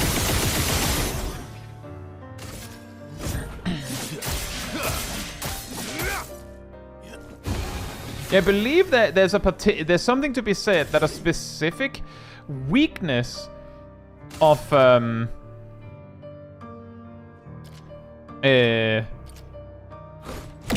cheater is that because it always gives you 2 turns, it also means that it runs your buffs 2 turns. Now, whether that's a downside that you actually care about, that's a whole different conversation. But yeah, that is actually part of the reason why I couldn't maintain my buffs on the Simon fight, was because I was running my buffs out too fast.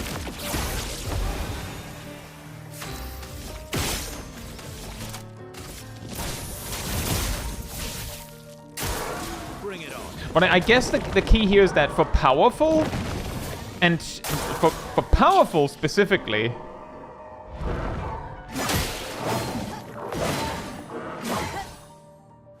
for powerful, you don't really care because like you're getting the same number of attacks off with it typically. So it's like, yeah, it makes sense that it's getting run down. For Shell, it kind of sucks because it means that, relatively speaking, you're not getting very many like enemy turns to hit you to make use of the shell in the first place. And well, Rush only gets to like speed you to your turn half as often as well. Like there's something to be said about that. That cheater does like heavily reduce the value of some of the buffs in the game.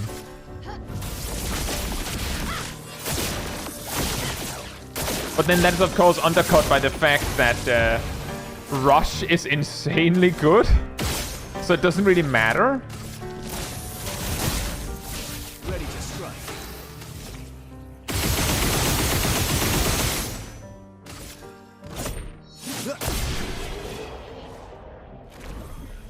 Is where longer Rush, longer Shell comes into play? Yes. Now the reason why my longer Rush, or rather my Rush only lasts 3 turns, is because I'm applying it with an effect that applies it for 1 turn, and then I'm using longer Rush to make it last 3.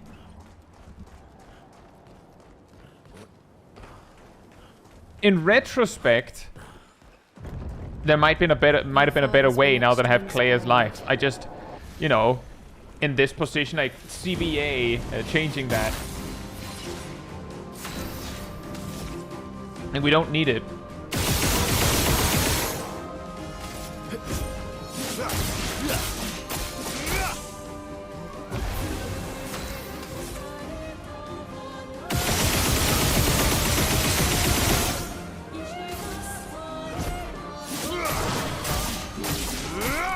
Deal with the ads first. The creation probably uses invert anyway, so as long as you use Telerian heal before that, we're good.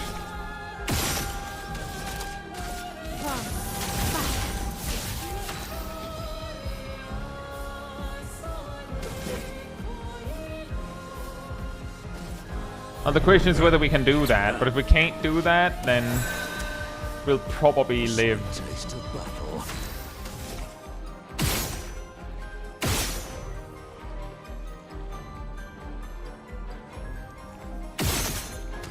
One shot.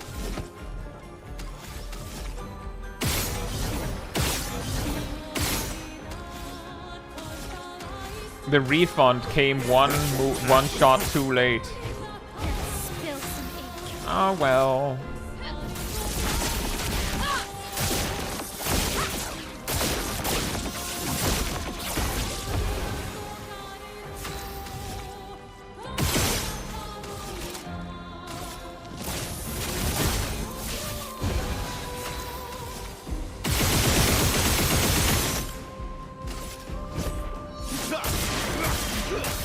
Those are some chunky boys. Creation on the chunky bunch.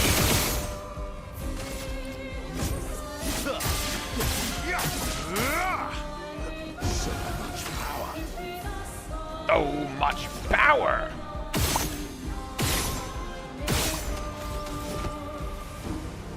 We made it back around, guys. Well, let me just do this one again first.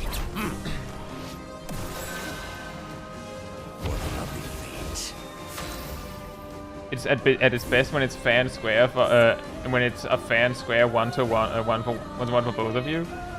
Yeah, that is just really hard to make happen with such a stats-focused game. Hey, yourself. Hope you're doing well. Void takes everything.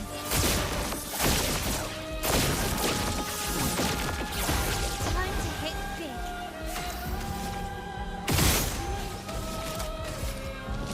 On fire. Let's cover path.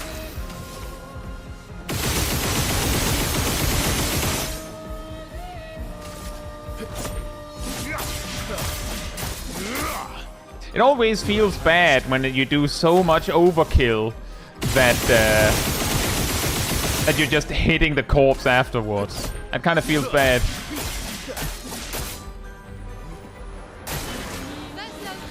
Anyone surprised that creation used inverted, like it is wont to do?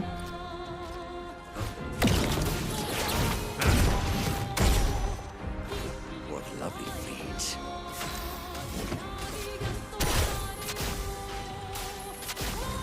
Ilana's surprised. Shocked even. Flabbergasted, one might say.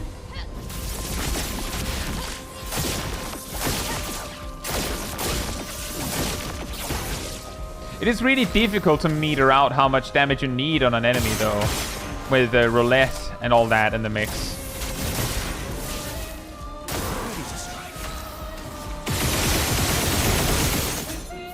Not easy to aim at that huge target. Let's cover path.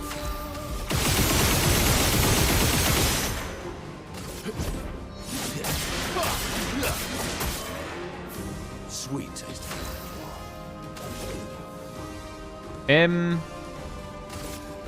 Mighty strikes, I think, will do.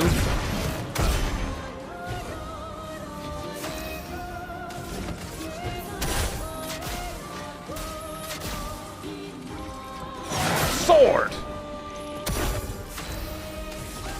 Void takes everything.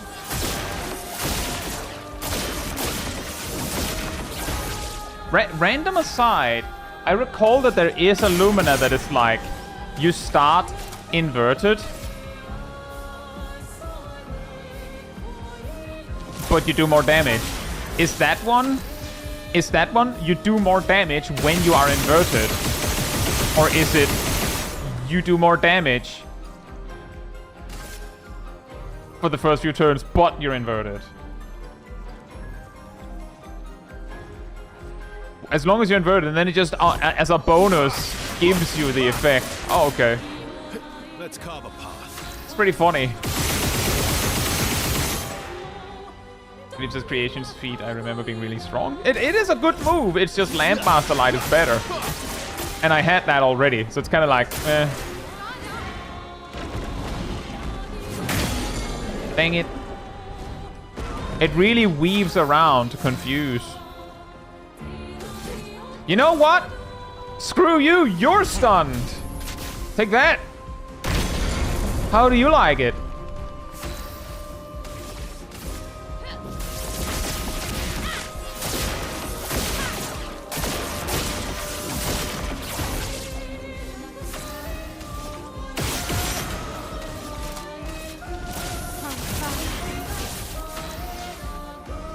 And you know what? You know what? Just to really rub it in. I'll manage.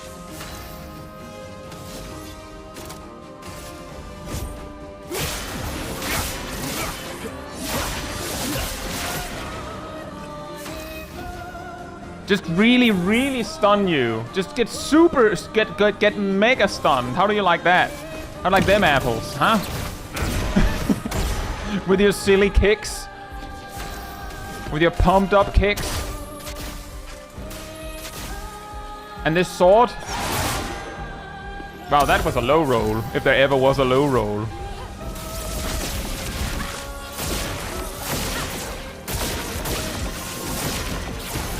The low roll of all low rolls.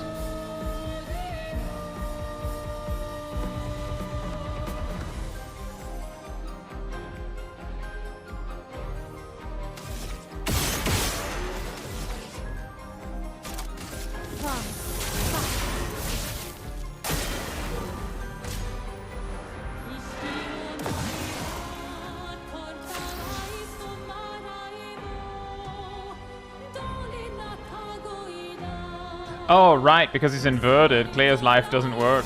I was like, that's weird. Maximum damage. That seems about right, Innoself. I actually found that I don't have the powerful shots pictures. We actually discovered that only a little while ago.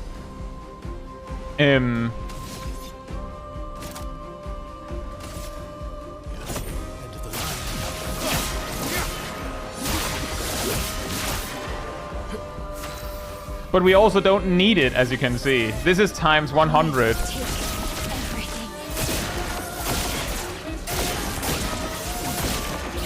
That's kind of how it goes when you go and do the story ending with a build that you use to beat Simon.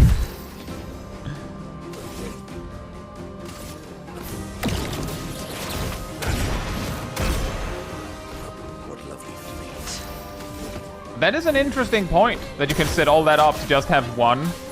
Just have power, just have aim, spam, to build everything with. Spill some ink.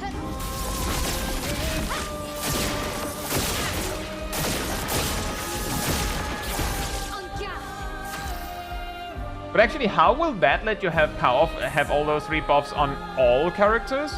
Because not all characters have the AP net to aim a whole bunch.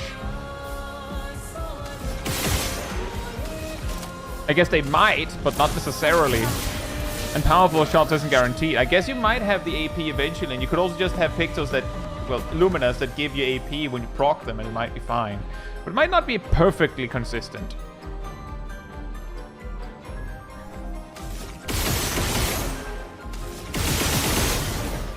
It also might be perfectly consistent. I'm also realizing that I should be using a gradient move to set Mael back to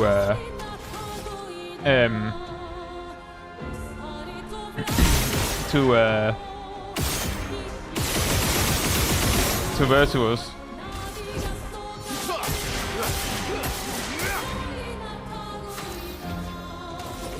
Because we have so much extra.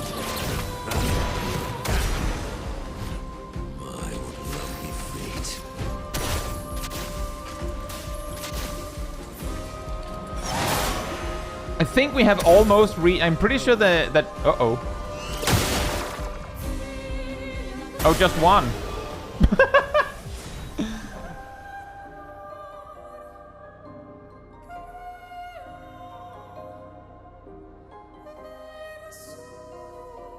Radiant overcharge picture that you can get from Versus Draft. Location will always deal. Well, that doesn't really help much because Versus Draft is like one of the final places to go. Like that. That's the funny thing, is that Versus Draft comes with so good items that it's a little bit like, making a build and being like, oh, all you have to do is complete 90% of the game. Good stuff. Then you can make the build. Nothing wrong with that. But that's the reason why I don't have it. It's because we haven't gotten to that. We did Renoir's draft. We need to bring back Lumia. Even I can sense him. We'd better make sure we're ready. Right. So let me just check something. I didn't mean to do that. I didn't mean to do that.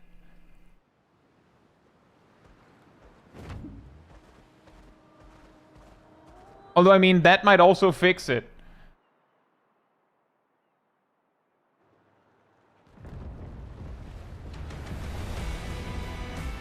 It seems like it may have fixed it if it was bugged.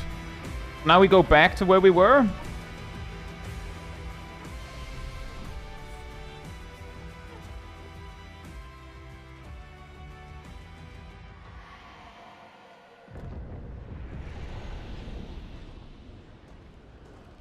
It seems like it just doesn't let us have music here.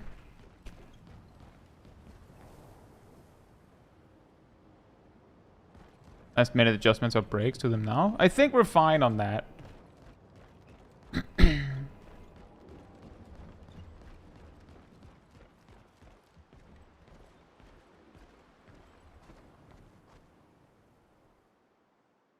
Even with 5 times modified, still one shots. I mean, I'm on 100 times modifier right now in itself.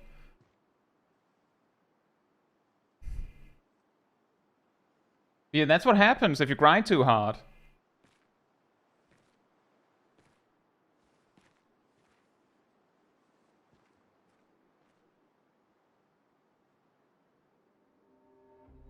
Papa? Alicia. Please, I just want you to understand what this canvas means to me. I do understand. I know how powerful and intoxicating it is. How deeply attached we can become to the worlds we pour our hearts and souls into.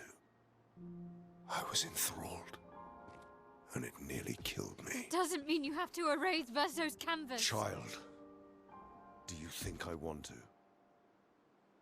After all the sorrows we've endured, do you really think that I want to destroy this last piece of his soul? Don't.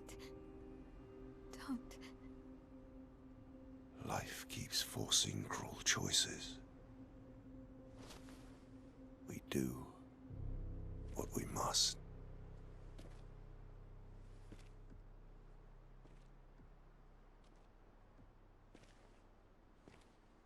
Grief often blinds us, and we make choices we can never take back.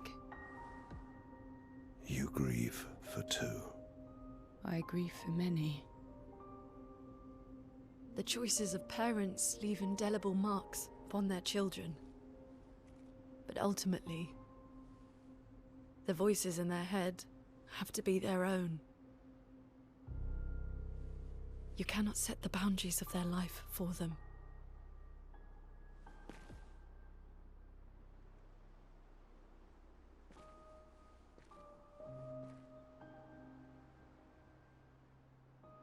After the fire, you wanted me to find new joy in life. And I tried. But I couldn't. Verso died because of me. How do I get from that to joy?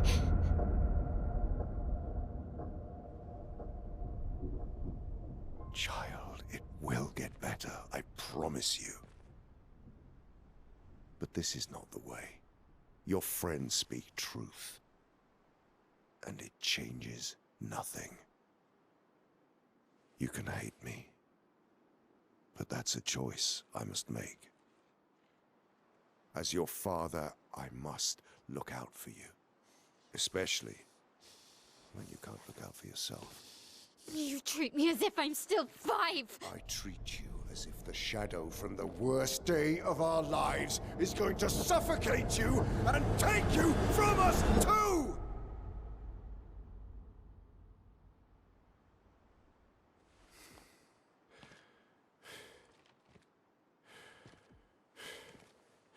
Enough.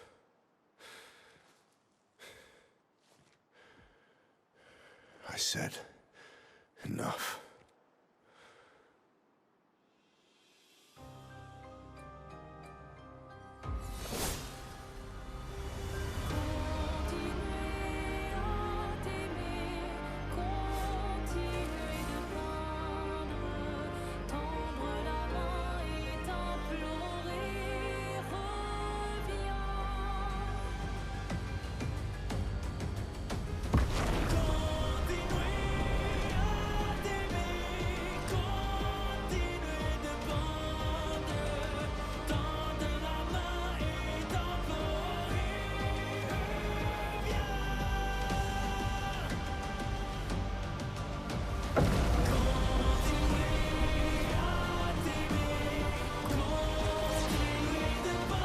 Oh!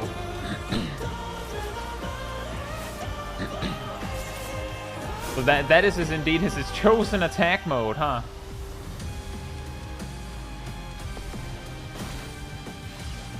Let's carve a path.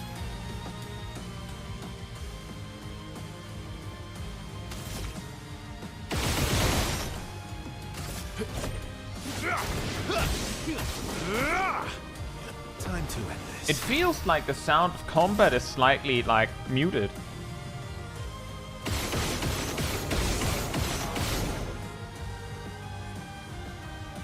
Man, he has a lot of health.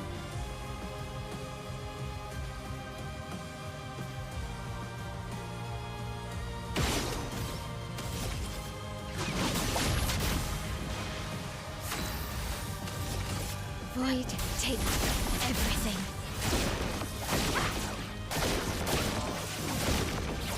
On guard.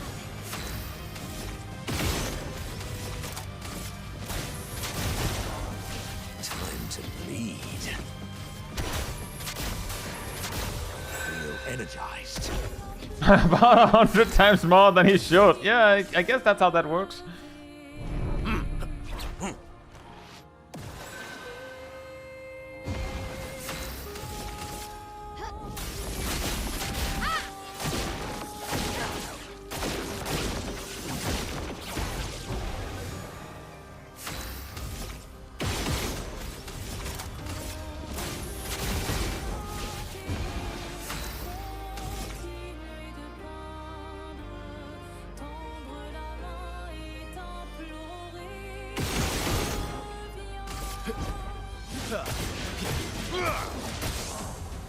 Time to end this.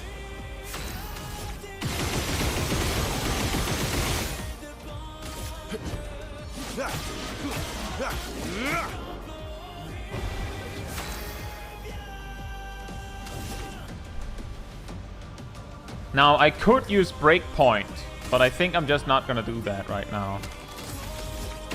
I don't know if he's even gonna have a turn, but I don't need more help.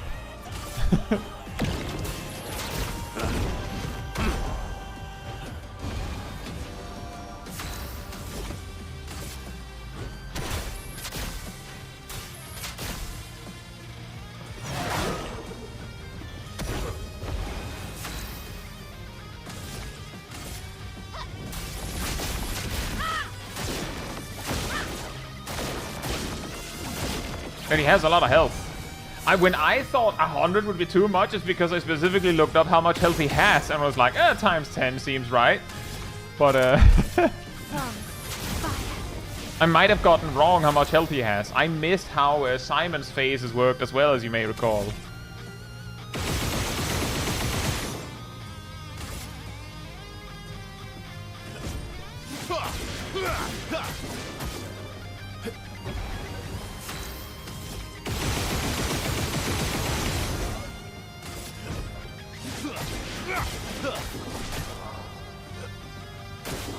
Careful now.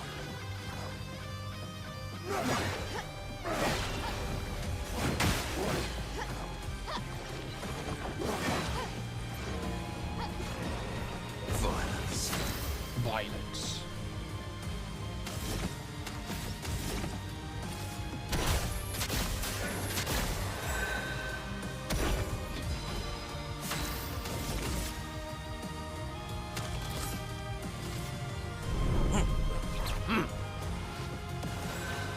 Would also no, creative name. He's at 100. When I originally planned this, I was like times 10 is probably fine. But that was before Simon. That was before this stream. He's at 100. Is 766k health what you saw? I think I saw like 14 million, but I might have remembered that wrong. No worries, creative name. We specifically like tuned up the health as we were like, oh, that's still too easy. Oh, that's still too easy.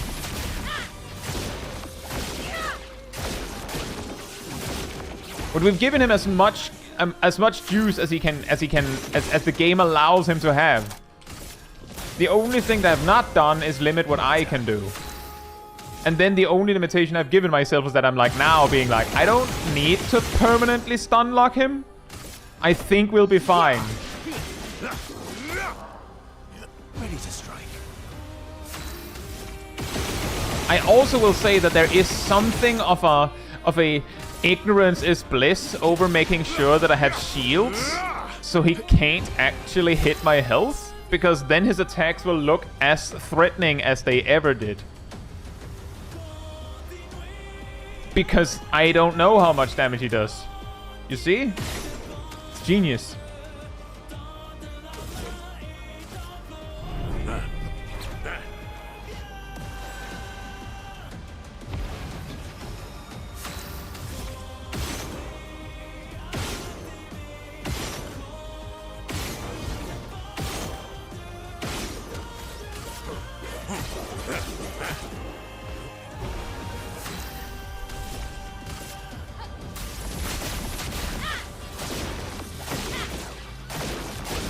Who was it earlier that was like, saw someone have 2,000 burn stacks? I think I know how they did it.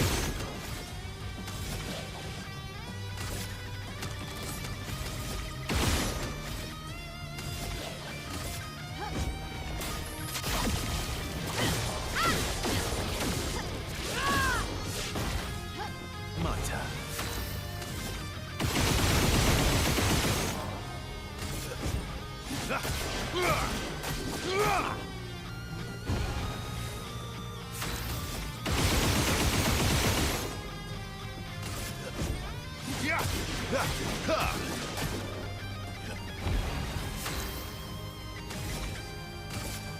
Void, take everything.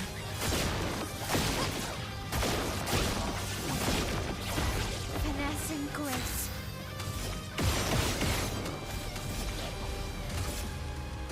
You can't escape.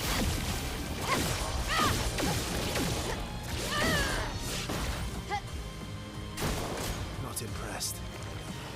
Avoid cross.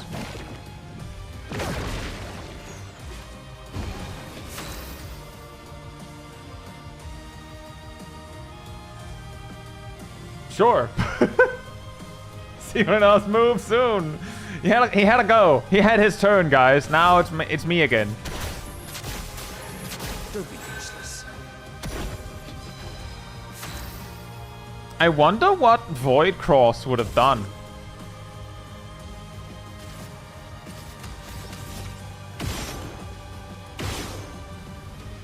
Because that did look threatening.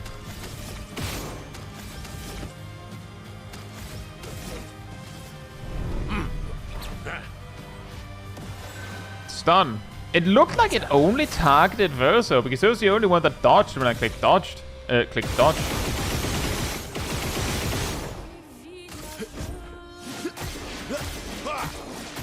Right, I think we're good on shields for a bit.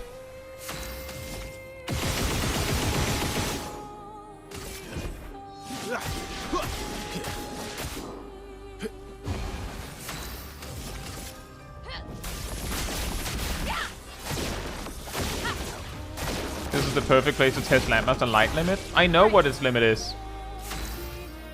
On the 5th use, it will have maximized its powers. On the 6th use, I can't remember if it's before or after you use it. I guess it's after. The 6th use will have its full power. Of a multiplier of 150 or something based on the specific calculations I saw in that document.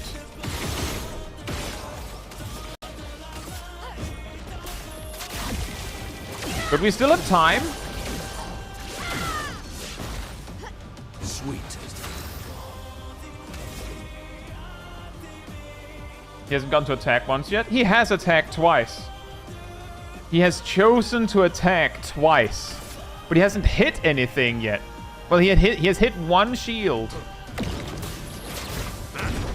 But he's gotten 2 turns. I'm not preventing him from having turns. Technically, I'm having more turns, but I'm not preventing him from having his turns. And that's deliberate. And speaking of which, I'll probably not use Rush anymore.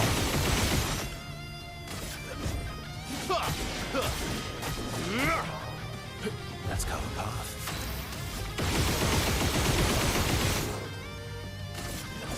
Are you suggesting I need to slow down?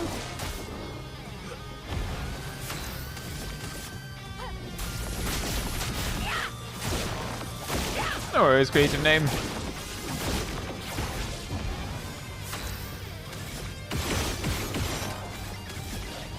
It looks like he'll have one more turn.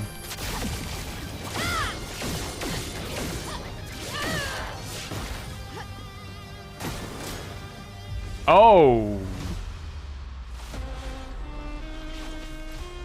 We must accept things as they are, not how we want them to be.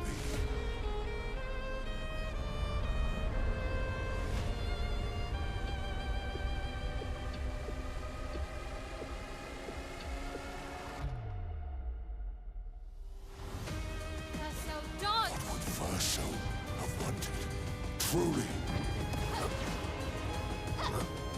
A bit of violence, yes. Verso dodge, but it... What? Hello? Huh? Huh? Huh? What? Weird. I'll just do this.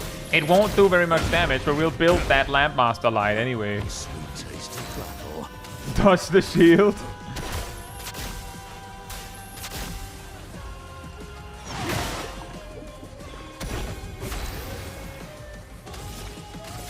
Void, take everything. I should have used a free aim before that. Again, probably doesn't matter.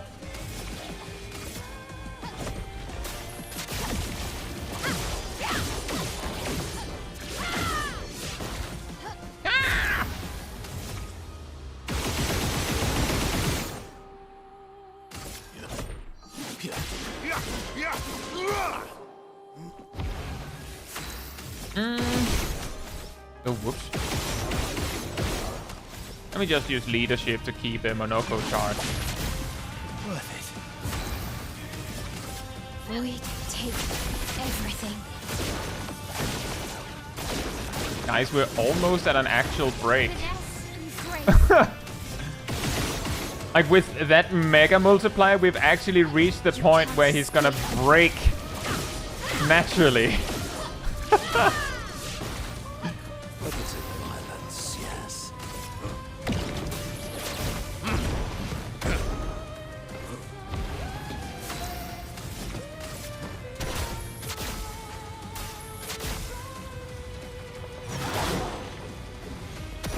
Let's carve a path.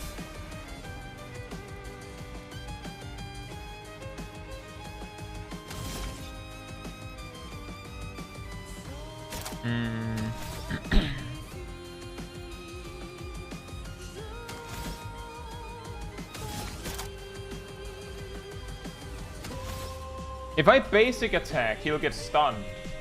And then I don't get to see what he was gonna, like, what he's gonna do next. And I actually want to see what he's gonna do next.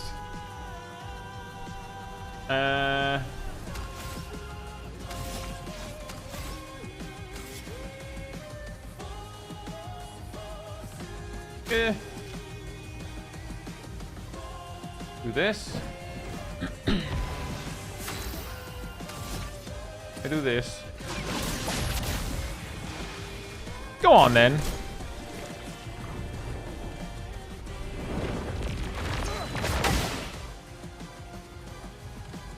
When did you become so stubborn?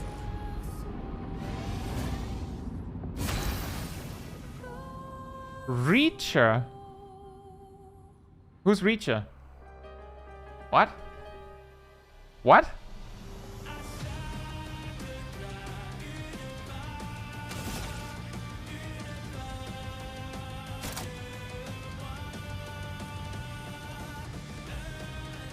Reacher was male's Axon dungeon. Oh!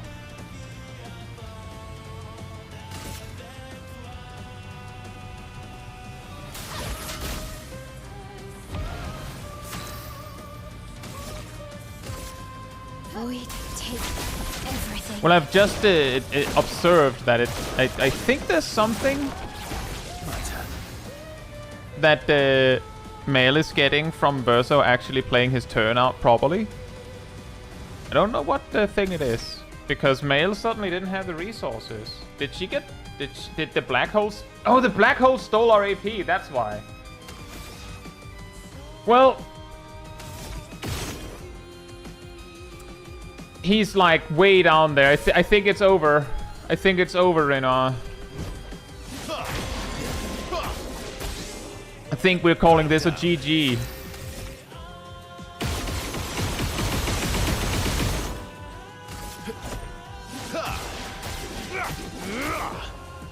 Sweet is the black law.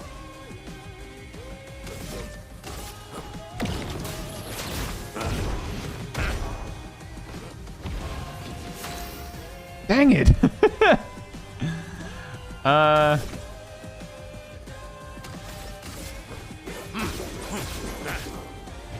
Finesse and grace.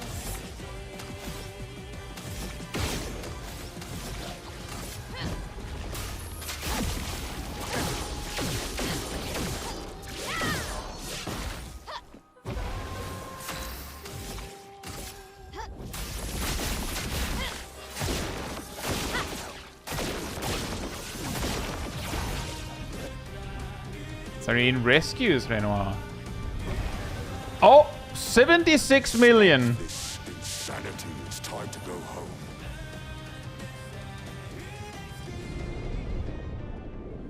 I do love a challenge, but this is beginning to irk me. Fuck. He keeps regenerating. Maybe we focus on the axons first. Can't he just summon the Axons again?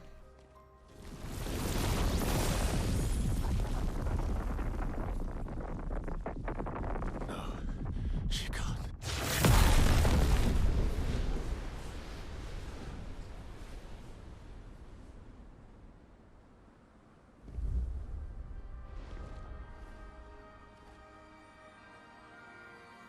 Mama.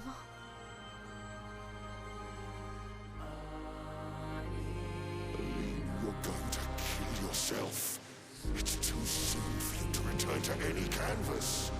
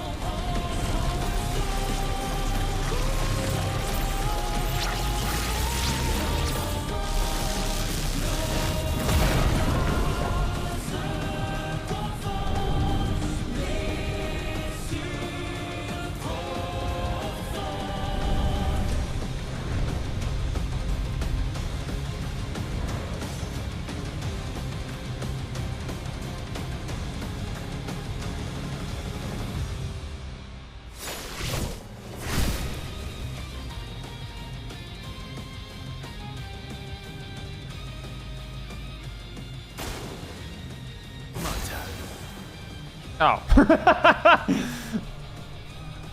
Well, in that case, I was actually going to set up the stun lock on you and just finish it, but we can go another round. Let's see if you can get you naturally broken again.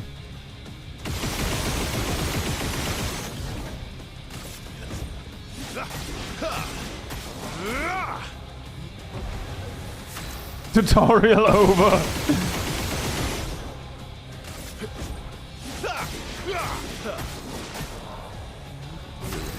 Some mayhem.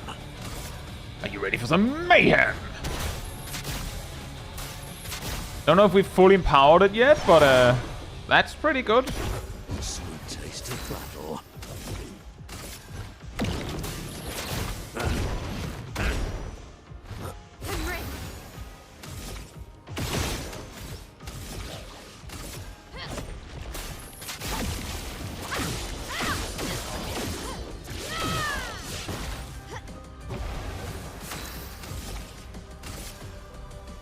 Void, take everything. It's a lot of procs.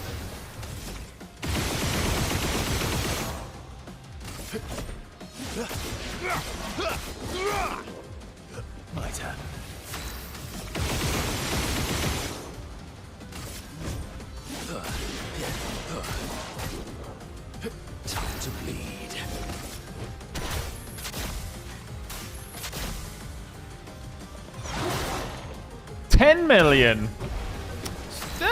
Yeah, that's pretty solid, right, guys?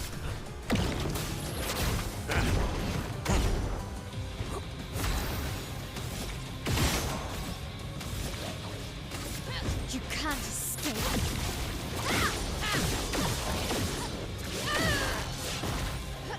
Finesse and grace.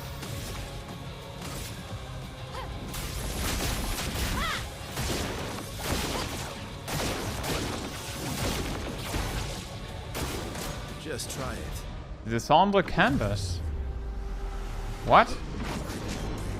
Oh, that's something that can be dodged.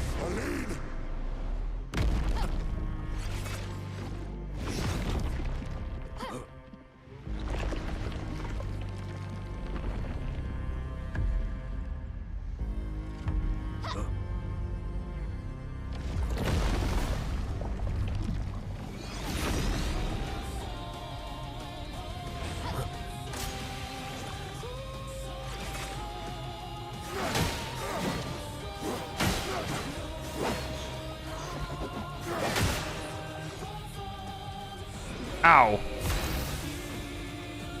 He's gone Super Saiyan. He put the yellow in the wrong place.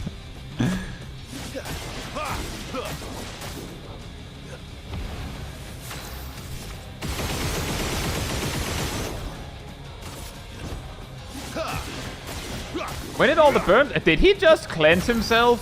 Come on, man. I worked hard to set up all those burn stacks, you know? You can't escape. You can't do me like that.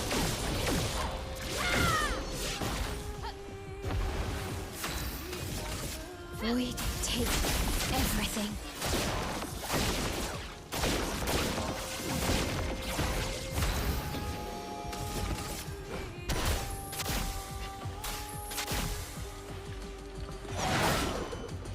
Yep, that does look like it's maximum power.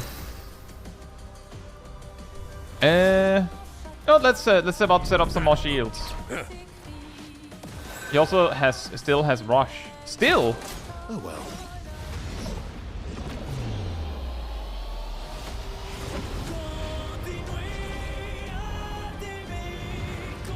Eileen, look at Alicia. She can't be here.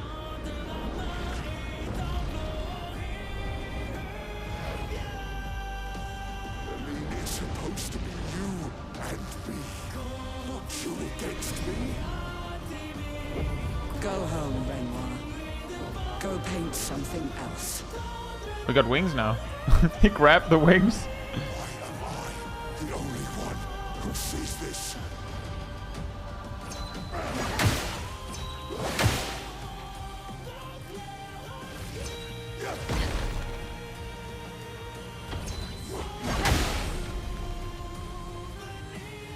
Ow. A lot of news hacks. It's very difficult for me to land that.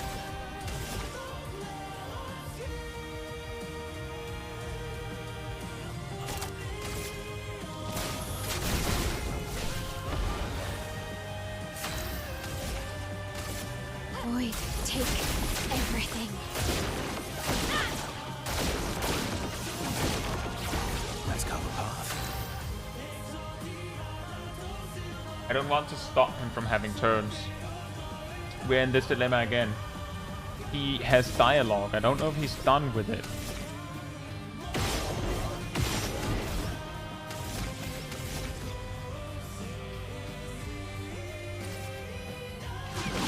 And if I basic attack him now with Verso, then it is over. And I don't think he'll be able to recover in time.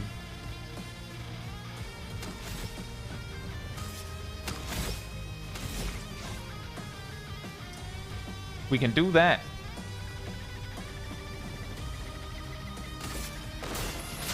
My, what a lovely feat.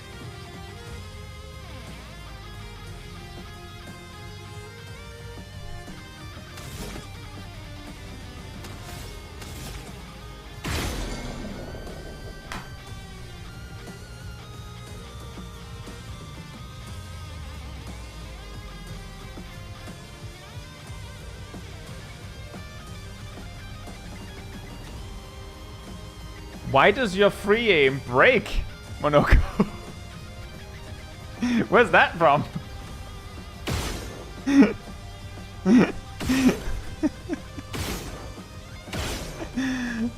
Man. Okay, so I have an idea.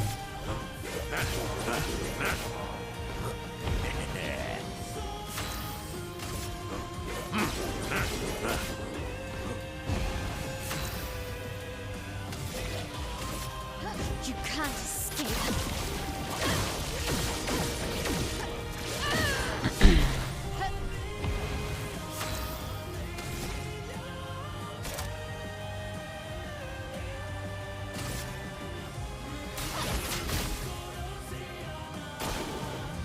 Cut him down. We might be able to... Ah, right, it's Sniper probably did it. We might be able to stall. We might be able to stall until he's done with dialogue. How does that sound?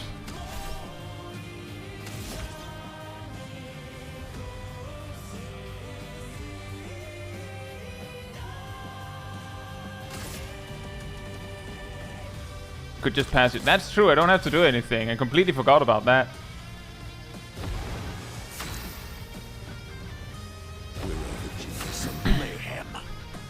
And then over here... do something like that.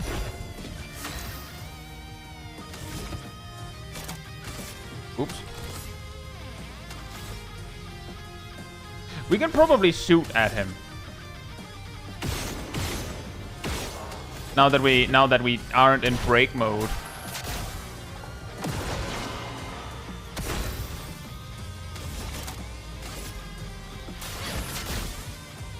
This will hurt. No, it won't. Let's hear him out. Sounds like he has something important to say. Let's carve a path. Oh well.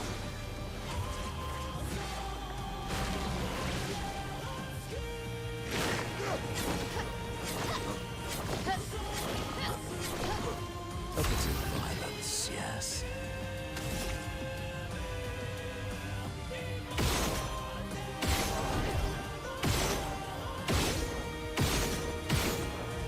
Monoko doesn't hurt that much. He can do this. Time to bleed. Playing defense.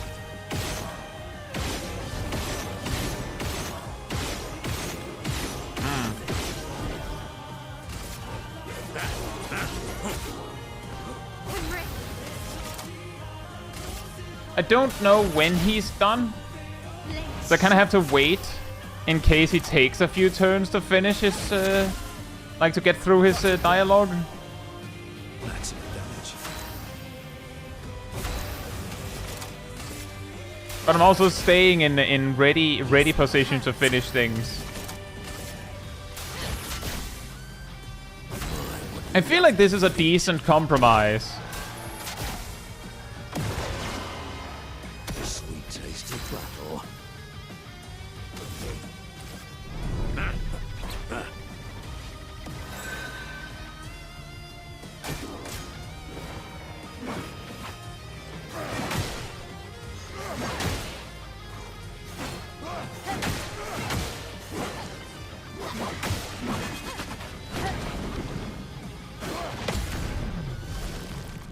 Well, you asked for that one yourself. I feel like he stopped talking. That was 2 moves in a row with no dialogue. I think, switch back into combat mode. Here we go.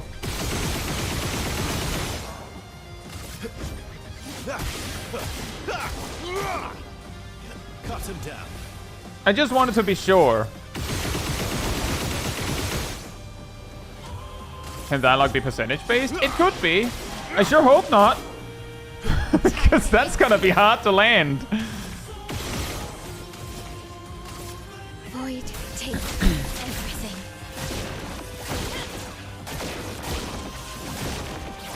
Let's spill some ink. I'll continue to let him have his turns, but there won't be many left.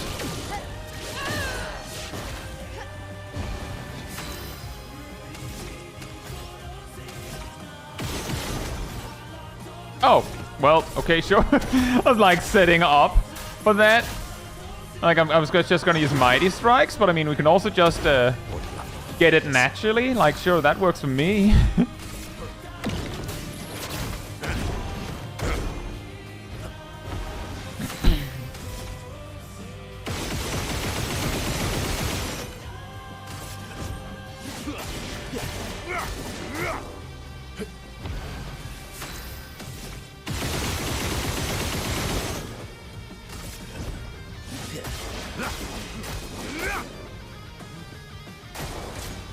Caetsu.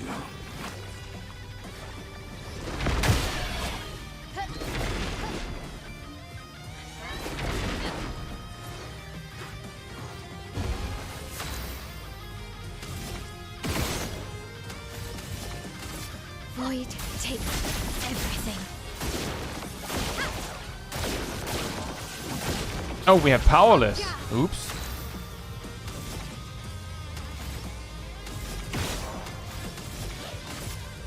You can't escape. I know how to fix that. My, what lovely feet. But I don't want to break this almighty I already set up. What lovely feet. Now, go with Bang! Solved. My turn again. Void, take everything.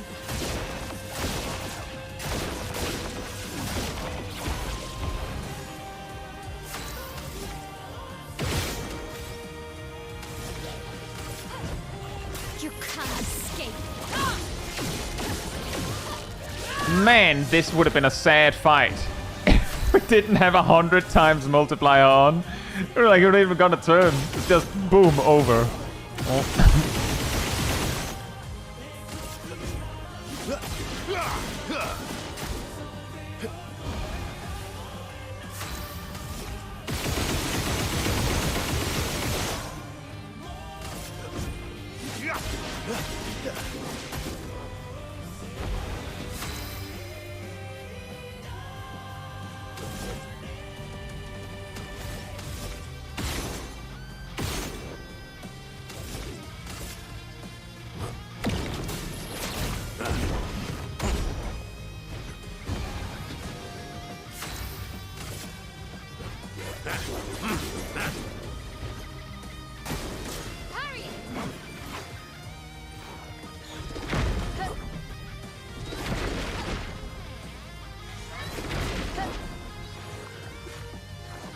Yeah, he's looping moves now. I think it's over, guys. I think it's over. Void, take everything.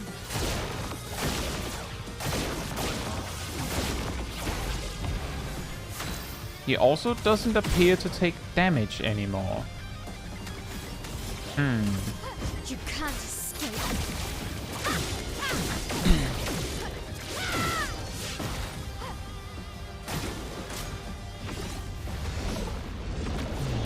Aside the canvas, killing you both. Not this time.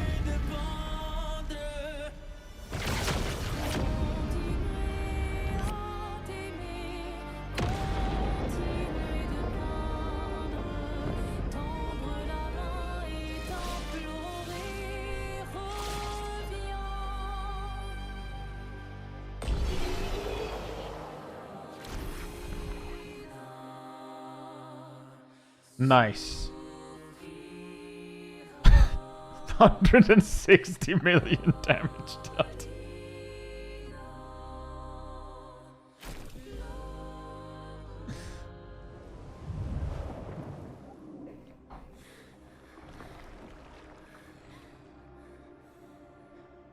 And one parry.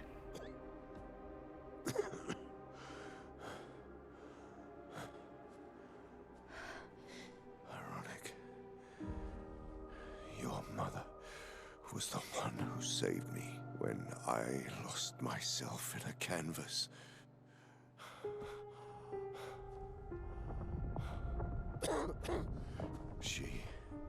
She taught me how to safely use how to soar without flying too close to the sun. We painted hundreds of canvas worlds, pushing the very boundaries of creation. And she never let me forget that every day we spent here has a price.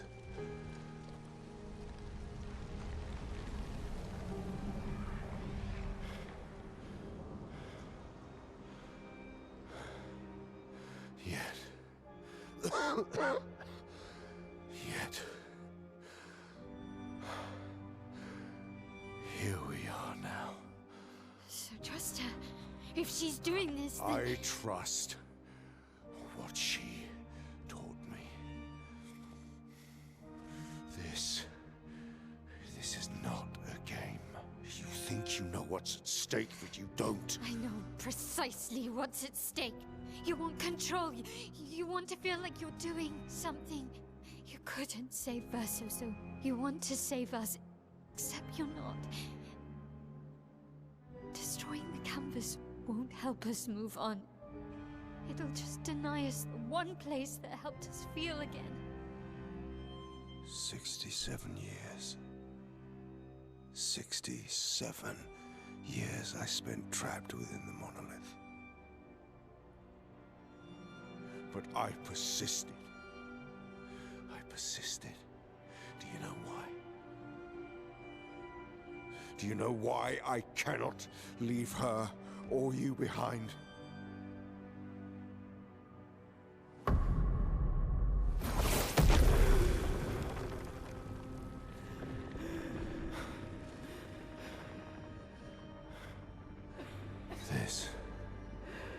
This is what I see every day.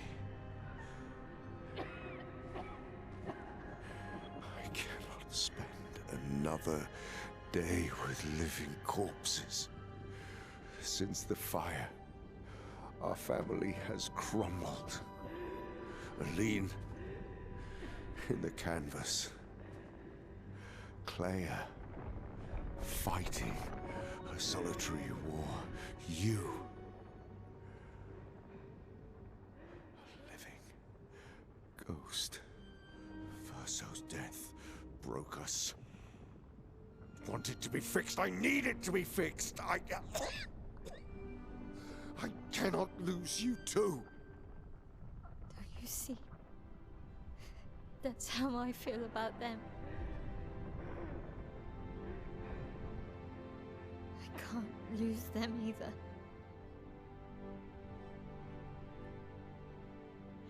I've lost too much. Papa, see? I've lost so much. We both lost so much. Papa, I don't want to lose you either. I'm not leaving you forever. Just a little longer.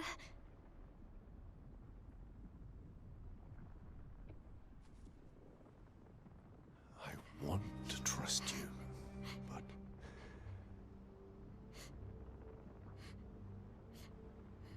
You can.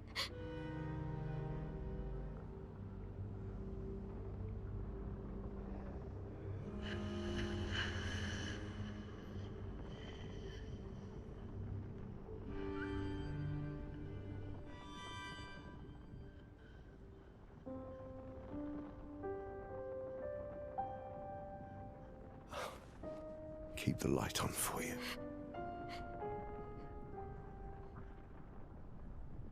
I hope you find peace.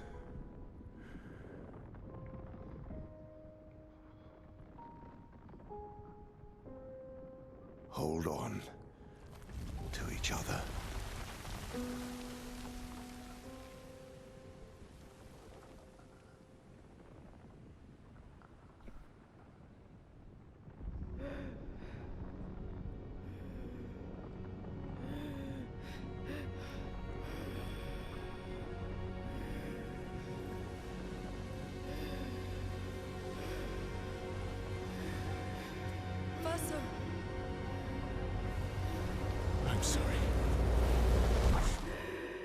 What?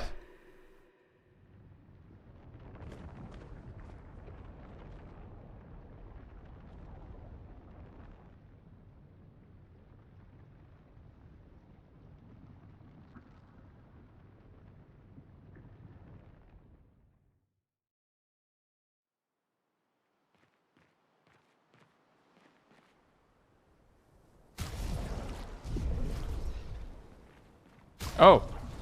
Like how they've specifically selected only Verso for this.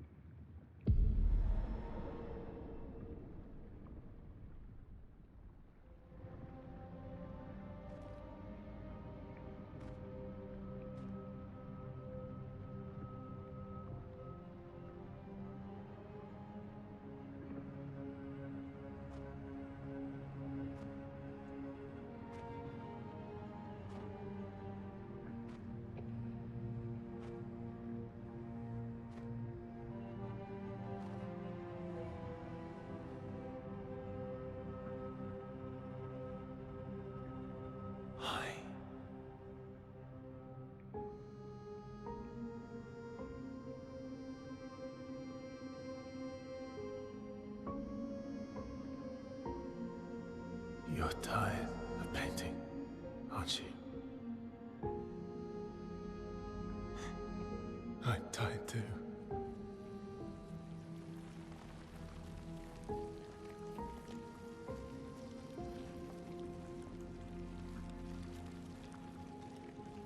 That's...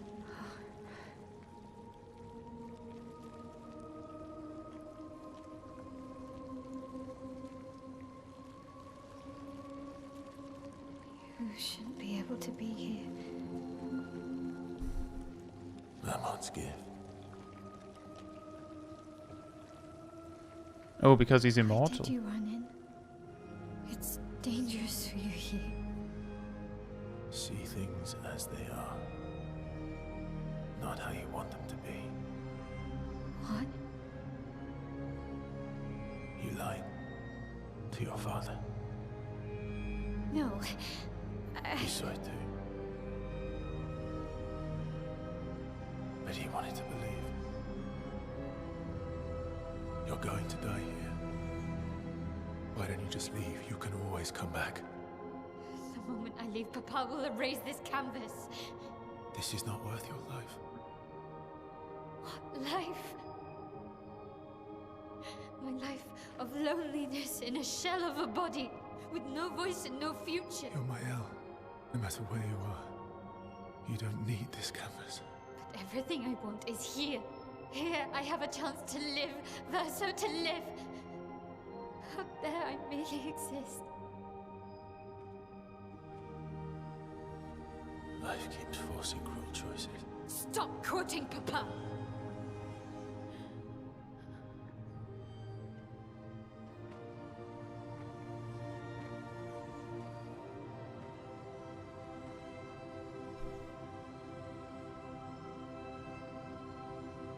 It's time to stop painting.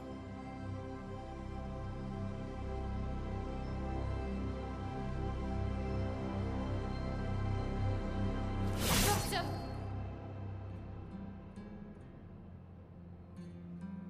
Papa also said, hold on to each other. Old friend, you've traveled miles, spinning in circles. Your blind eyes on the dial, stripping I'm sorry. out colors. But it's time to say goodbye until next life. Decide the fate of the canvas.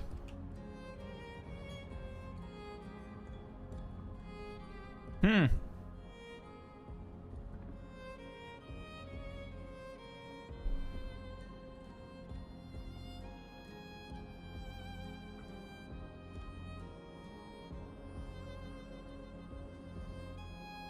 I assume the one I fight as is the side that I'm choosing, right?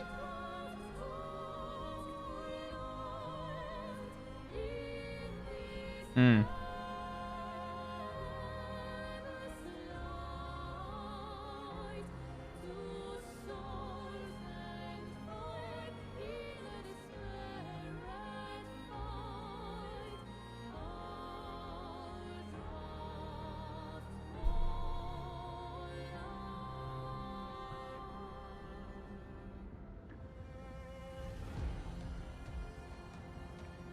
My perspective on it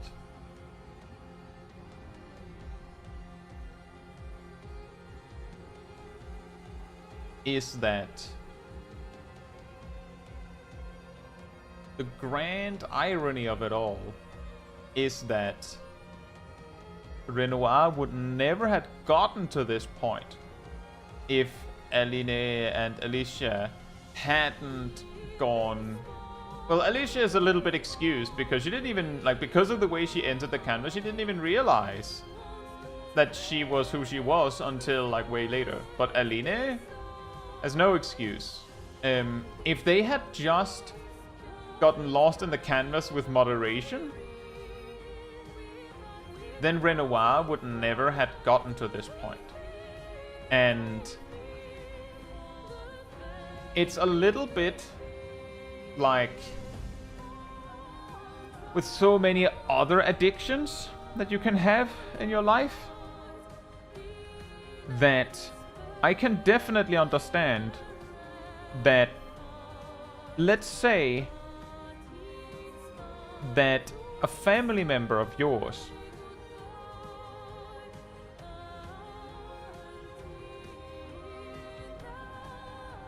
like, for example, got like lost in alcoholism or drugs or something, and it reached a point where they were going to die, but they just kept going, and it ultimately came down to you stopping them. If you then had the choice to just remove the problem forever, just in case that they should relapse,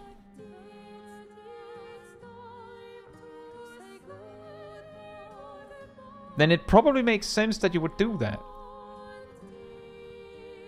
So in a way, the perspective of Renoir potentially destroying the canvas outright the moment that Mael leaves.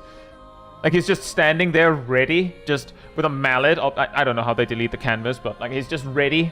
Just now, without any chance of argument or discussion. Then Mael is right that she can't leave. However, again, if we angle this from an addiction point of view, you see the problem, right?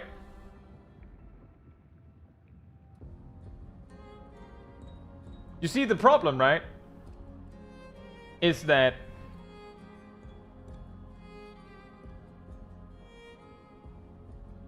Mael doesn't want to put it down because the moment she does, it might never come back. While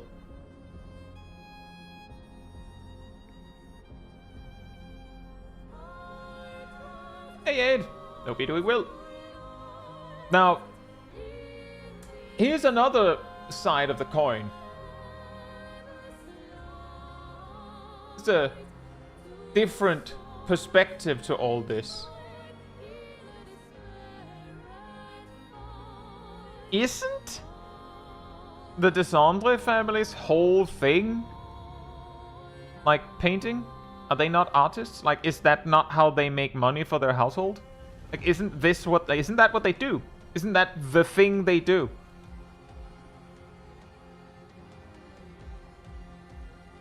Or have I gotten that completely wrong?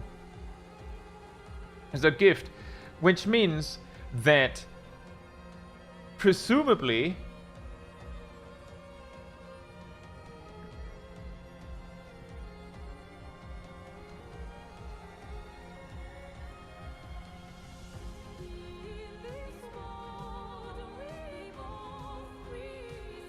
thank you, Aid.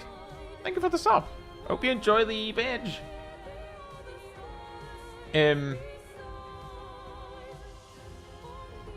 Presumably they make money from this, which means that it's their job to do this. Which means that the problem is that they're doing this too much.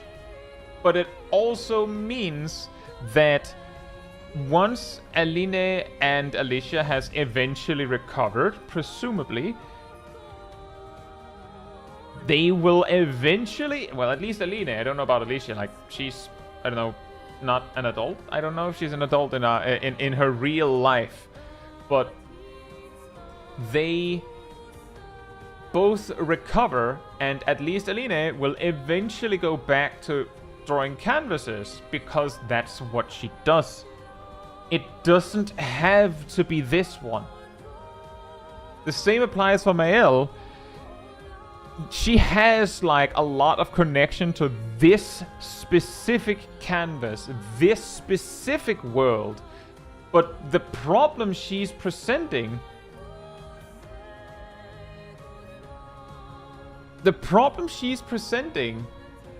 is that she doesn't have a life outside the canvas. But she has demonstrated that she's perfectly capable of making a new one. So if she is capable of that as Alicia, then it doesn't have to be this one. It would never be the world that Verso made.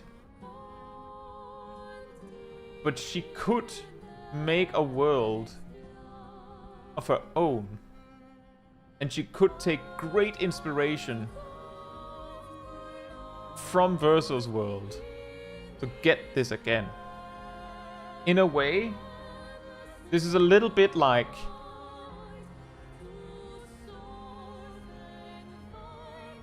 she doesn't know all of the details. So she wouldn't be able to make the world exactly like that. Besides, the way she ended up in the way she did in the world is because it was already ruined. The world that Mael fell in love with is a world that became the way that it is because Renoir destroyed it.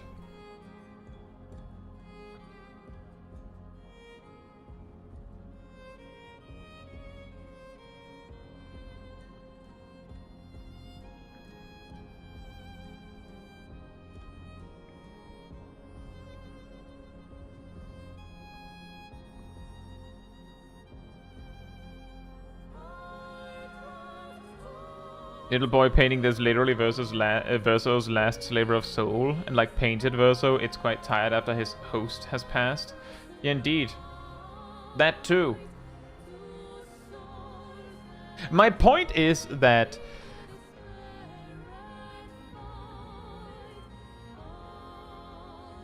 I feel like Mael's point of view is she's trying to sell it as, I just want to play a little longer. But, I mean, she already did that, technically. And if she means that, then, I mean, then Verso's being a little bit impatient, right? But she doesn't mean that.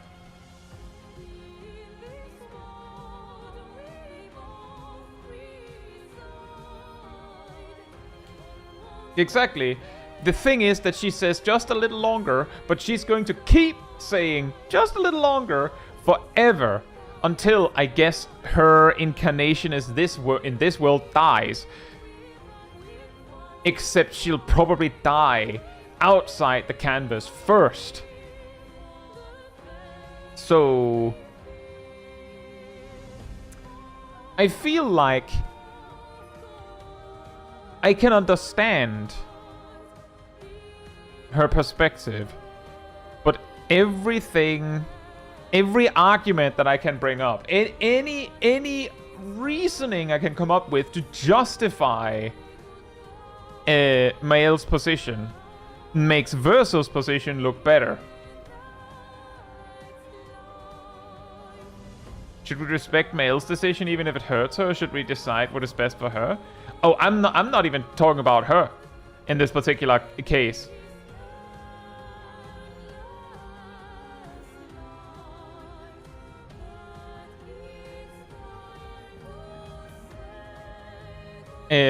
Like, part of it is what Mael wants. Another part of it is that while all of these people in this painted world are painted, in a way, they're just as real.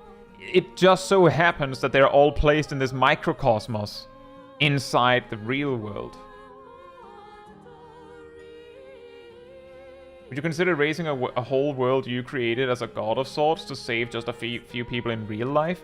Exactly. That's the difficult part. However, counterpoint, who's left in this world?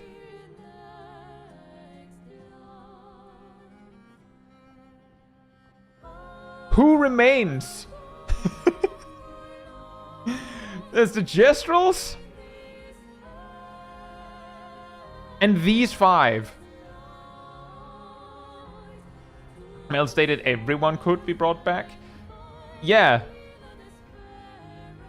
We could bring them all back to this desolated, destroyed world, yes. We could do that.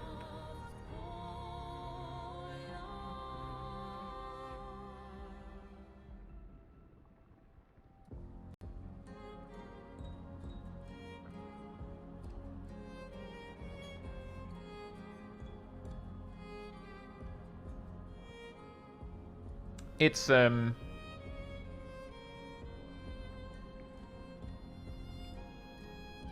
also wonder what would happen with this sliver of soul, because it sounds like it says it's tired. Will it eventually actually stop and give out?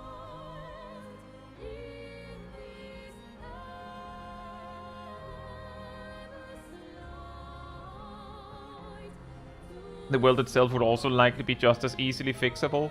See, that's the thing that makes it really weird for me, because if she can just do that, can she only do that here? That's what I mean. Is that if the reason why she can do that is because it's Verso's canvas? Could she take time to memorize everything and then just remake the world? And I'm guessing the problem here is that it's not about that. It's about Verso's soul. The soul, the last sliver of soul that says that it's tired. So when we're choosing Verso's side, we're also kind of saying you do realize that the canvas itself, the one you don't want to let go, is saying I am tired. Maybe that one also deserves to have the right.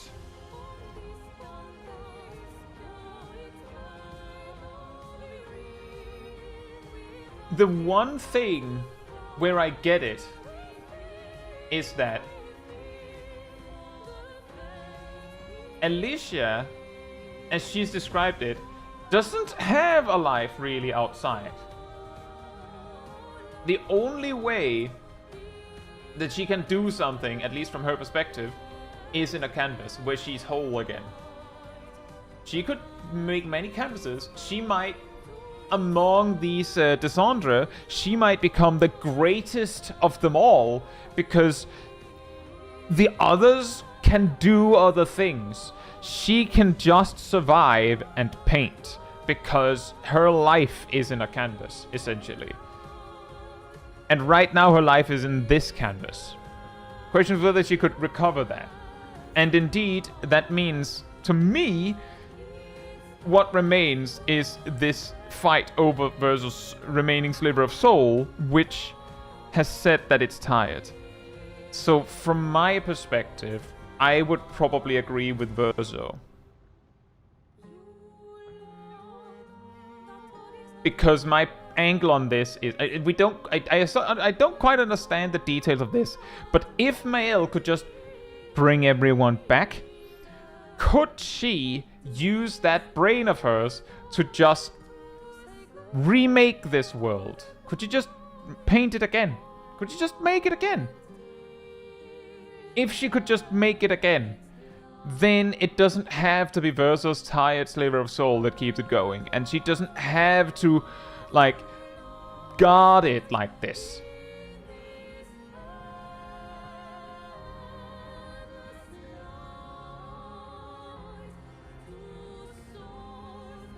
And there's also that part that Verso gave his real life to save Alicia, Mael.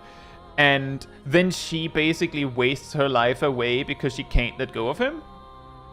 That seems even worse, actually. We will probably do both endings, but I will start with Verso.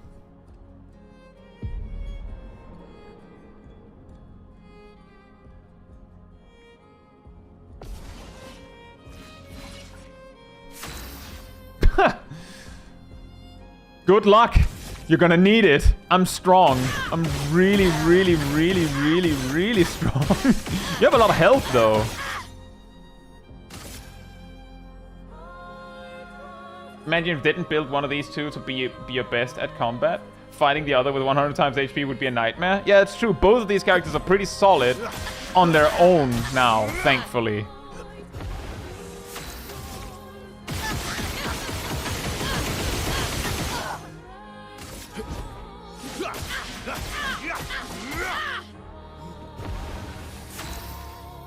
Now, the problem is that I can't break her anytime soon, so we can't do the whole Endbringer combo. But what we can do...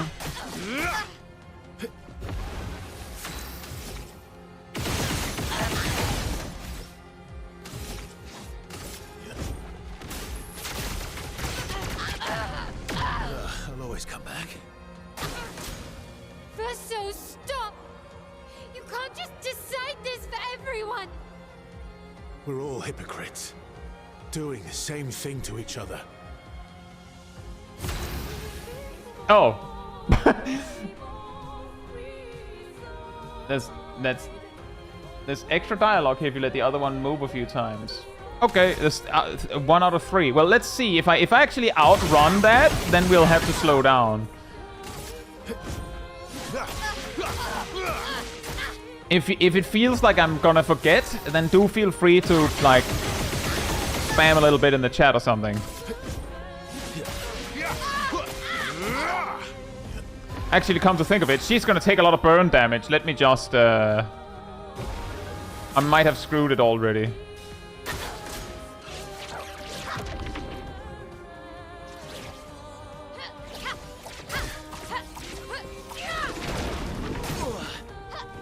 Wow.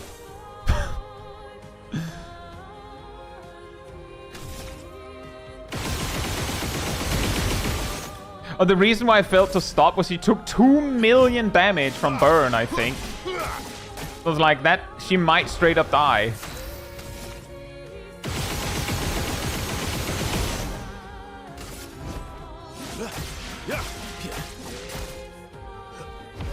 Just gonna pass the last one. See? What about Lune and Ciel and Monoko? What about Eskie? Ciel was right. Grief blinds us. All you see are walls.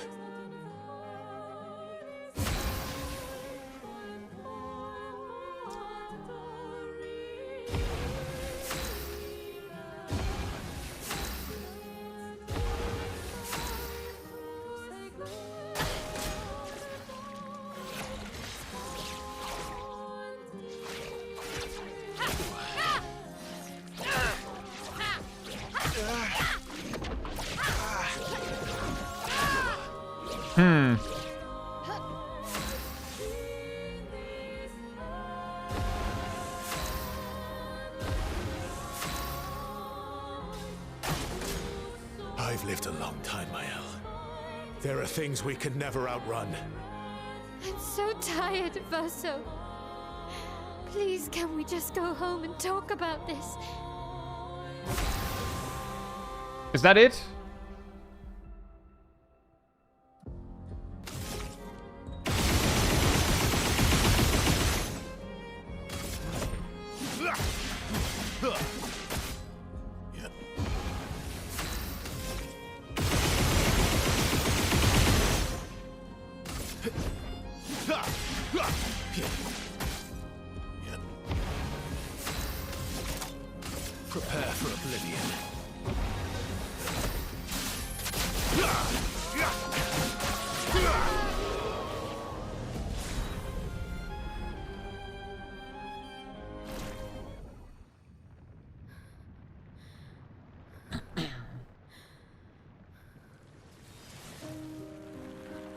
I was slightly worried that it would actually be a hard fight. Because I think Versa's a lot stronger in a 1v1.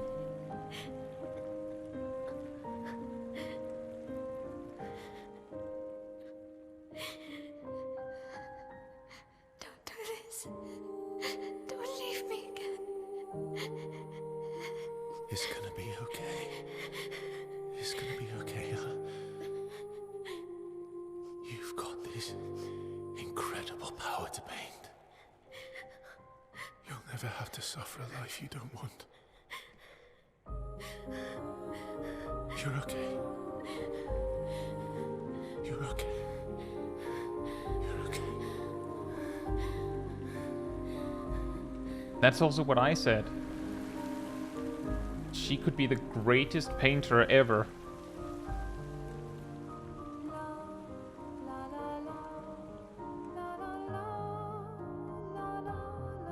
Because where others find maybe a life they'd like better in a canvas, she barely has anything else.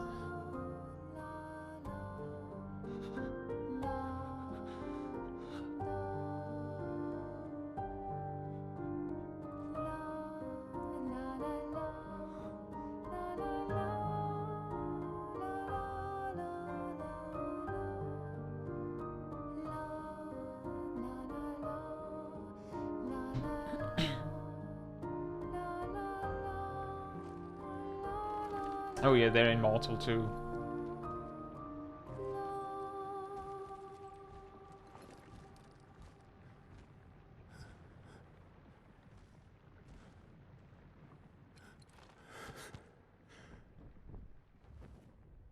I will miss you guys.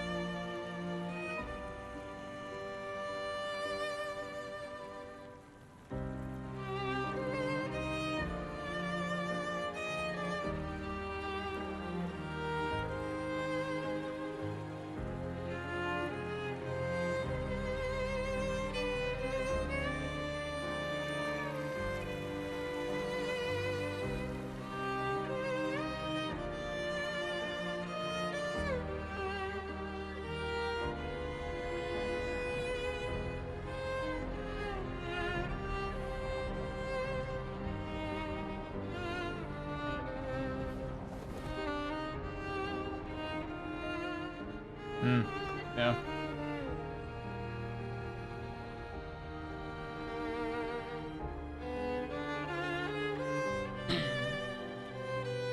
They all realized it was over.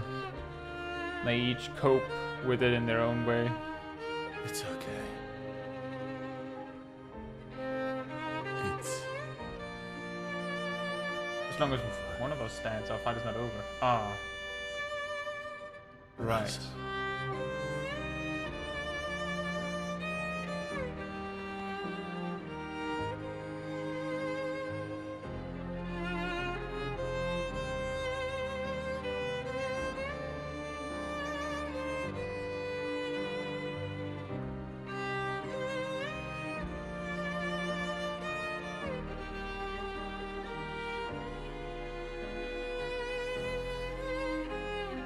We called him Verso, yes.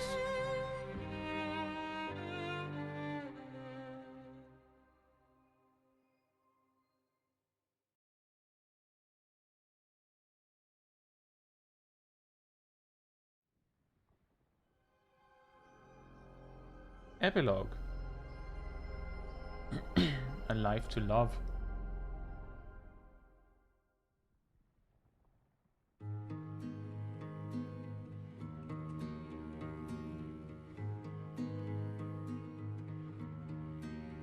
miroir du temps, nos histoires s'alignent. Dans le creux de nos mains, deux mondes se dessinent. L'un peint de rêve, où le chagrin s'efface. L'autre nu et réel, où notre deuil prend place.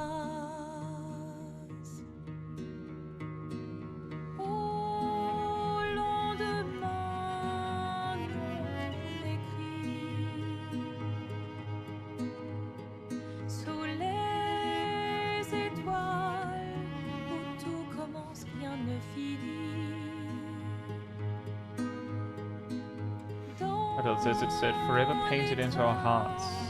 Verso descente. Les liens restent éternels dans le dessin. Toile vierge, horizon lointain. Peignons ensemble les couleurs de demain. Au clair obscur, œuvres infinies. Chaque pas trace la route d'une vie.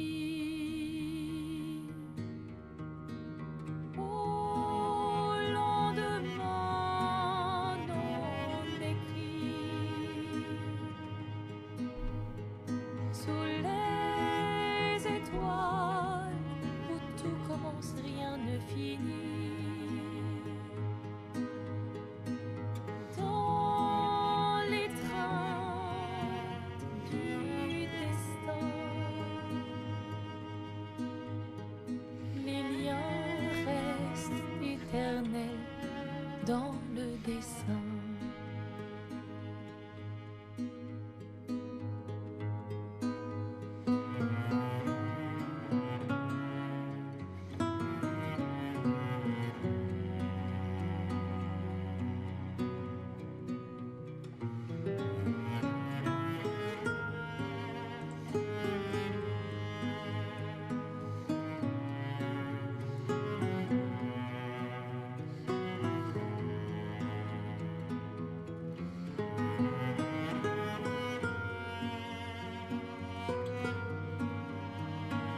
Aww.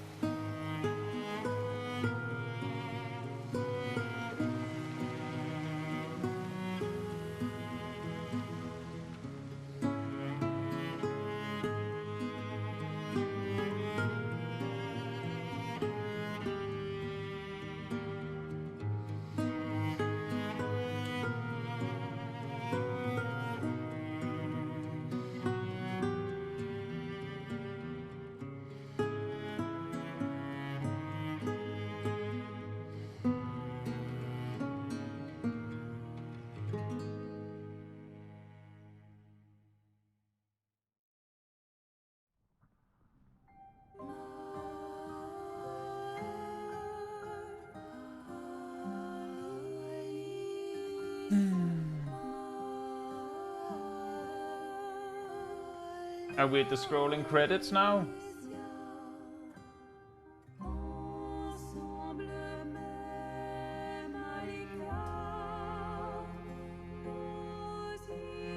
Are these long? And is there anything very important for us to see?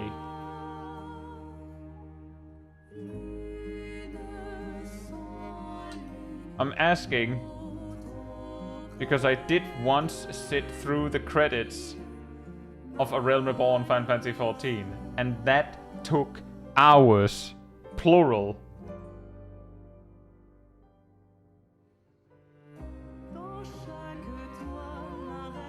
In that case,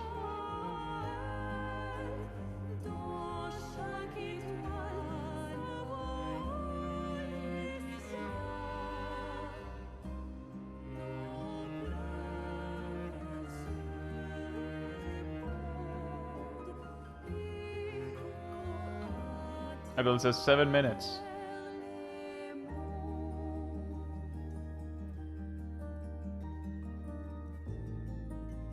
How about we watch until the illustrated part is over?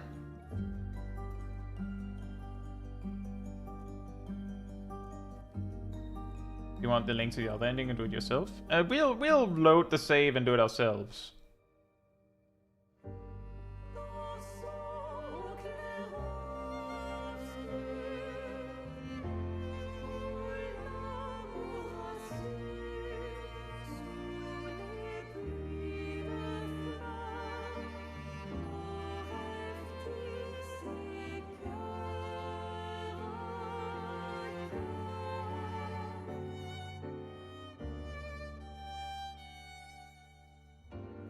Whatever the case, we're already mega overtime. As you know, I normally try to end streams at 8.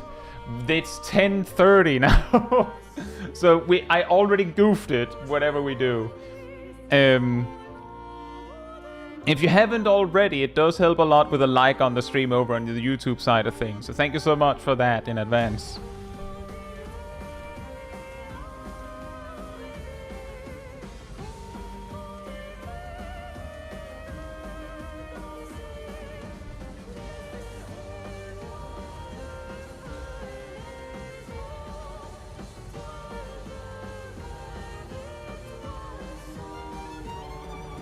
Like the game now that it's over? I think it's a great game.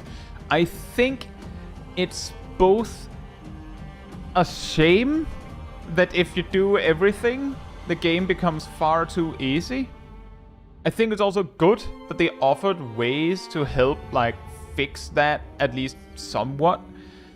I think it's great that the game allows you to be so strong that you can choose yourself. I also think that it's very, very fitting for a story about a canvas like this, to let the player choose how they will draw it, how they will do the painting, because they make this choice by how they play it, which I think is fantastic.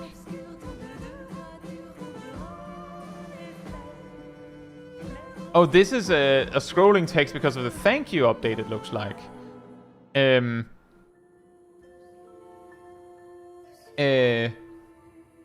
I think that's great. A funny story is that I had already considered myself to do a only one character playthrough.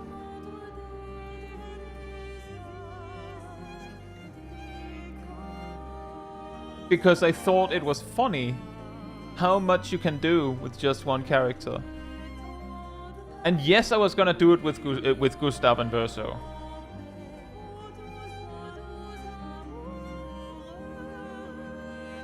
Which, you know, is also ultimately the only character you would be able to do it from start to finish with, right? But the reason why I didn't is because when I was looking up how the saves worked, it sounded like it was a risky move, even if you can have several saves.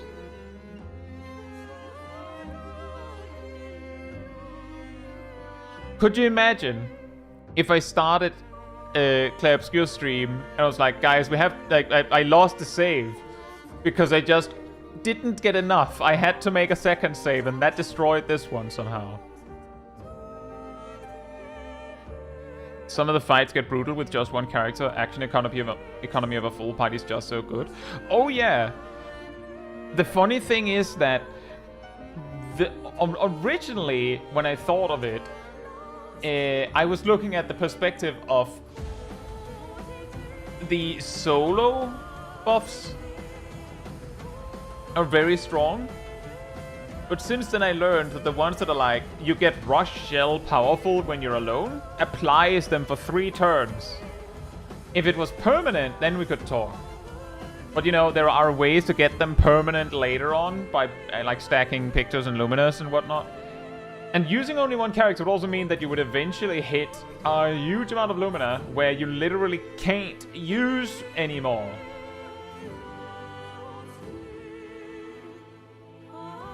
There will also be many points throughout the story, presumably, where you have more Lumina points than you have Pictos / actually useful Pictos, useful Lumina. Like, sure, you will have the points to choose to have. If you die, you do damage.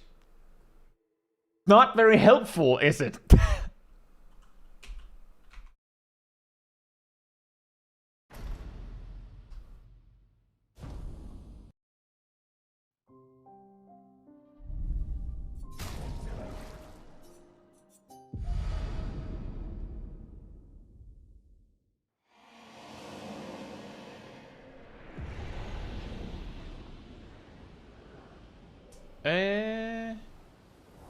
Wait, what's this?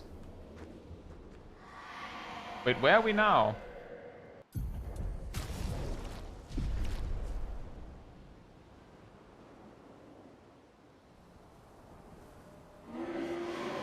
He's here, doing what needs to be done. But I can't do anymore. What needs to be done? For my sake and theirs. Did I miss that one earlier?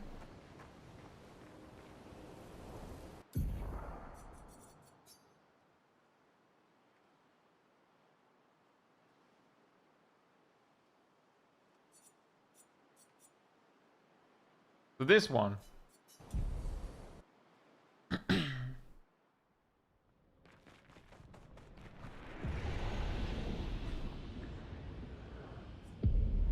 know, it's funny, the reason why they let you open the menu with the party here is probably because if you have, like, put yourself in a position where the one you need to, the one you've chosen to win can't win for some reason, then you can change it and fix it.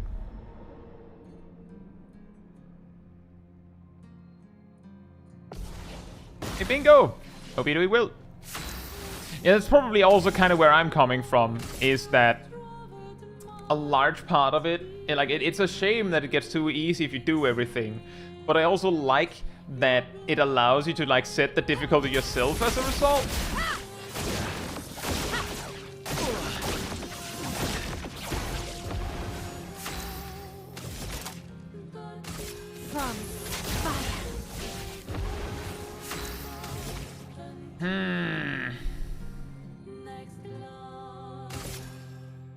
Void, take everything.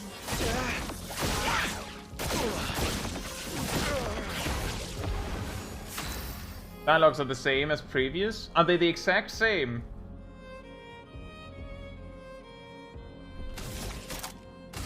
From fire. Okay, well in that case we don't have, like, I was actually just wondering if I had to meter out the giga damage that Mael can do. That would be hard. We're all hypocrites, doing the same thing to each other.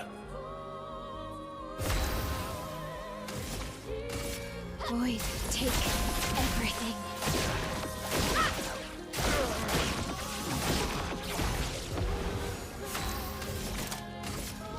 From fire.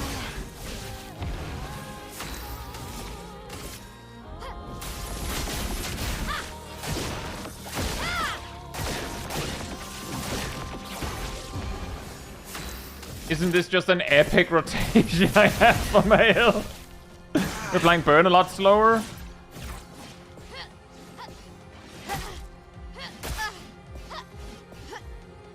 Yeah, because most of the burn was applied by Verso.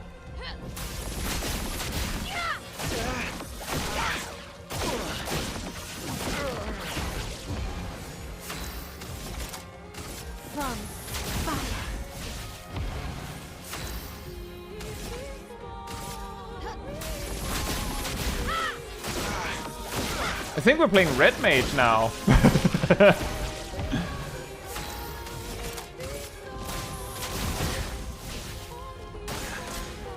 What about Lune and Ciel and Monoko? What about Esquier? Ciel was right.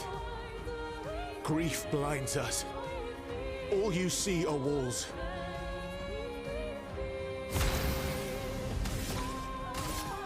Void, take everything.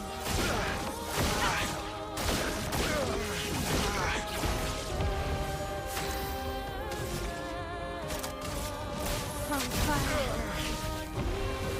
And the strength of the character you fight is determined on your upgrades, and then we would have a problem. Void, take everything.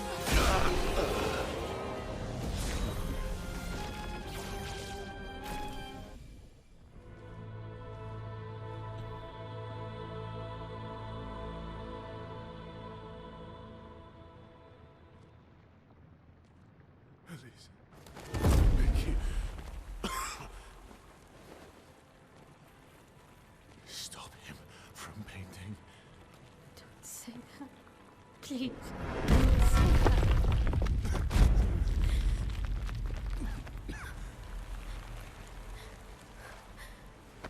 Hey, please, listen to me.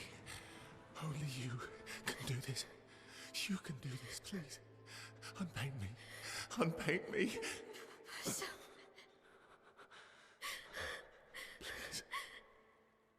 I don't want this life. stop saying that. I don't want this life.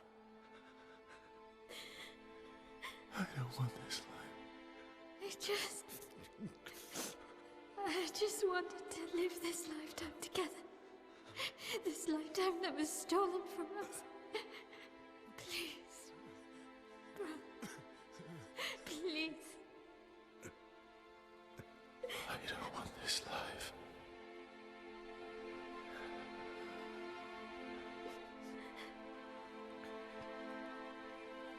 Help me. Help me.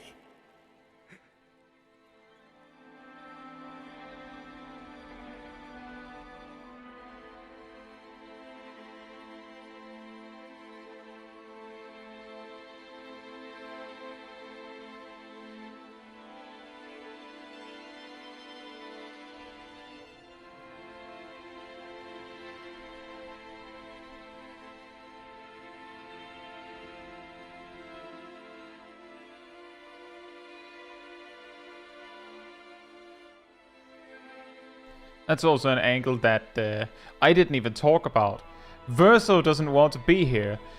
Part of Mael's desire to stay is that Verso is there, and he doesn't. If you could grow old, would you find a reason to smile?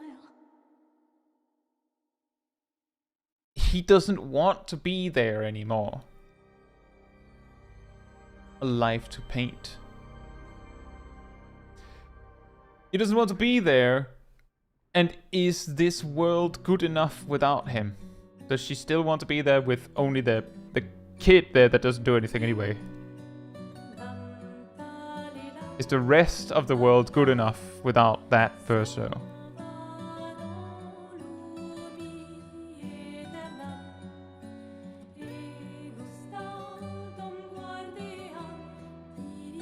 It also says she will repaint him. After he said what he said, doesn't that feel bad? Doesn't that feel very cursed?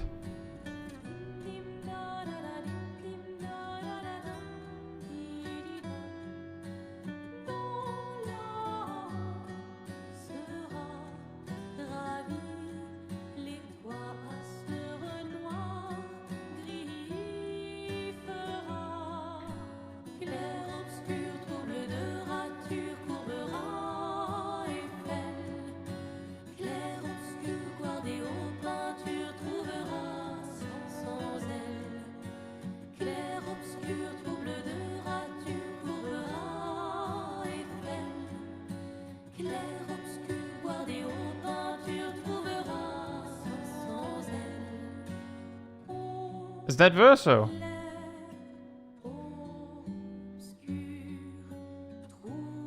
Wouldn't you want to redraw Loved One if you could? If the loved one specifically said they don't want this life, then I don't know if I would. I don't know.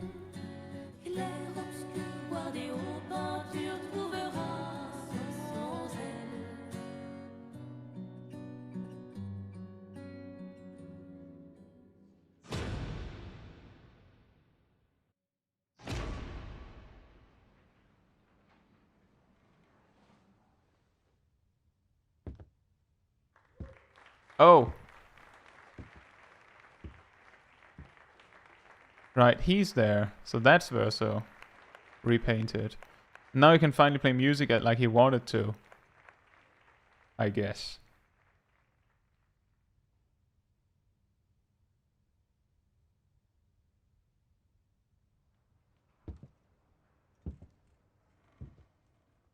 I did see Gustav was there, yes.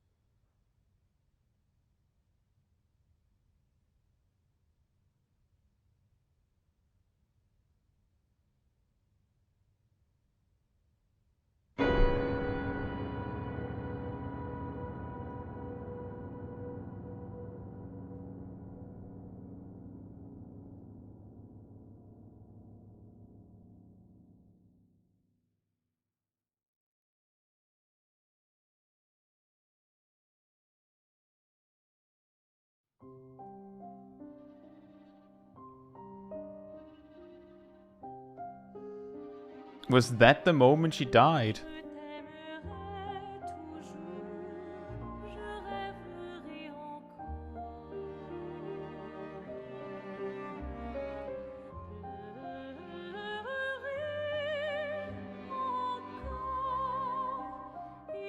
She didn't just repaint him, she aged. That's true.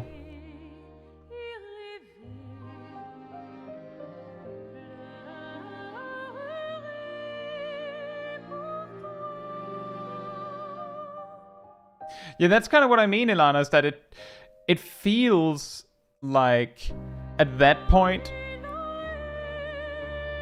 it feels fake, right? But I can see how she might see it differently from her perspective. That it doesn't matter.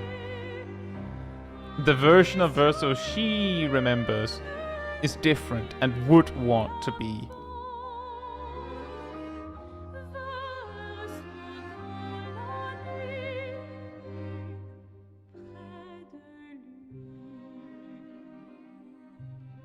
Nana says Verso was hesitant in front of the piano, so she forced him to play. I, for a moment, thought that the whole idea here was that, for example, like, just an idea that just popped into my head was like, can he not play piano? Because he was remade by someone who has no idea how to play piano. That seems a little ridiculous because there's a lot of characters in that world that can do things that clearly the people that made them can't do. But that would have been really sad.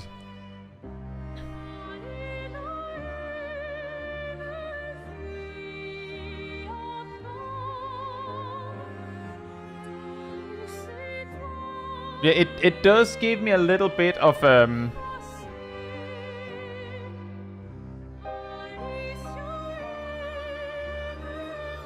like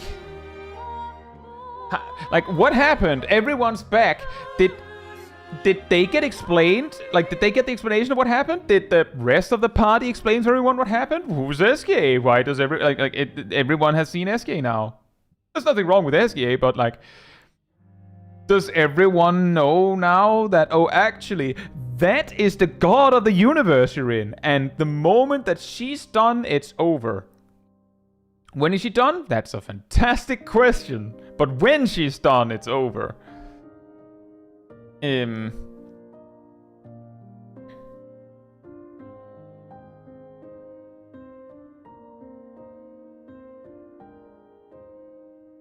Maybe everyone's memories of the Paintress era has been erased, like the expeditions never happened.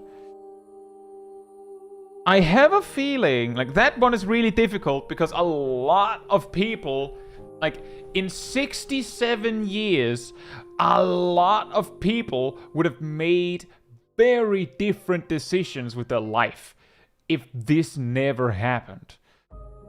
For instance, Mael would probably never have gotten to know Gustav, for instance. She would know. But the whole world would be different in a world where all of this never happened. And also, yeah, they were older, that's true. So it's possible that, like, she gradually fixed it. And it's probably likely that people know. But again, wouldn't that be crazy? And yeah, I agree with that, Erdal. It's very understandable what Mael wants.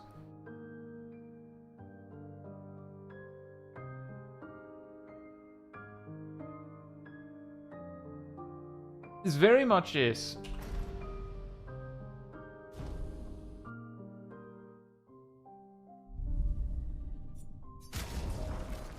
So, quick question here.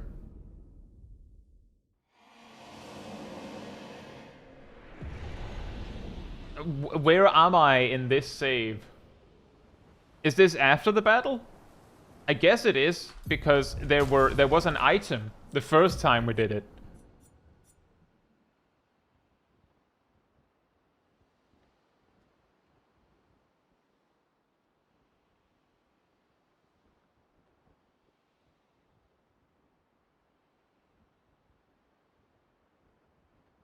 You get different outfits for different endings? Really?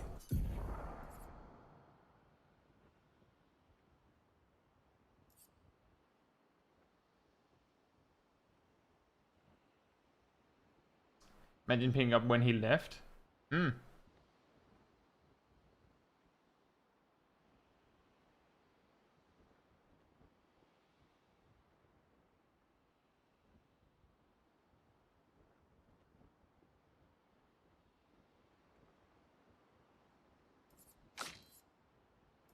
Ah.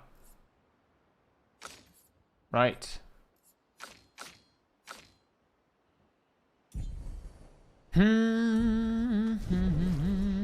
Oh, wait a minute. There we go.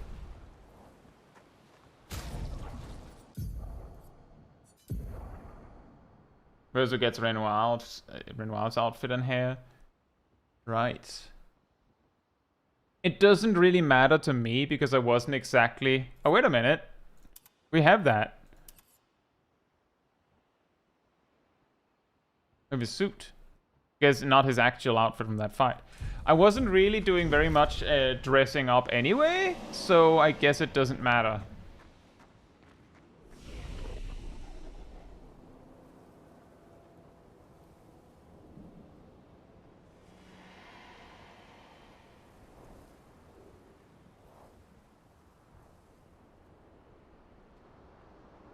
Probably Abelix.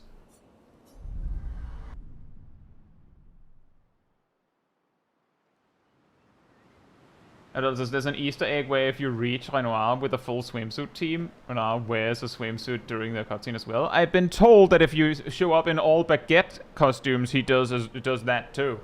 Which of course makes it very interesting how Expedition 60 might have looked when they reached him, if they reached him.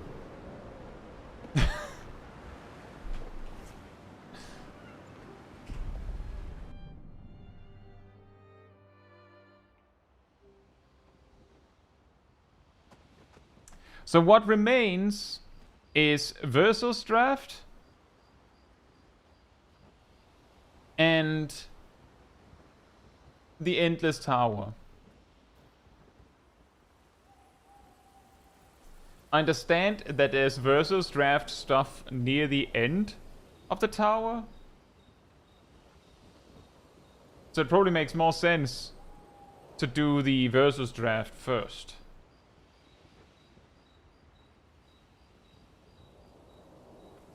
We'll probably check it out. I don't actually know if we'll do the Endless Tower on stream.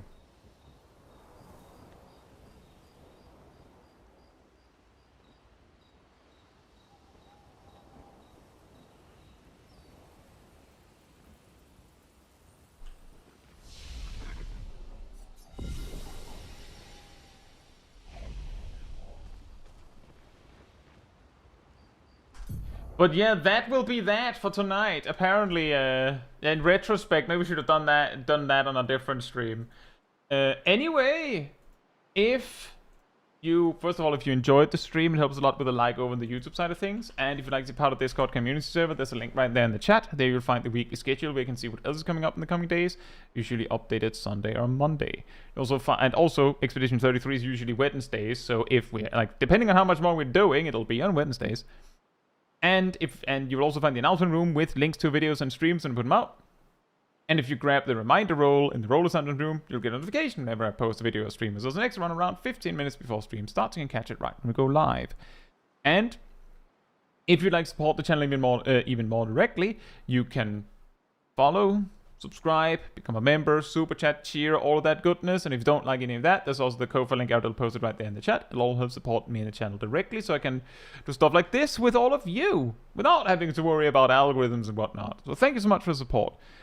But that will be it from me tonight. Should we check out if we can raid someone?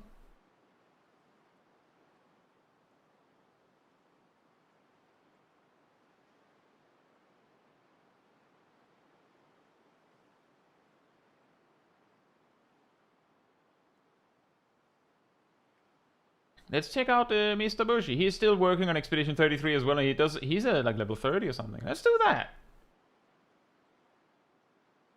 Let's do that. Bring a few friends over. He's a little small stream as well. But that'll be it from me then. So good night, good morning, afternoon, or evening, depending where in the world, and I hope to see you all very soon. Bye bye.